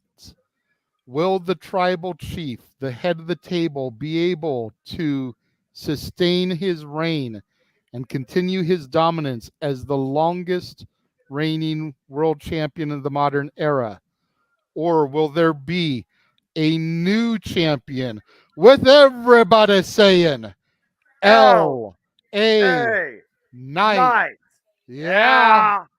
Again, that still remains to be seen, but as we got a moment of reprieve, I just want to say to everybody out there in the chat watching live across all of our feeds at the Multiverse Media, we thank y'all for tuning in, and we thank you for your participation, reactions. Please let's go comment, tell a friend. We do this for all the biggest shows across all the wrestling promotions, all the companies. And again, if you want to dig the conversation, don't have to dictate. Super chat, simple as that. Me and JJ, Jeff, Datsila, everybody here, we love doing this for you, demonstrating our passion. As again, this is a community effort, but none of this is possible without all of you, and we thank you. Again, JJ, a war is ahead, but now officially known, November 25th. Batten down the hatches, prepare all arms, summon the forces as Survivor Series brings us yet again. The only thing that matters is survival for War Games once again arrives in Chicago. And Saturday, November 25th, folks. Stay tuned for much more on that. Speaking of Multiverse Media, stay tuned for Open Mind Night tonight, Saturday, 11 p.m. Eastern Standard Time. The No DQ review, of course, will be tomorrow, 8 p.m. Eastern Standard Time. You can follow the Renegade here at Kazani Studios for his coverage of all things wrestling for the love of wrestling. Raw, NXT, SmackDown, AEW, Dynamite, Rampage, and Collision. Get all the stats you need on all things sports and more with the Stat Boy Sports Bar, of course, weekly here. The Greg Cherry Show gives you weird laws, karaoke, and all sorts of other shenanigans weekly on Wednesday. Matty Laws sometimes plays accomplice.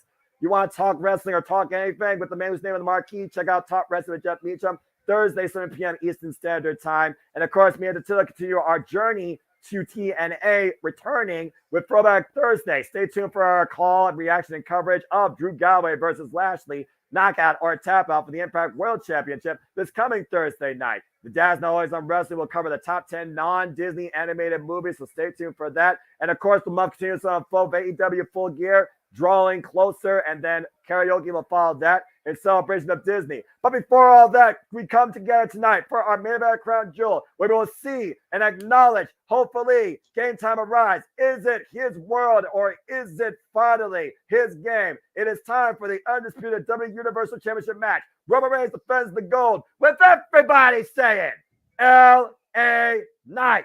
Yeah. I was Gavin with a $10 going to do that whole promo myself, but I appreciate you doing that, Noah. Since I'm here, and I wanted to do my thing, but you did it masterfully. So, $10 super sticker from Miss Cat. Thank you very much, Cat. I see you're going to head to JJ channel do the same. So much appreciated. Super chats coming in today. You love to see it. Super stickers coming in. You love to see it. Much appreciated. Again, Noah said it quite simply just a few seconds ago during that masterful promo speed round, if you will. I have goals that I have set to get to by roughly this time next year.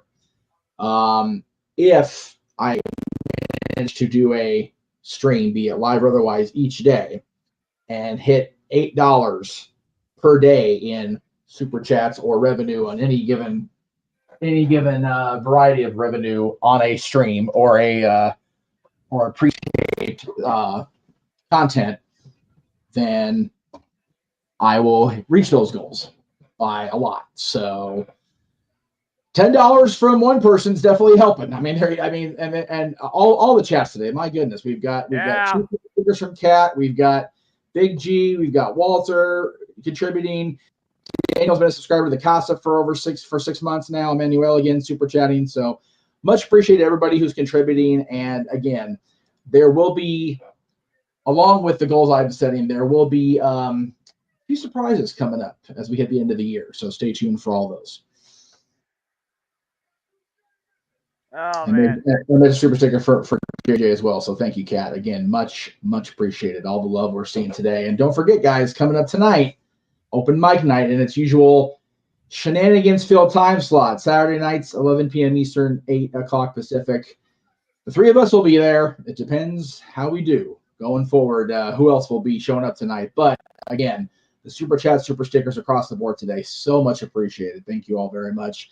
I will definitely stay in here during this match, but have myself on mute. That way I can react to the crowd, react to you and JJ calling this, Noah. JJ, you're back. Good to see you there. And react to whatever Mr. Cole and Mr. Barrett are saying, because my goodness, this is, especially for JJ and I, this is huge. This is our guy ascending to megastar status and possibly, just possibly, doing the unthinkable. My goodness.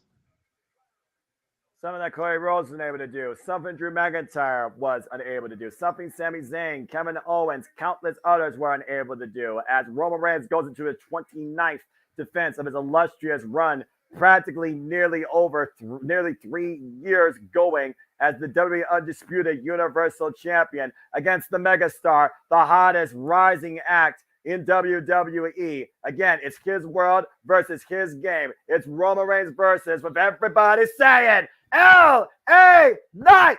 Yeah! And what a pop! And there he is. Put your yas in the chat.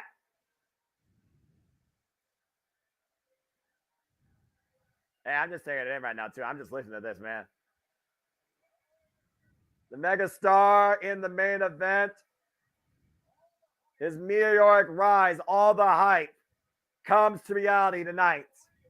It is real when it comes to the Kavorka, the charisma, the reception, the support of LA Knight. His first World Championship opportunity. And he's done everything possible in and out of WWE to get here.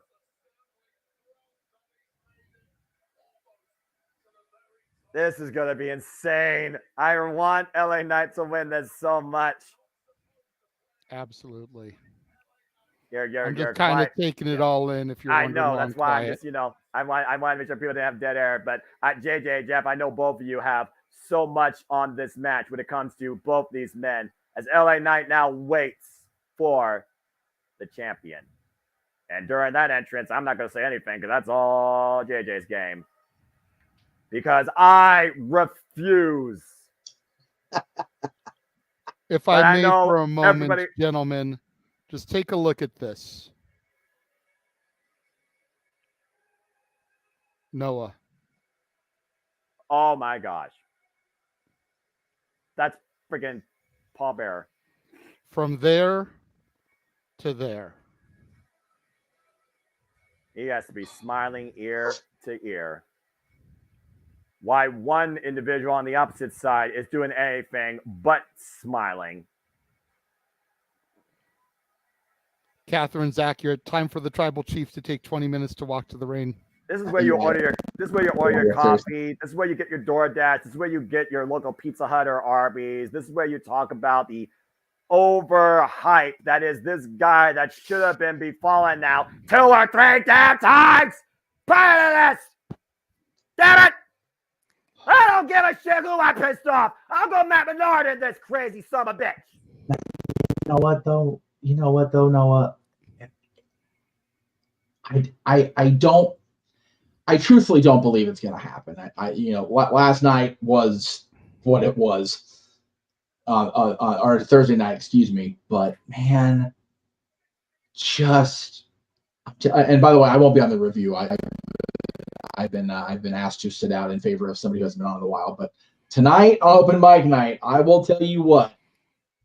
If this happens, having to stifle for just under 7 hours is going to make me lose my shit.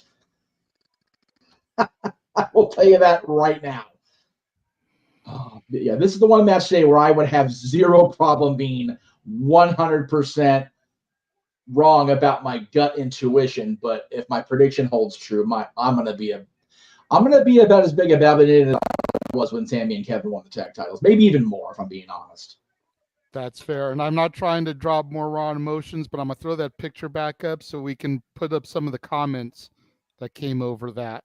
Please please do the comments, JJ. I'm having a really hard time. I'm not only not seeing the picture, I'm not going to be able to get the comments to load as you put them up. So I know you're in the producer room, so please throw it up there because I can't get this thing to work with a piss. rest his soul. Oh, Bear. man. I'm going to go back in the other room and just stay off of the virtual screen because clearly it's not working. Piece of crap doesn't work. All the way back, NWA Championship Wrestling. If you watched LA Knight's interview, sit down with Mackenzie Mitchell, and you listen to what LA Knight had to say during that contract signing, he doesn't underestimate what Roman Reigns is or has become. But he thinks that Roman Reigns is holding a spot that's been made for him and is looking to take that spot by force tonight. But again, it is hard to argue. For 3 years, this individual has owned the WWE for 1,161 days, going into his 29th defense. The only ones that have held a title longer are Bruno Sammartino and Hulk Hogan. The list of victims that have fallen to the tribal chief are a milestone long and span across this industry for generations. Let's go down to the ring for our introductions. Buckle up, folks. This is going to be a long one. And for me and JJ, this is going to be our most crazy call to date. This is so hard for me because, as you know, Noah, I have acknowledged the tribal chief for almost the entirety of the time I've been back in wrestling. I know. But Sean Ricker, Eli Drake, Max Dupree, L.A. Knight, has been somebody that I have supported since around that time of that picture. And you got to figure that picture is 12, 13 years old. That's how long this man has been at the forefront of Jeff and I's lives as fans. Yeah. The pictures of Dylan and I with Percy are 11 years old this year. Because figure he passed 10 years ago. So, JJ, it's broad daylight. For the first time ever, and more important than ever, when Byron Saxton shuts the hell up, you know what you need to do. That's right. Shut up, Saxton.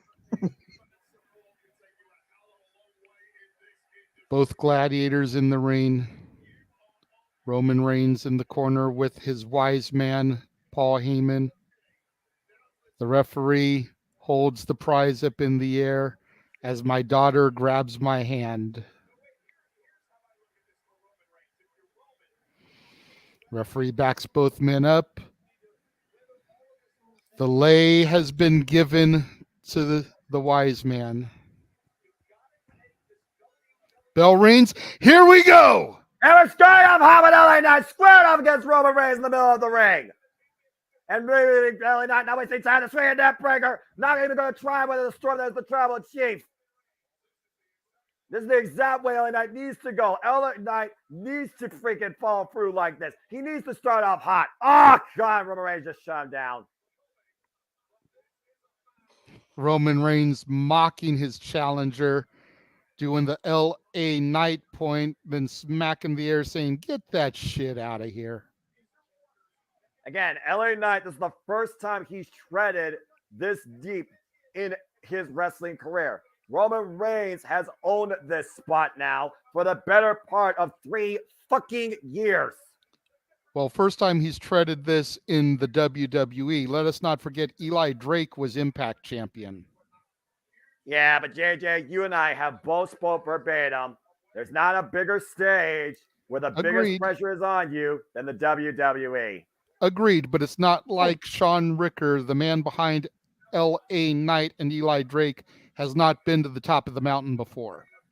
He just hasn't achieved that in the biggest company in sports entertainment history. And again, Cody Rhodes, of course, he left WWE to find himself and make it to this spot, and he failed in the main event of WrestleMania. Drew McIntyre failed in front of his countrymen last year at Clash of the Castle. Sami Zayn failed in front of his family and friends in what felt like a WrestleMania to him in Montreal, Quebec, Canada. Noah, the entire arena is filled with yeah signs. Take a moment and breathe that in. I want Jumping shoulder tackle takes down the tribal chief. You got that one. That guy's got two signs.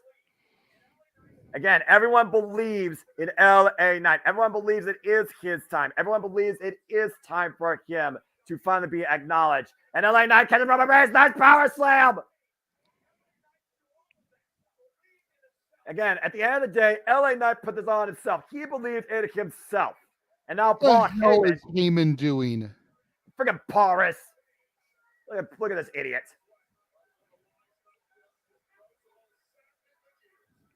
Of course, Paul Heyman always has to be the guy to try and steer this match a different way. Being the wise man, LA Knight! Drop kick between the bottom and middle ropes. Roman Reigns, LA Knight on the outside. Roman Reigns brought back inside the ring now. And he's taking the fight directly to Roman Reigns. LA Knight is not letting Paul Heyman or this moment get to him. He's riding it. And LA Knight has not allowed Roman Reigns to get back into this match. He has not allowed Roman Reigns to control. Nice clothesline off the apron so the floor takes Roman Reigns off his feet. LA Knight can't allow Roman Reigns to get back in this match and control. We have seen what the tribal chief can do when the momentum's on his side or when the bloodline is nearby. You notice, aside from the wise man, there is nobody out there with the tribal chief tonight. Does that mean it'll stay that way? Probably not. We know how his matches go. But LA Knight needs to stay on top of Roman Reigns if he's going to have any chance in hell at dethroning the historic reign that he is on. And again, he can't make mistakes like that. Drop toe hold face first into the steel ring steps. And again, like you also said, title killing his hands be a pinfall submission inside the ring. Count out means nothing. And also to your point, Roman Reigns has literally had a bunch of people in his corner to make sure he still secures and keep his spot at the top of WWE. That ultimate hypocrite, Jimmy Uso, desperate to still prove he acknowledges his tribal chief, suffered a BFT for his troubles, and hoping that means he stays out of the picture tonight at Crown Jewel. As Roman Reigns takes control and asks the referee to start his 10 count. And you know as well as I do, LA Knight is not going to stay down and out for a 10 count at this point. Roman Reigns is once again dictating the match. It is in his favor. It is at his pace. Ain't no panic on Roman Reigns right now. And Roman Reigns just waiting for LA Knight, who brings himself back inside the ring. Knight beat the count at 7. And this is the pace that Roman Reigns loves to dictate. There's a reason why all of his matches go as long as they do. He's the one that dictates when the assault happens. He's the one that tries to literally write and tell and narrate the story, whether you like it or not. Roman with his one in the air, wanting the Saudi Arabia crowd to acknowledge him. And he's got a few people that are acknowledging him, and a bunch of them don't. And I agree with the latter. Irish whip by Roman Reigns. LA Knight said hard into the corner. And again, JJ, there's moments like this that truly come once in a lifetime. I'm not talking about lame brain WWE booking, WrestleMania 28, 29. If you know, you know. But for LA Knight, he's not going to have a bigger moment or a bigger rise, I think, than this. I don't want to say it's do or die, but there are some things you just can't come back from or repeat. I totally agree. LA Knight is at a point right now where it's do or die. This is make or break for his career. If he goes down in defeat, it's going to be a long time before he sniffs the main event picture again. One thing to get to the mountaintop, it's another thing how you get back from the mountaintop when you're freaking brought down by an avalanche. Catherine, to your point, I do think Roman has contributed to the legacy of the title because of the fact that he is the longest reigning champion of the modern era. Part-time status, I don't think has hindered his legacy as a champion because Roman has made the championship and his championship matches must-see television. You want to tune in when he's finally going to put the belt on the line. He doesn't need to be there defending it week in, week out. Would we like it? Yeah, absolutely. We'd like it if he defended it more. but the World Championship, the undisputed Universal title, should be a spectacle. So for him to come in every couple of months and defend it makes the match must-see television. Something that really hasn't been done since Brock returned and had his on-off run. Yeah, to your point, JJ, again, I will give credit due when it comes to leaving a spot and raising your stock. Again, the last time Roman Reigns was actually even in ring action, as we look at the replay here, ridiculous flying clothesline, takes LA Knight off his feet and gives a 2 count. The last time Roman Reigns was actually in action was WWE SummerSlam when he overcame Jey Uso. And that was back in August. Yeah, exactly. It's been 3 months. Exactly. They do the math, folks. That's 90 days. Again, Roman Reigns immediately taking the crowd out of this match, exercising his will against LA Knight. And prior to getting a pinfall this year by Jey Uso, the man hasn't been pinned or submitted for the better part of 3 years. Absolutely. There's one more thing that added to the aura of the tribal chief, but when the Roman Empire began to crumble, he tasted his first defeat. Now we know that the tribal chief can be defeated. The question is, who's going to be the one to usurp his reign and become the new champion, the new king of the throne? It's not going to be blood. It's not going to be legacy. It's not going to be family. Maybe it's something that's none of those things at all. Maybe it's one wild factor. Maybe it's a mega star that was unexpected. And that's what everyone's hoping for tonight at Crown Jewel. LA Knight trying to fight battle. Roman Reigns with the run. LA Knight up the second rope. Bulldog takes Roman Reigns off his feet. Plants a fence first in the ring. If I may, really quickly, Noah, Jeff put in the private chat that he has his hand up and would like to speak something. So go ahead, Jeff. I just want to say real quick, JJ, you brought up the point of, LA Knight being a former Impact World Champion. He also got a shot early on at Adam Pearce and the NWA Championship. The Impact Championship spun off of that championship. You know what other championship spun off the NWA Championship that has been in contention ever since? The WWE Championship. Can LA Knight repeat the feat he did accomplish in Impact? His time to do is here and now. Just a little stat for thought there. I appreciate that. How ironic would that be with Nick Aldis being the general manager of SmackDown? I wasn't even thinking that, but that's a very good point. Both former prominent NWA World Champions controlling the destinies of WWE. And here comes the right hands. LA Knight squaring off with the jabs from the left and the right. Squaring off against Roman. Roman, Irish whip, the reversal. LA Knight up the ropes. Dusting the clothesline. LA Knight up the ropes again. And flies in and takes Roman off his feet. And Knight's fired up. LA Knight's game in control. That side Russian leg sweep. And now LA Knight scouting for his next move. In control. Gets to the midsection. DDT. Here's the cover. LA Knight. Is enough here, Crown Jewel? No. Not enough. And I agree with your point there, Walter. His part-time status is the same as the old school reigns. Pedro, Bruno, all those guys only really defended the belt at the Garden. Not every month. So it's kind of a throwback to that older era. Again, JJ, though, what are the rules anymore? I mean, in this day and era, in the modern era of professional wrestling, I do think there is a certain status quo for the title that you have to hold up to, especially when it comes to network publications and media and live stream showcasing. You said it yourself, the big four every year, WWE, Royal Rumble, WrestleMania, SummerSlam, Survivor Series. If speculation is to be believed, fuck, God, what a choke slam. Hold that fight. Covered by Roman. It's enough for the pin LA Knight. No, 2.5. If speculation is to be believed, we won't see that title or Roman until 2024. That means he misses Survivor Series. That's beyond ridiculous. Absolutely. And especially with the fact that the flagship brand Raw is still shopping for a TV deal. And again, I understand Roman and LA Knight are SmackDown superstars. Don't come at me in the chat room. Brand split, LOL, whatever. Thank you. But with the flagship brand still shopping for a deal, and with drafts looming usually around Mania time, You need champions that are going to be around and be prominent. Except freaking Rollins has been every week. Meanwhile, LA Knight up in the fireman's carry, got Roman Reigns up. And there's the neck breaker. And LA Knight not going for the cover. He's going for more LA damage. Knight. And off the rope. Superman punch. Oh, God, just touches lights out. And the cover. No. No. Jesus.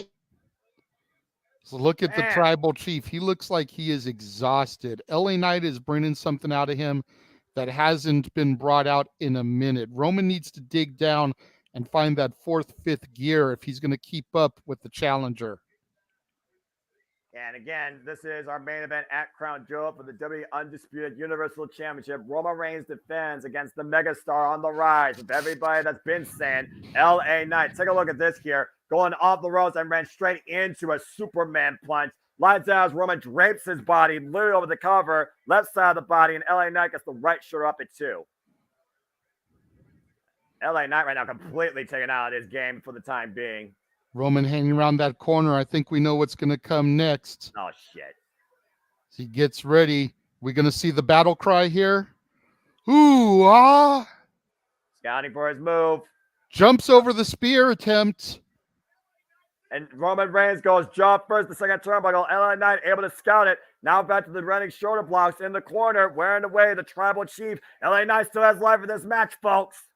Well, remember what LA Knight said. He doesn't fire a warning shot. He shoots his shot. Roman taunting with that war cry was a warning shot that LA Knight was able to evade. And LA Knight dragging Roman Reigns up the center rope, dragging himself up. Might be looking to send Roman Reigns for the light, hooking him up. And Roman Reigns trying to fight back, though. Body shots to LA Knight. And another body shot, preventing the attempted superplex. Oh! Big headbutt by Roman.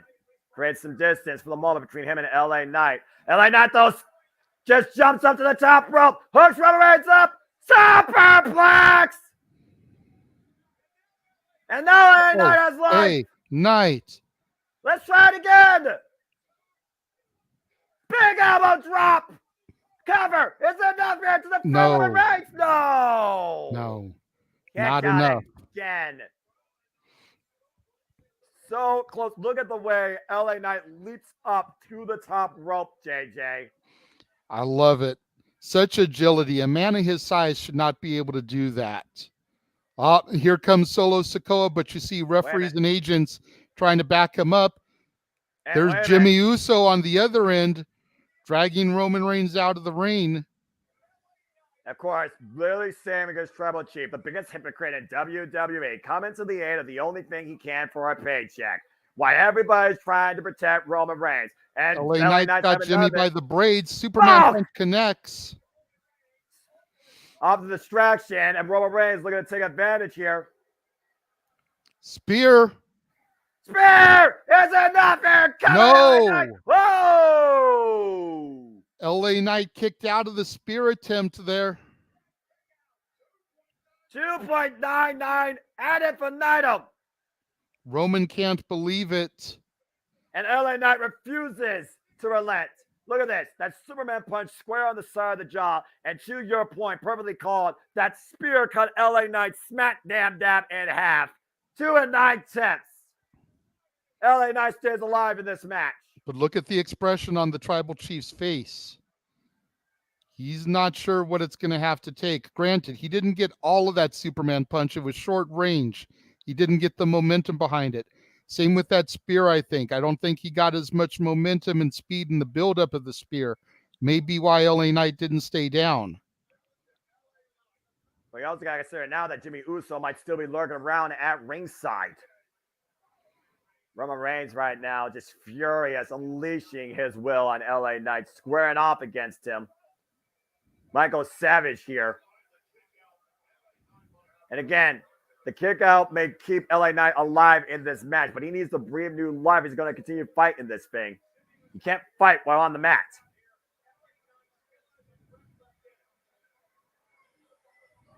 LA Knight, though, again, as long as there is oxygen in his lungs, he will not stop fighting. And Roman Reigns knows it and can't stand it. He's already been rattled mentally prior to this match. I mean, who can you recall interrupts the Tribal Chief during the stupid, long, overplayed 10-minute entrance and sits at the head of the table for a contract signing? LA Knight is the only one with the gall, the cojones to do that. And now Roman Reigns hooking him in the guillotine. The entire crowd was just chanting Roman sucks, Noah. And that just raised the ire of the Tribal Chief. Now LA Knight trapped in the guillotine. Again, gotta watch that hand. That could be considered a tap if we're not careful here. It's been a long time since we've seen a render an opponent down with the guillotine. Desperately right now, LA Knight trying to fight back into this. Trying to not tap. Trying to stay alive in this match. Roman's got to be careful, though, that sleeper doesn't enter into choke territory. And LA Knight is fading fast here, but still trying to breathe life in this match. LA Knight fighting back. He's got a little bit of momentum coming back into him. Trying to make a pass. Roman can't believe it, shaking his head no. Again, one last gas, one last great effort, one last chance, one last shot. The body shots again, breaking the hold of Roman Reigns. And Roman Reigns immediately goes back to the guillotine, though. LA Knight drags Roman Reigns to the corner and finally relinquishes the hold. But Roman Reigns again refuses to relent. For the third time now, LA Knight finds himself trapped in the guillotine. And was that the last gasp? LA Knight sending Roman up and over, hung across the top rope first. LA Knight. Blood force trauma. Blood force trauma. Blood force trauma. Blood force trauma. Cover. Tails in the field. Fucking son of a bitch. Jimmy Uso, God damn it. The only fan that's saying Roman Reigns here. God. LA Knight's eyes locked on Jimmy Uso. LA Knight was literally a split second away from defeating Roman Reigns. And this fucking hypocrite. LA Knight has to be careful here. He doesn't want to get counted out focusing on Jimmy Uso. He doesn't want to get too distracted. Well, you gotta neutralize this asshole, or he's gonna keep getting involved here. And now I understand that, but if you focus too much on the outside parties, you take your eyes off the prize. I understand that. And LA Knight right now, he's aware that he's in a battle. This just turned into a handicap match of sorts. And again, sent face first into the ring post. Roman Reigns was. LA Knight right now is taking control of this counter, taking control of the bloodline, looking for the super kick. Jimmy Uso is denied. Meanwhile, Jimmy Uso lifts up, planted for the announce table. Good. Uso's been taken out. But spear through the barricade. Reigns spears Knight through the barricade. That's the first time tonight. JD and I were actually in perfect sync of that call. Good grief. And LA Knight sent back inside the ring. Now Roman Reigns looking to take advantage here. LA Knight literally a split second away from making history. And we might be one spear away from another tragedy. And God, another spear connects the cover till it's fucking over. God, busted damn it.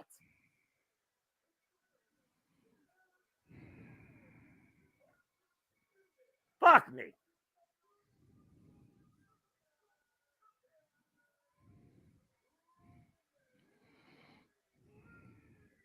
Roman Reigns survives to see another day as the undisputed WWE Universal Champion with a major assist from the Bloodline. Roman Reigns once again finds a way to win and escape, with everybody being denied LA Knight.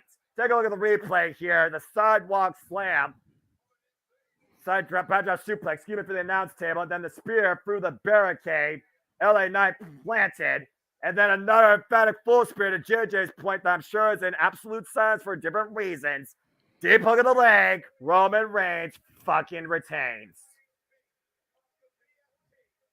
How beat up was Roman Reigns off the BFT to still connect with not one spear, but two spears following? He literally saw his title run flash before his eyes in that split second. Bottom line, LA Knight got fucking screwed. And the reign of the Tribal Chief will continue for who knows how fucking long into Survivor Series and beyond. Roman Reigns continues to tear down the entire locker room, the entire foundation, the entire roster, then and now in WWE. Roman Reigns still your undisputed WWE Universal Champion. And LA Knight suffers a bitter defeat. LA Knight tonight proved that he belongs in the main event scene. But at the end of the day, the result remains the same. Roman Reigns, still your tribal chief, still WWE Universal Champion. Still the one. Thank you, everybody, for tuning in to another WWE Live Watch event here at the JMN Brothers Media.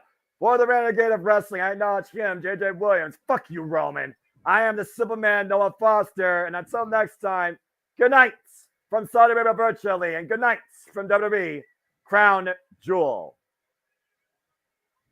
Damn it!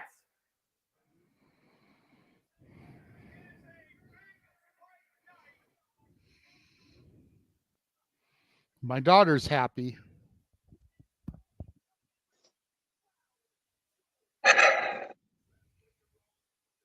By the way, totally off topic. Totally occurs to me how much I look like McMahon in 2008 with his damn hat on. Anyway, or 2007, excuse me. Anyway, especially with the bald head that we all know lies underneath. Again, you predict one way, your gut tells you another, but man, it's still gut hurting to not have him win the title.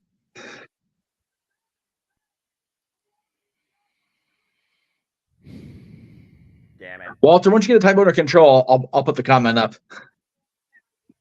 He's botched it twice now. Botch. Oh. Again, it's not a surprise, so I'm not like disappointed on a professional level, I guess. It just sucks for Sean. Like, I really want him to be the world champion in WWE, like really bad. So he's just a bummer.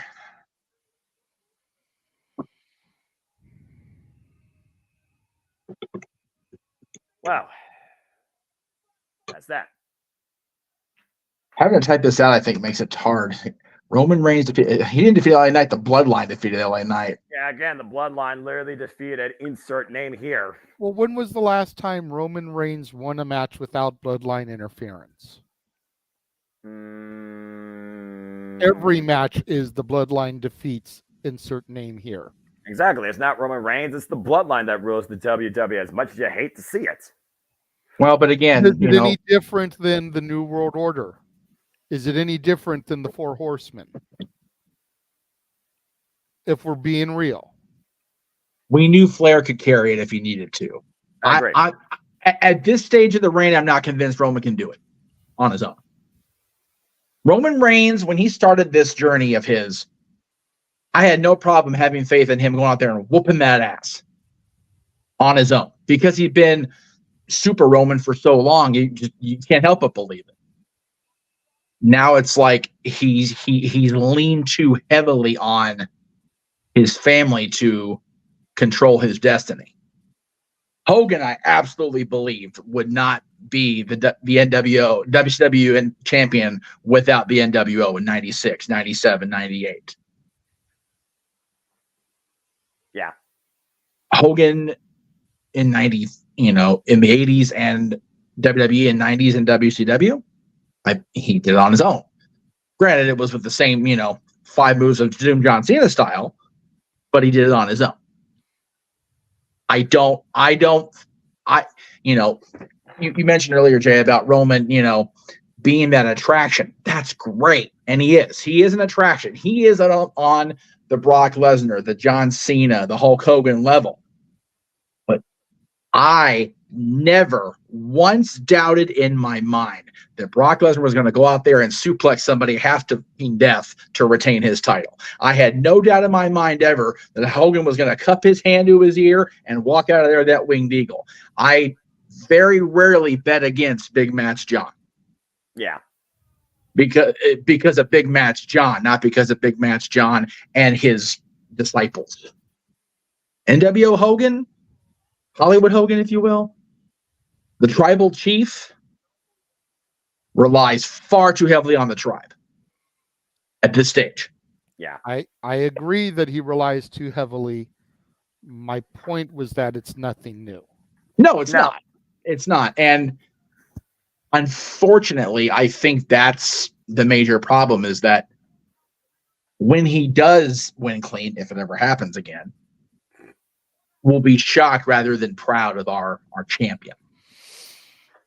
Or as Roman, Seth Rollins going out there with a broken back in terms of the character, in terms of the context of the story, and is breaking his back time and time again. And yes, I will forever stand over there and stand by my niece and raise the finger up. But it's starting to get a little Undertaker crook break in there, because it's not Roman Reigns doing it. I got a different finger in mine, but I'm too tired to put it up right now. Well, let's address Emmanuel's super chat again. Thank you very much for the super chat, Emmanuel. Yes, let me bring it back up here. There you go. I fear WWE is going to get backlash if Cody wins now. Having Rock lifting Reigns getting booed, I fear that type of backlash. Yeah. I think at this point, people just want to see the belt move. They don't care who it is. Like I really think it's gotten to that point. And that's my problem. At the end of the day. Because everybody they've built up has crumbled. Yeah. Yeah. It's going to take something major. And this is where I kind of hope that WWE does win the bidding war of 2024 for a guy like MJF, for a guy like Will Ospreay. Yeah. Will Ospreay would go in there and just fucking embarrass Roman Reigns. Fuck yeah, he would. And then take the belt, because Roman ain't ready for Ospreay. May as well change his name to Asuka. So I'm gonna probably piss off a lot of people, and that's fine. Haven't done that this year or anything. The views and opinions about to be spoken are those of Jeff Meacham and Jeff Meacham alone, and do not reflect the entirety of the Multiverse of Media. Go ahead, Meacham. There you go. Nice disclaimer. I don't think bringing in Max or Ospreay to feed to Roman's a good idea right now. Roman has to lose the title before either one of those guys come in, because those guys almost have to be brought in as championship main event contenders. Yeah. If you bring either of those guys in against Roman, you're wasting time. Because as awesome as Will Ospreay is, I'm not even going to try to dispute that at all. The guy is, I swear he's part alien. And, being part British helps with the drinking part of it when he's not in the ring. Just saying. But you digress. I was on the cruise. I saw what I saw. There. MJF coming in off the 2024 bidding war, if you want to call it that, with Roman as champion, does nothing for MJF. Roman has to have not a chink in the armor. Roman has to lose the armor around his waist before either of those guys come in. It's just to the point where that person's going to be going on timeout because they're spamming. Cool.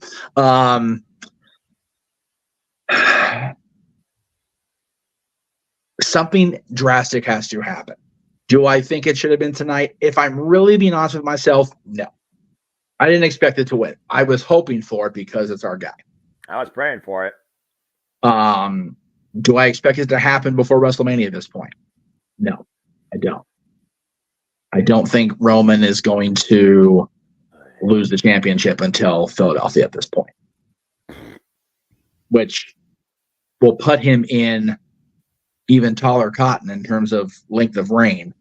But if Cody, here my other problem with, and we can talk more about this tonight if we want to, My problem with WrestleMania 40 being the way Cody finishes the story is, if that's going to be the case, why not do it here? Why not pull that trigger here in LA with all that momentum, with all that story, to make us wait one more year? I get WrestleMania 40. It's the milestone. It's in Philadelphia. I get all that. But I can tell you from my own experience, going into that stadium, I expected to walk out celebrating all my people winning championships, Sami, Kevin, and Cody. As awesome as WrestleMania was this year, both nights, I'm not going to shit on night 2, despite what some people will. If they pull the trigger on Cody in Philadelphia instead of here, I'm going to be personally pissed off about it. And I will do a James-style rant if it happens. For the sake of your blood pressure, Jeff, I hope it doesn't happen then, because I care about you. Yeah. For the sake of ratings, I hope it does happen, because that'll be must-see TV. Well, yeah, that's true. And I mean, hell, people want to see me rant, and I'm supposed to be the simple, composed man that's barely on social media, that keeps it simple and eloquent. But I'm getting to that point that I'm getting pretty damn close to breaking that moniker.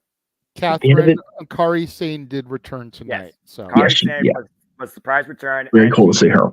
Yep, and she helped her fellow Stardom sister, Io Shirai, aka Io Sky, retain against the EST. I'm very happy to see those two together. Bailey, probably not so much. Yeah. For the record, I think people need to get off of the horse of the 30-day, 90-day defense thing, because it is what it is. Yeah, it is. You know, Hogan skirted by that every single time. And the difference was, back then, Hogan was still having title matches at the house shows. Roman's not even doing that. Hey, JJ, yeah. The more things change, the more they stay the same. Yeah, absolutely. I mean, I got off of that horse a while back. I mean, again, would it be nice to see Roman defended more frequently? Of course it would. Yeah. You know, but at the same time, especially with the medical conditions he's been dealing with, you know, with the tuberculosis and the chemotherapy and all that stuff, that's hindered his career pretty much from its outset, if we're being honest. Yeah. Especially the title reigns. So for him to be on this run, and if he needs to take a month or so every now and again, I'm not going to begrudge him that. That being said, he came back like 3 weeks ago from a 2-month hiatus, and he's taken another hiatus until Rumble. Yep. That I've got a problem with. Oh, yeah. Damn right. That I have a problem with. Damn right. He should at least, and we say this a lot, he should at least be mandatory, have to show up at SmackDown this week, where they can pre-tape shit of him in his locker room and air segments between here and the Rumble to keep him as a television presence without him being there. At the end of the day, WWE isn't a professional wrestling company. They're sports entertainment. They're in the entertainment business. They're in the television business. They're in the movie business, or at least they used to be with WWE Films. They can do 25 pre-tapes with Roman in a locker room in one day, and then he can take his hiatus and insert those in chronological order over the weeks leading up to Rumble, so he still has a presence. The problem with this comment, Ken, is who was the biggest on-screen complainant about Brock's part-time reign? I'll wait. Roman Reigns. Yep. Hypocrisy, da-da-da-da-da-da, hypocrisy, even in storyline is still bullshit. But it's not the only hypocrisy we've dealt with this year, you know. No, not at all. You know, we also got to factor in, you know, the GOAT, as Michael Cole likes to stroke the ego of, talking about, you know, you left us to go to Hollywood and you never returned. And yeah, where is Cena now? He's only here because Hollywood is on a strike, has admitted in interviews that as soon as Hollywood is off strike, he's gone. He's a ghost. You won't see him again, much like his tagline and moniker. Yes. So, exactly. Hypocrisy is hypocrisy. Yeah, that's the way you spell it out. Just happened. Let it burn, baby. Let it burn. Yeah, nothing else. Just came back. Just sparked the match tonight. Yeah, exactly. right? If nothing else, this tells me they got more planned for Io Sky than they do for Rhea Ripley now that she beat the Raw locker room. Bailey's reaction to Kyrie's return was everything. Mm-hmm. But I think for right now, Bailey's going to have to play along with it. Yep. Because Dakota Kai is still uninjured as far as we know. Mm-hmm. Again. Still. Oh, but she's been on injury for a while. It's not like she came off of injury and went back on injury. No. She's been on injury for a while. So if they're going to do a female War Games match, and if you want damage control involved, Io, Bailey, and Kyrie are more than likely going to be on the same team. And that's where you get the burn and the beat up of Kyrie to Bailey. Yep. And then once Dakota comes back, imagine this, kids. You've got 2 more contending teams for the tag team titles. Holy shit. They might actually be building a women's tag team division. Are you kidding me? The hell we said? Because you got the Kabuki Warriors version 2.0, and you've got Damage Control. And you've still got Alba and Isla. You got the champions. Hard to book. It's just apparently hard to finance. Yeah, Alba and Isla are back on television if you watch Halloween Havoc. I just said that. Yep. Yeah, I know. I'm sorry, I didn't hear the whole thing, so I was trying to follow up with it. Still having tech issues. Sorry. It's a horrible day at tech at the office here for technology. I apologize. But yeah, I mentioned earlier, we've got so much stuff coming up this week across the entirety of the multiverse and even our partners at NoDQ.com. So it's just, we've only just begun November, my friends. Yeah. And that's just this week and then next Monday and the following Saturday after that. There's a whole bunch of shit in it. Holy shit. Speaking of finances, Walter says, I would book a PLE and throughout the show you see Jimmy get his butt kicked and Solo get his butt kicked and then you lock Heyman in a room. Now that opponent ensures Roman has to do it on his own and take out the bloodline first. You know what? That's a hell of a threat. I'm here for that. Absolutely. That's not hard to book. Decent booking there, Walter. Again, not hard to book, just hard to finance for whatever reason. WWE. And you know, to the question in the room, we still, and she was brought up on commentary during the women's championship match. Where does Jade Cargill fit into all of this women's division picture? You know, I still think they're going to keep doing what they're doing with her until the Rumble. And they should.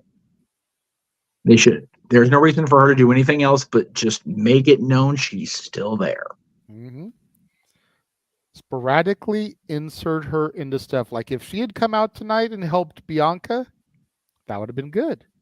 Yeah. Plant the possibilities, you know, a little bit of seeds. Maybe there's going to be some alliance between Bianca and Jade, but then not follow up on it right away. Yep. She's not on SmackDown next week where you think that she would. You just let it placate a little bit. Then maybe you see her come out and help somebody on Raw that's taking a beat down. You know, kind of planting seeds and formulating her own thing. You know, over in AEW, she had the baddies. And I'm not saying Bianca should play second fiddle to Jade, but if she's constantly inserting herself and helping people, then you don't know what's going on in Jade's mind. Yeah. And it just adds that mystique. So come Rumble when she makes her debut, if that's what they're going to go for, right? Questions will start to get answered as the match plays out. Yes. But as I said, all questions will be answered in time, or sure. For now, again, another one of those slow news weeks this week. Thankfully, because when we have the news. Let me just piggyback real quick because I've been trying to see if that super chat from Walter went to me or to you. It came to me, so thank you, Walter. Oh, cool! That $20 super chat, much appreciated. Definitely. But yeah, we've got a lot in store to talk about tonight on Open Mic Night, despite it being a slow week. You know, I teased it a little bit at the start. We're going to discuss the PWI Top 250 in the women's. We're going Ooh. to discuss what makes a wrestling star or superstar and what qualities have helped to define our favorites.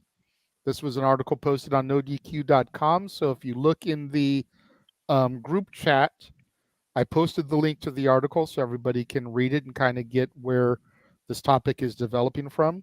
You'd see that, We yes. saw the devil once again appear on AEW TV with full gear around the corner. We're going to speculate a little bit as who the devil may be and when he or she may make her presence felt. Mm-hmm. We're also going to get in depth in the No DQ Hall of Fame nominations. We're going to discuss who all was nominated, who we think should win, and which people, actually deserve to be nominated, because me and Jeff were discussing it privately and we scratched our head on some of these. Yeah. So we're going to go into it a little bit, give that a little bit of rub going into the No DQ review tomorrow, where I know Jeff has been pitching that maybe become a topic over there. If not tomorrow, then in a week, when there's a little bit of filler in between PLE stuff. Yes. But we got a lot to discuss despite it being a slow news week this week. Should be fun and entertaining. Plus, we will always see what kind of super chats we can get to demean and embarrass Noah. We already said for a $20 super chat, Noah will do the Spinneroonie. No. On open mic night. No. That wasn't on open mic night. We said it had to be on open mic night. Okay. We did the way you first announced it. It had to be on open mic night. The way you framed it, I think you meant during the pay-per-view. We do it during open mic night, but okay. No. No, he says. Get to that carpet in a suit. You kidding me? It'll be fun to watch, though. Oh God, that's a good point. Everybody in that Saudi ad that they did for that big showcase lost today. Damn. Is what it is, kids. Oh. Hey. No, Walter, we always appreciate the money coming in, whatever time of day it comes in. So thank you, brother. Appreciate it. And Emmanuel, thank you for the $2 super chat. Greatly. Yes. Thank you, Emmanuel. Much appreciated. We're gonna go ahead and get off the air here because it's almost 2 p.m. our time. We're gonna take a good enough break in between. Yes. Huh? Take a little bit of a break. Yes. Yeah. Allow Noah to get himself a little bit of a siesta. See. Before he reconvenes in about 3 hours to watch AEW Collision. Hey, W!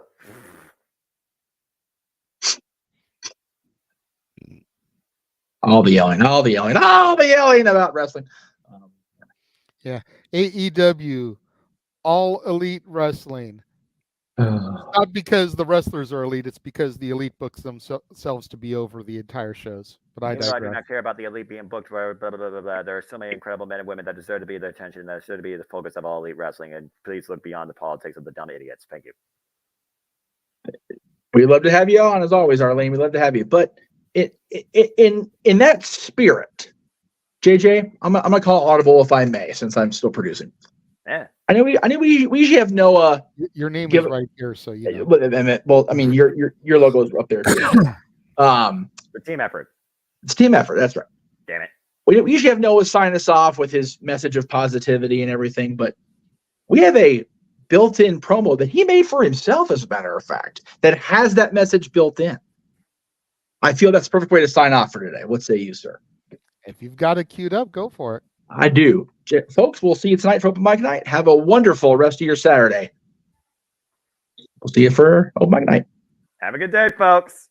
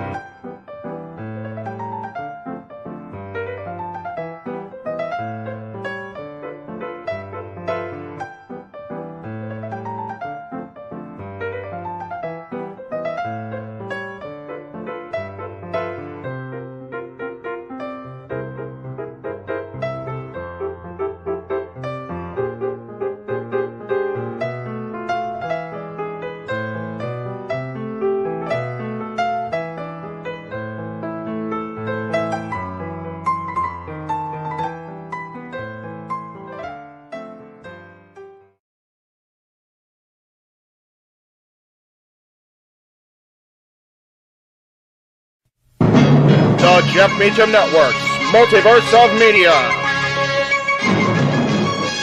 For over 15 years, the recognized symbol of excellence and the standard bearer in coverage of sports and entertainment.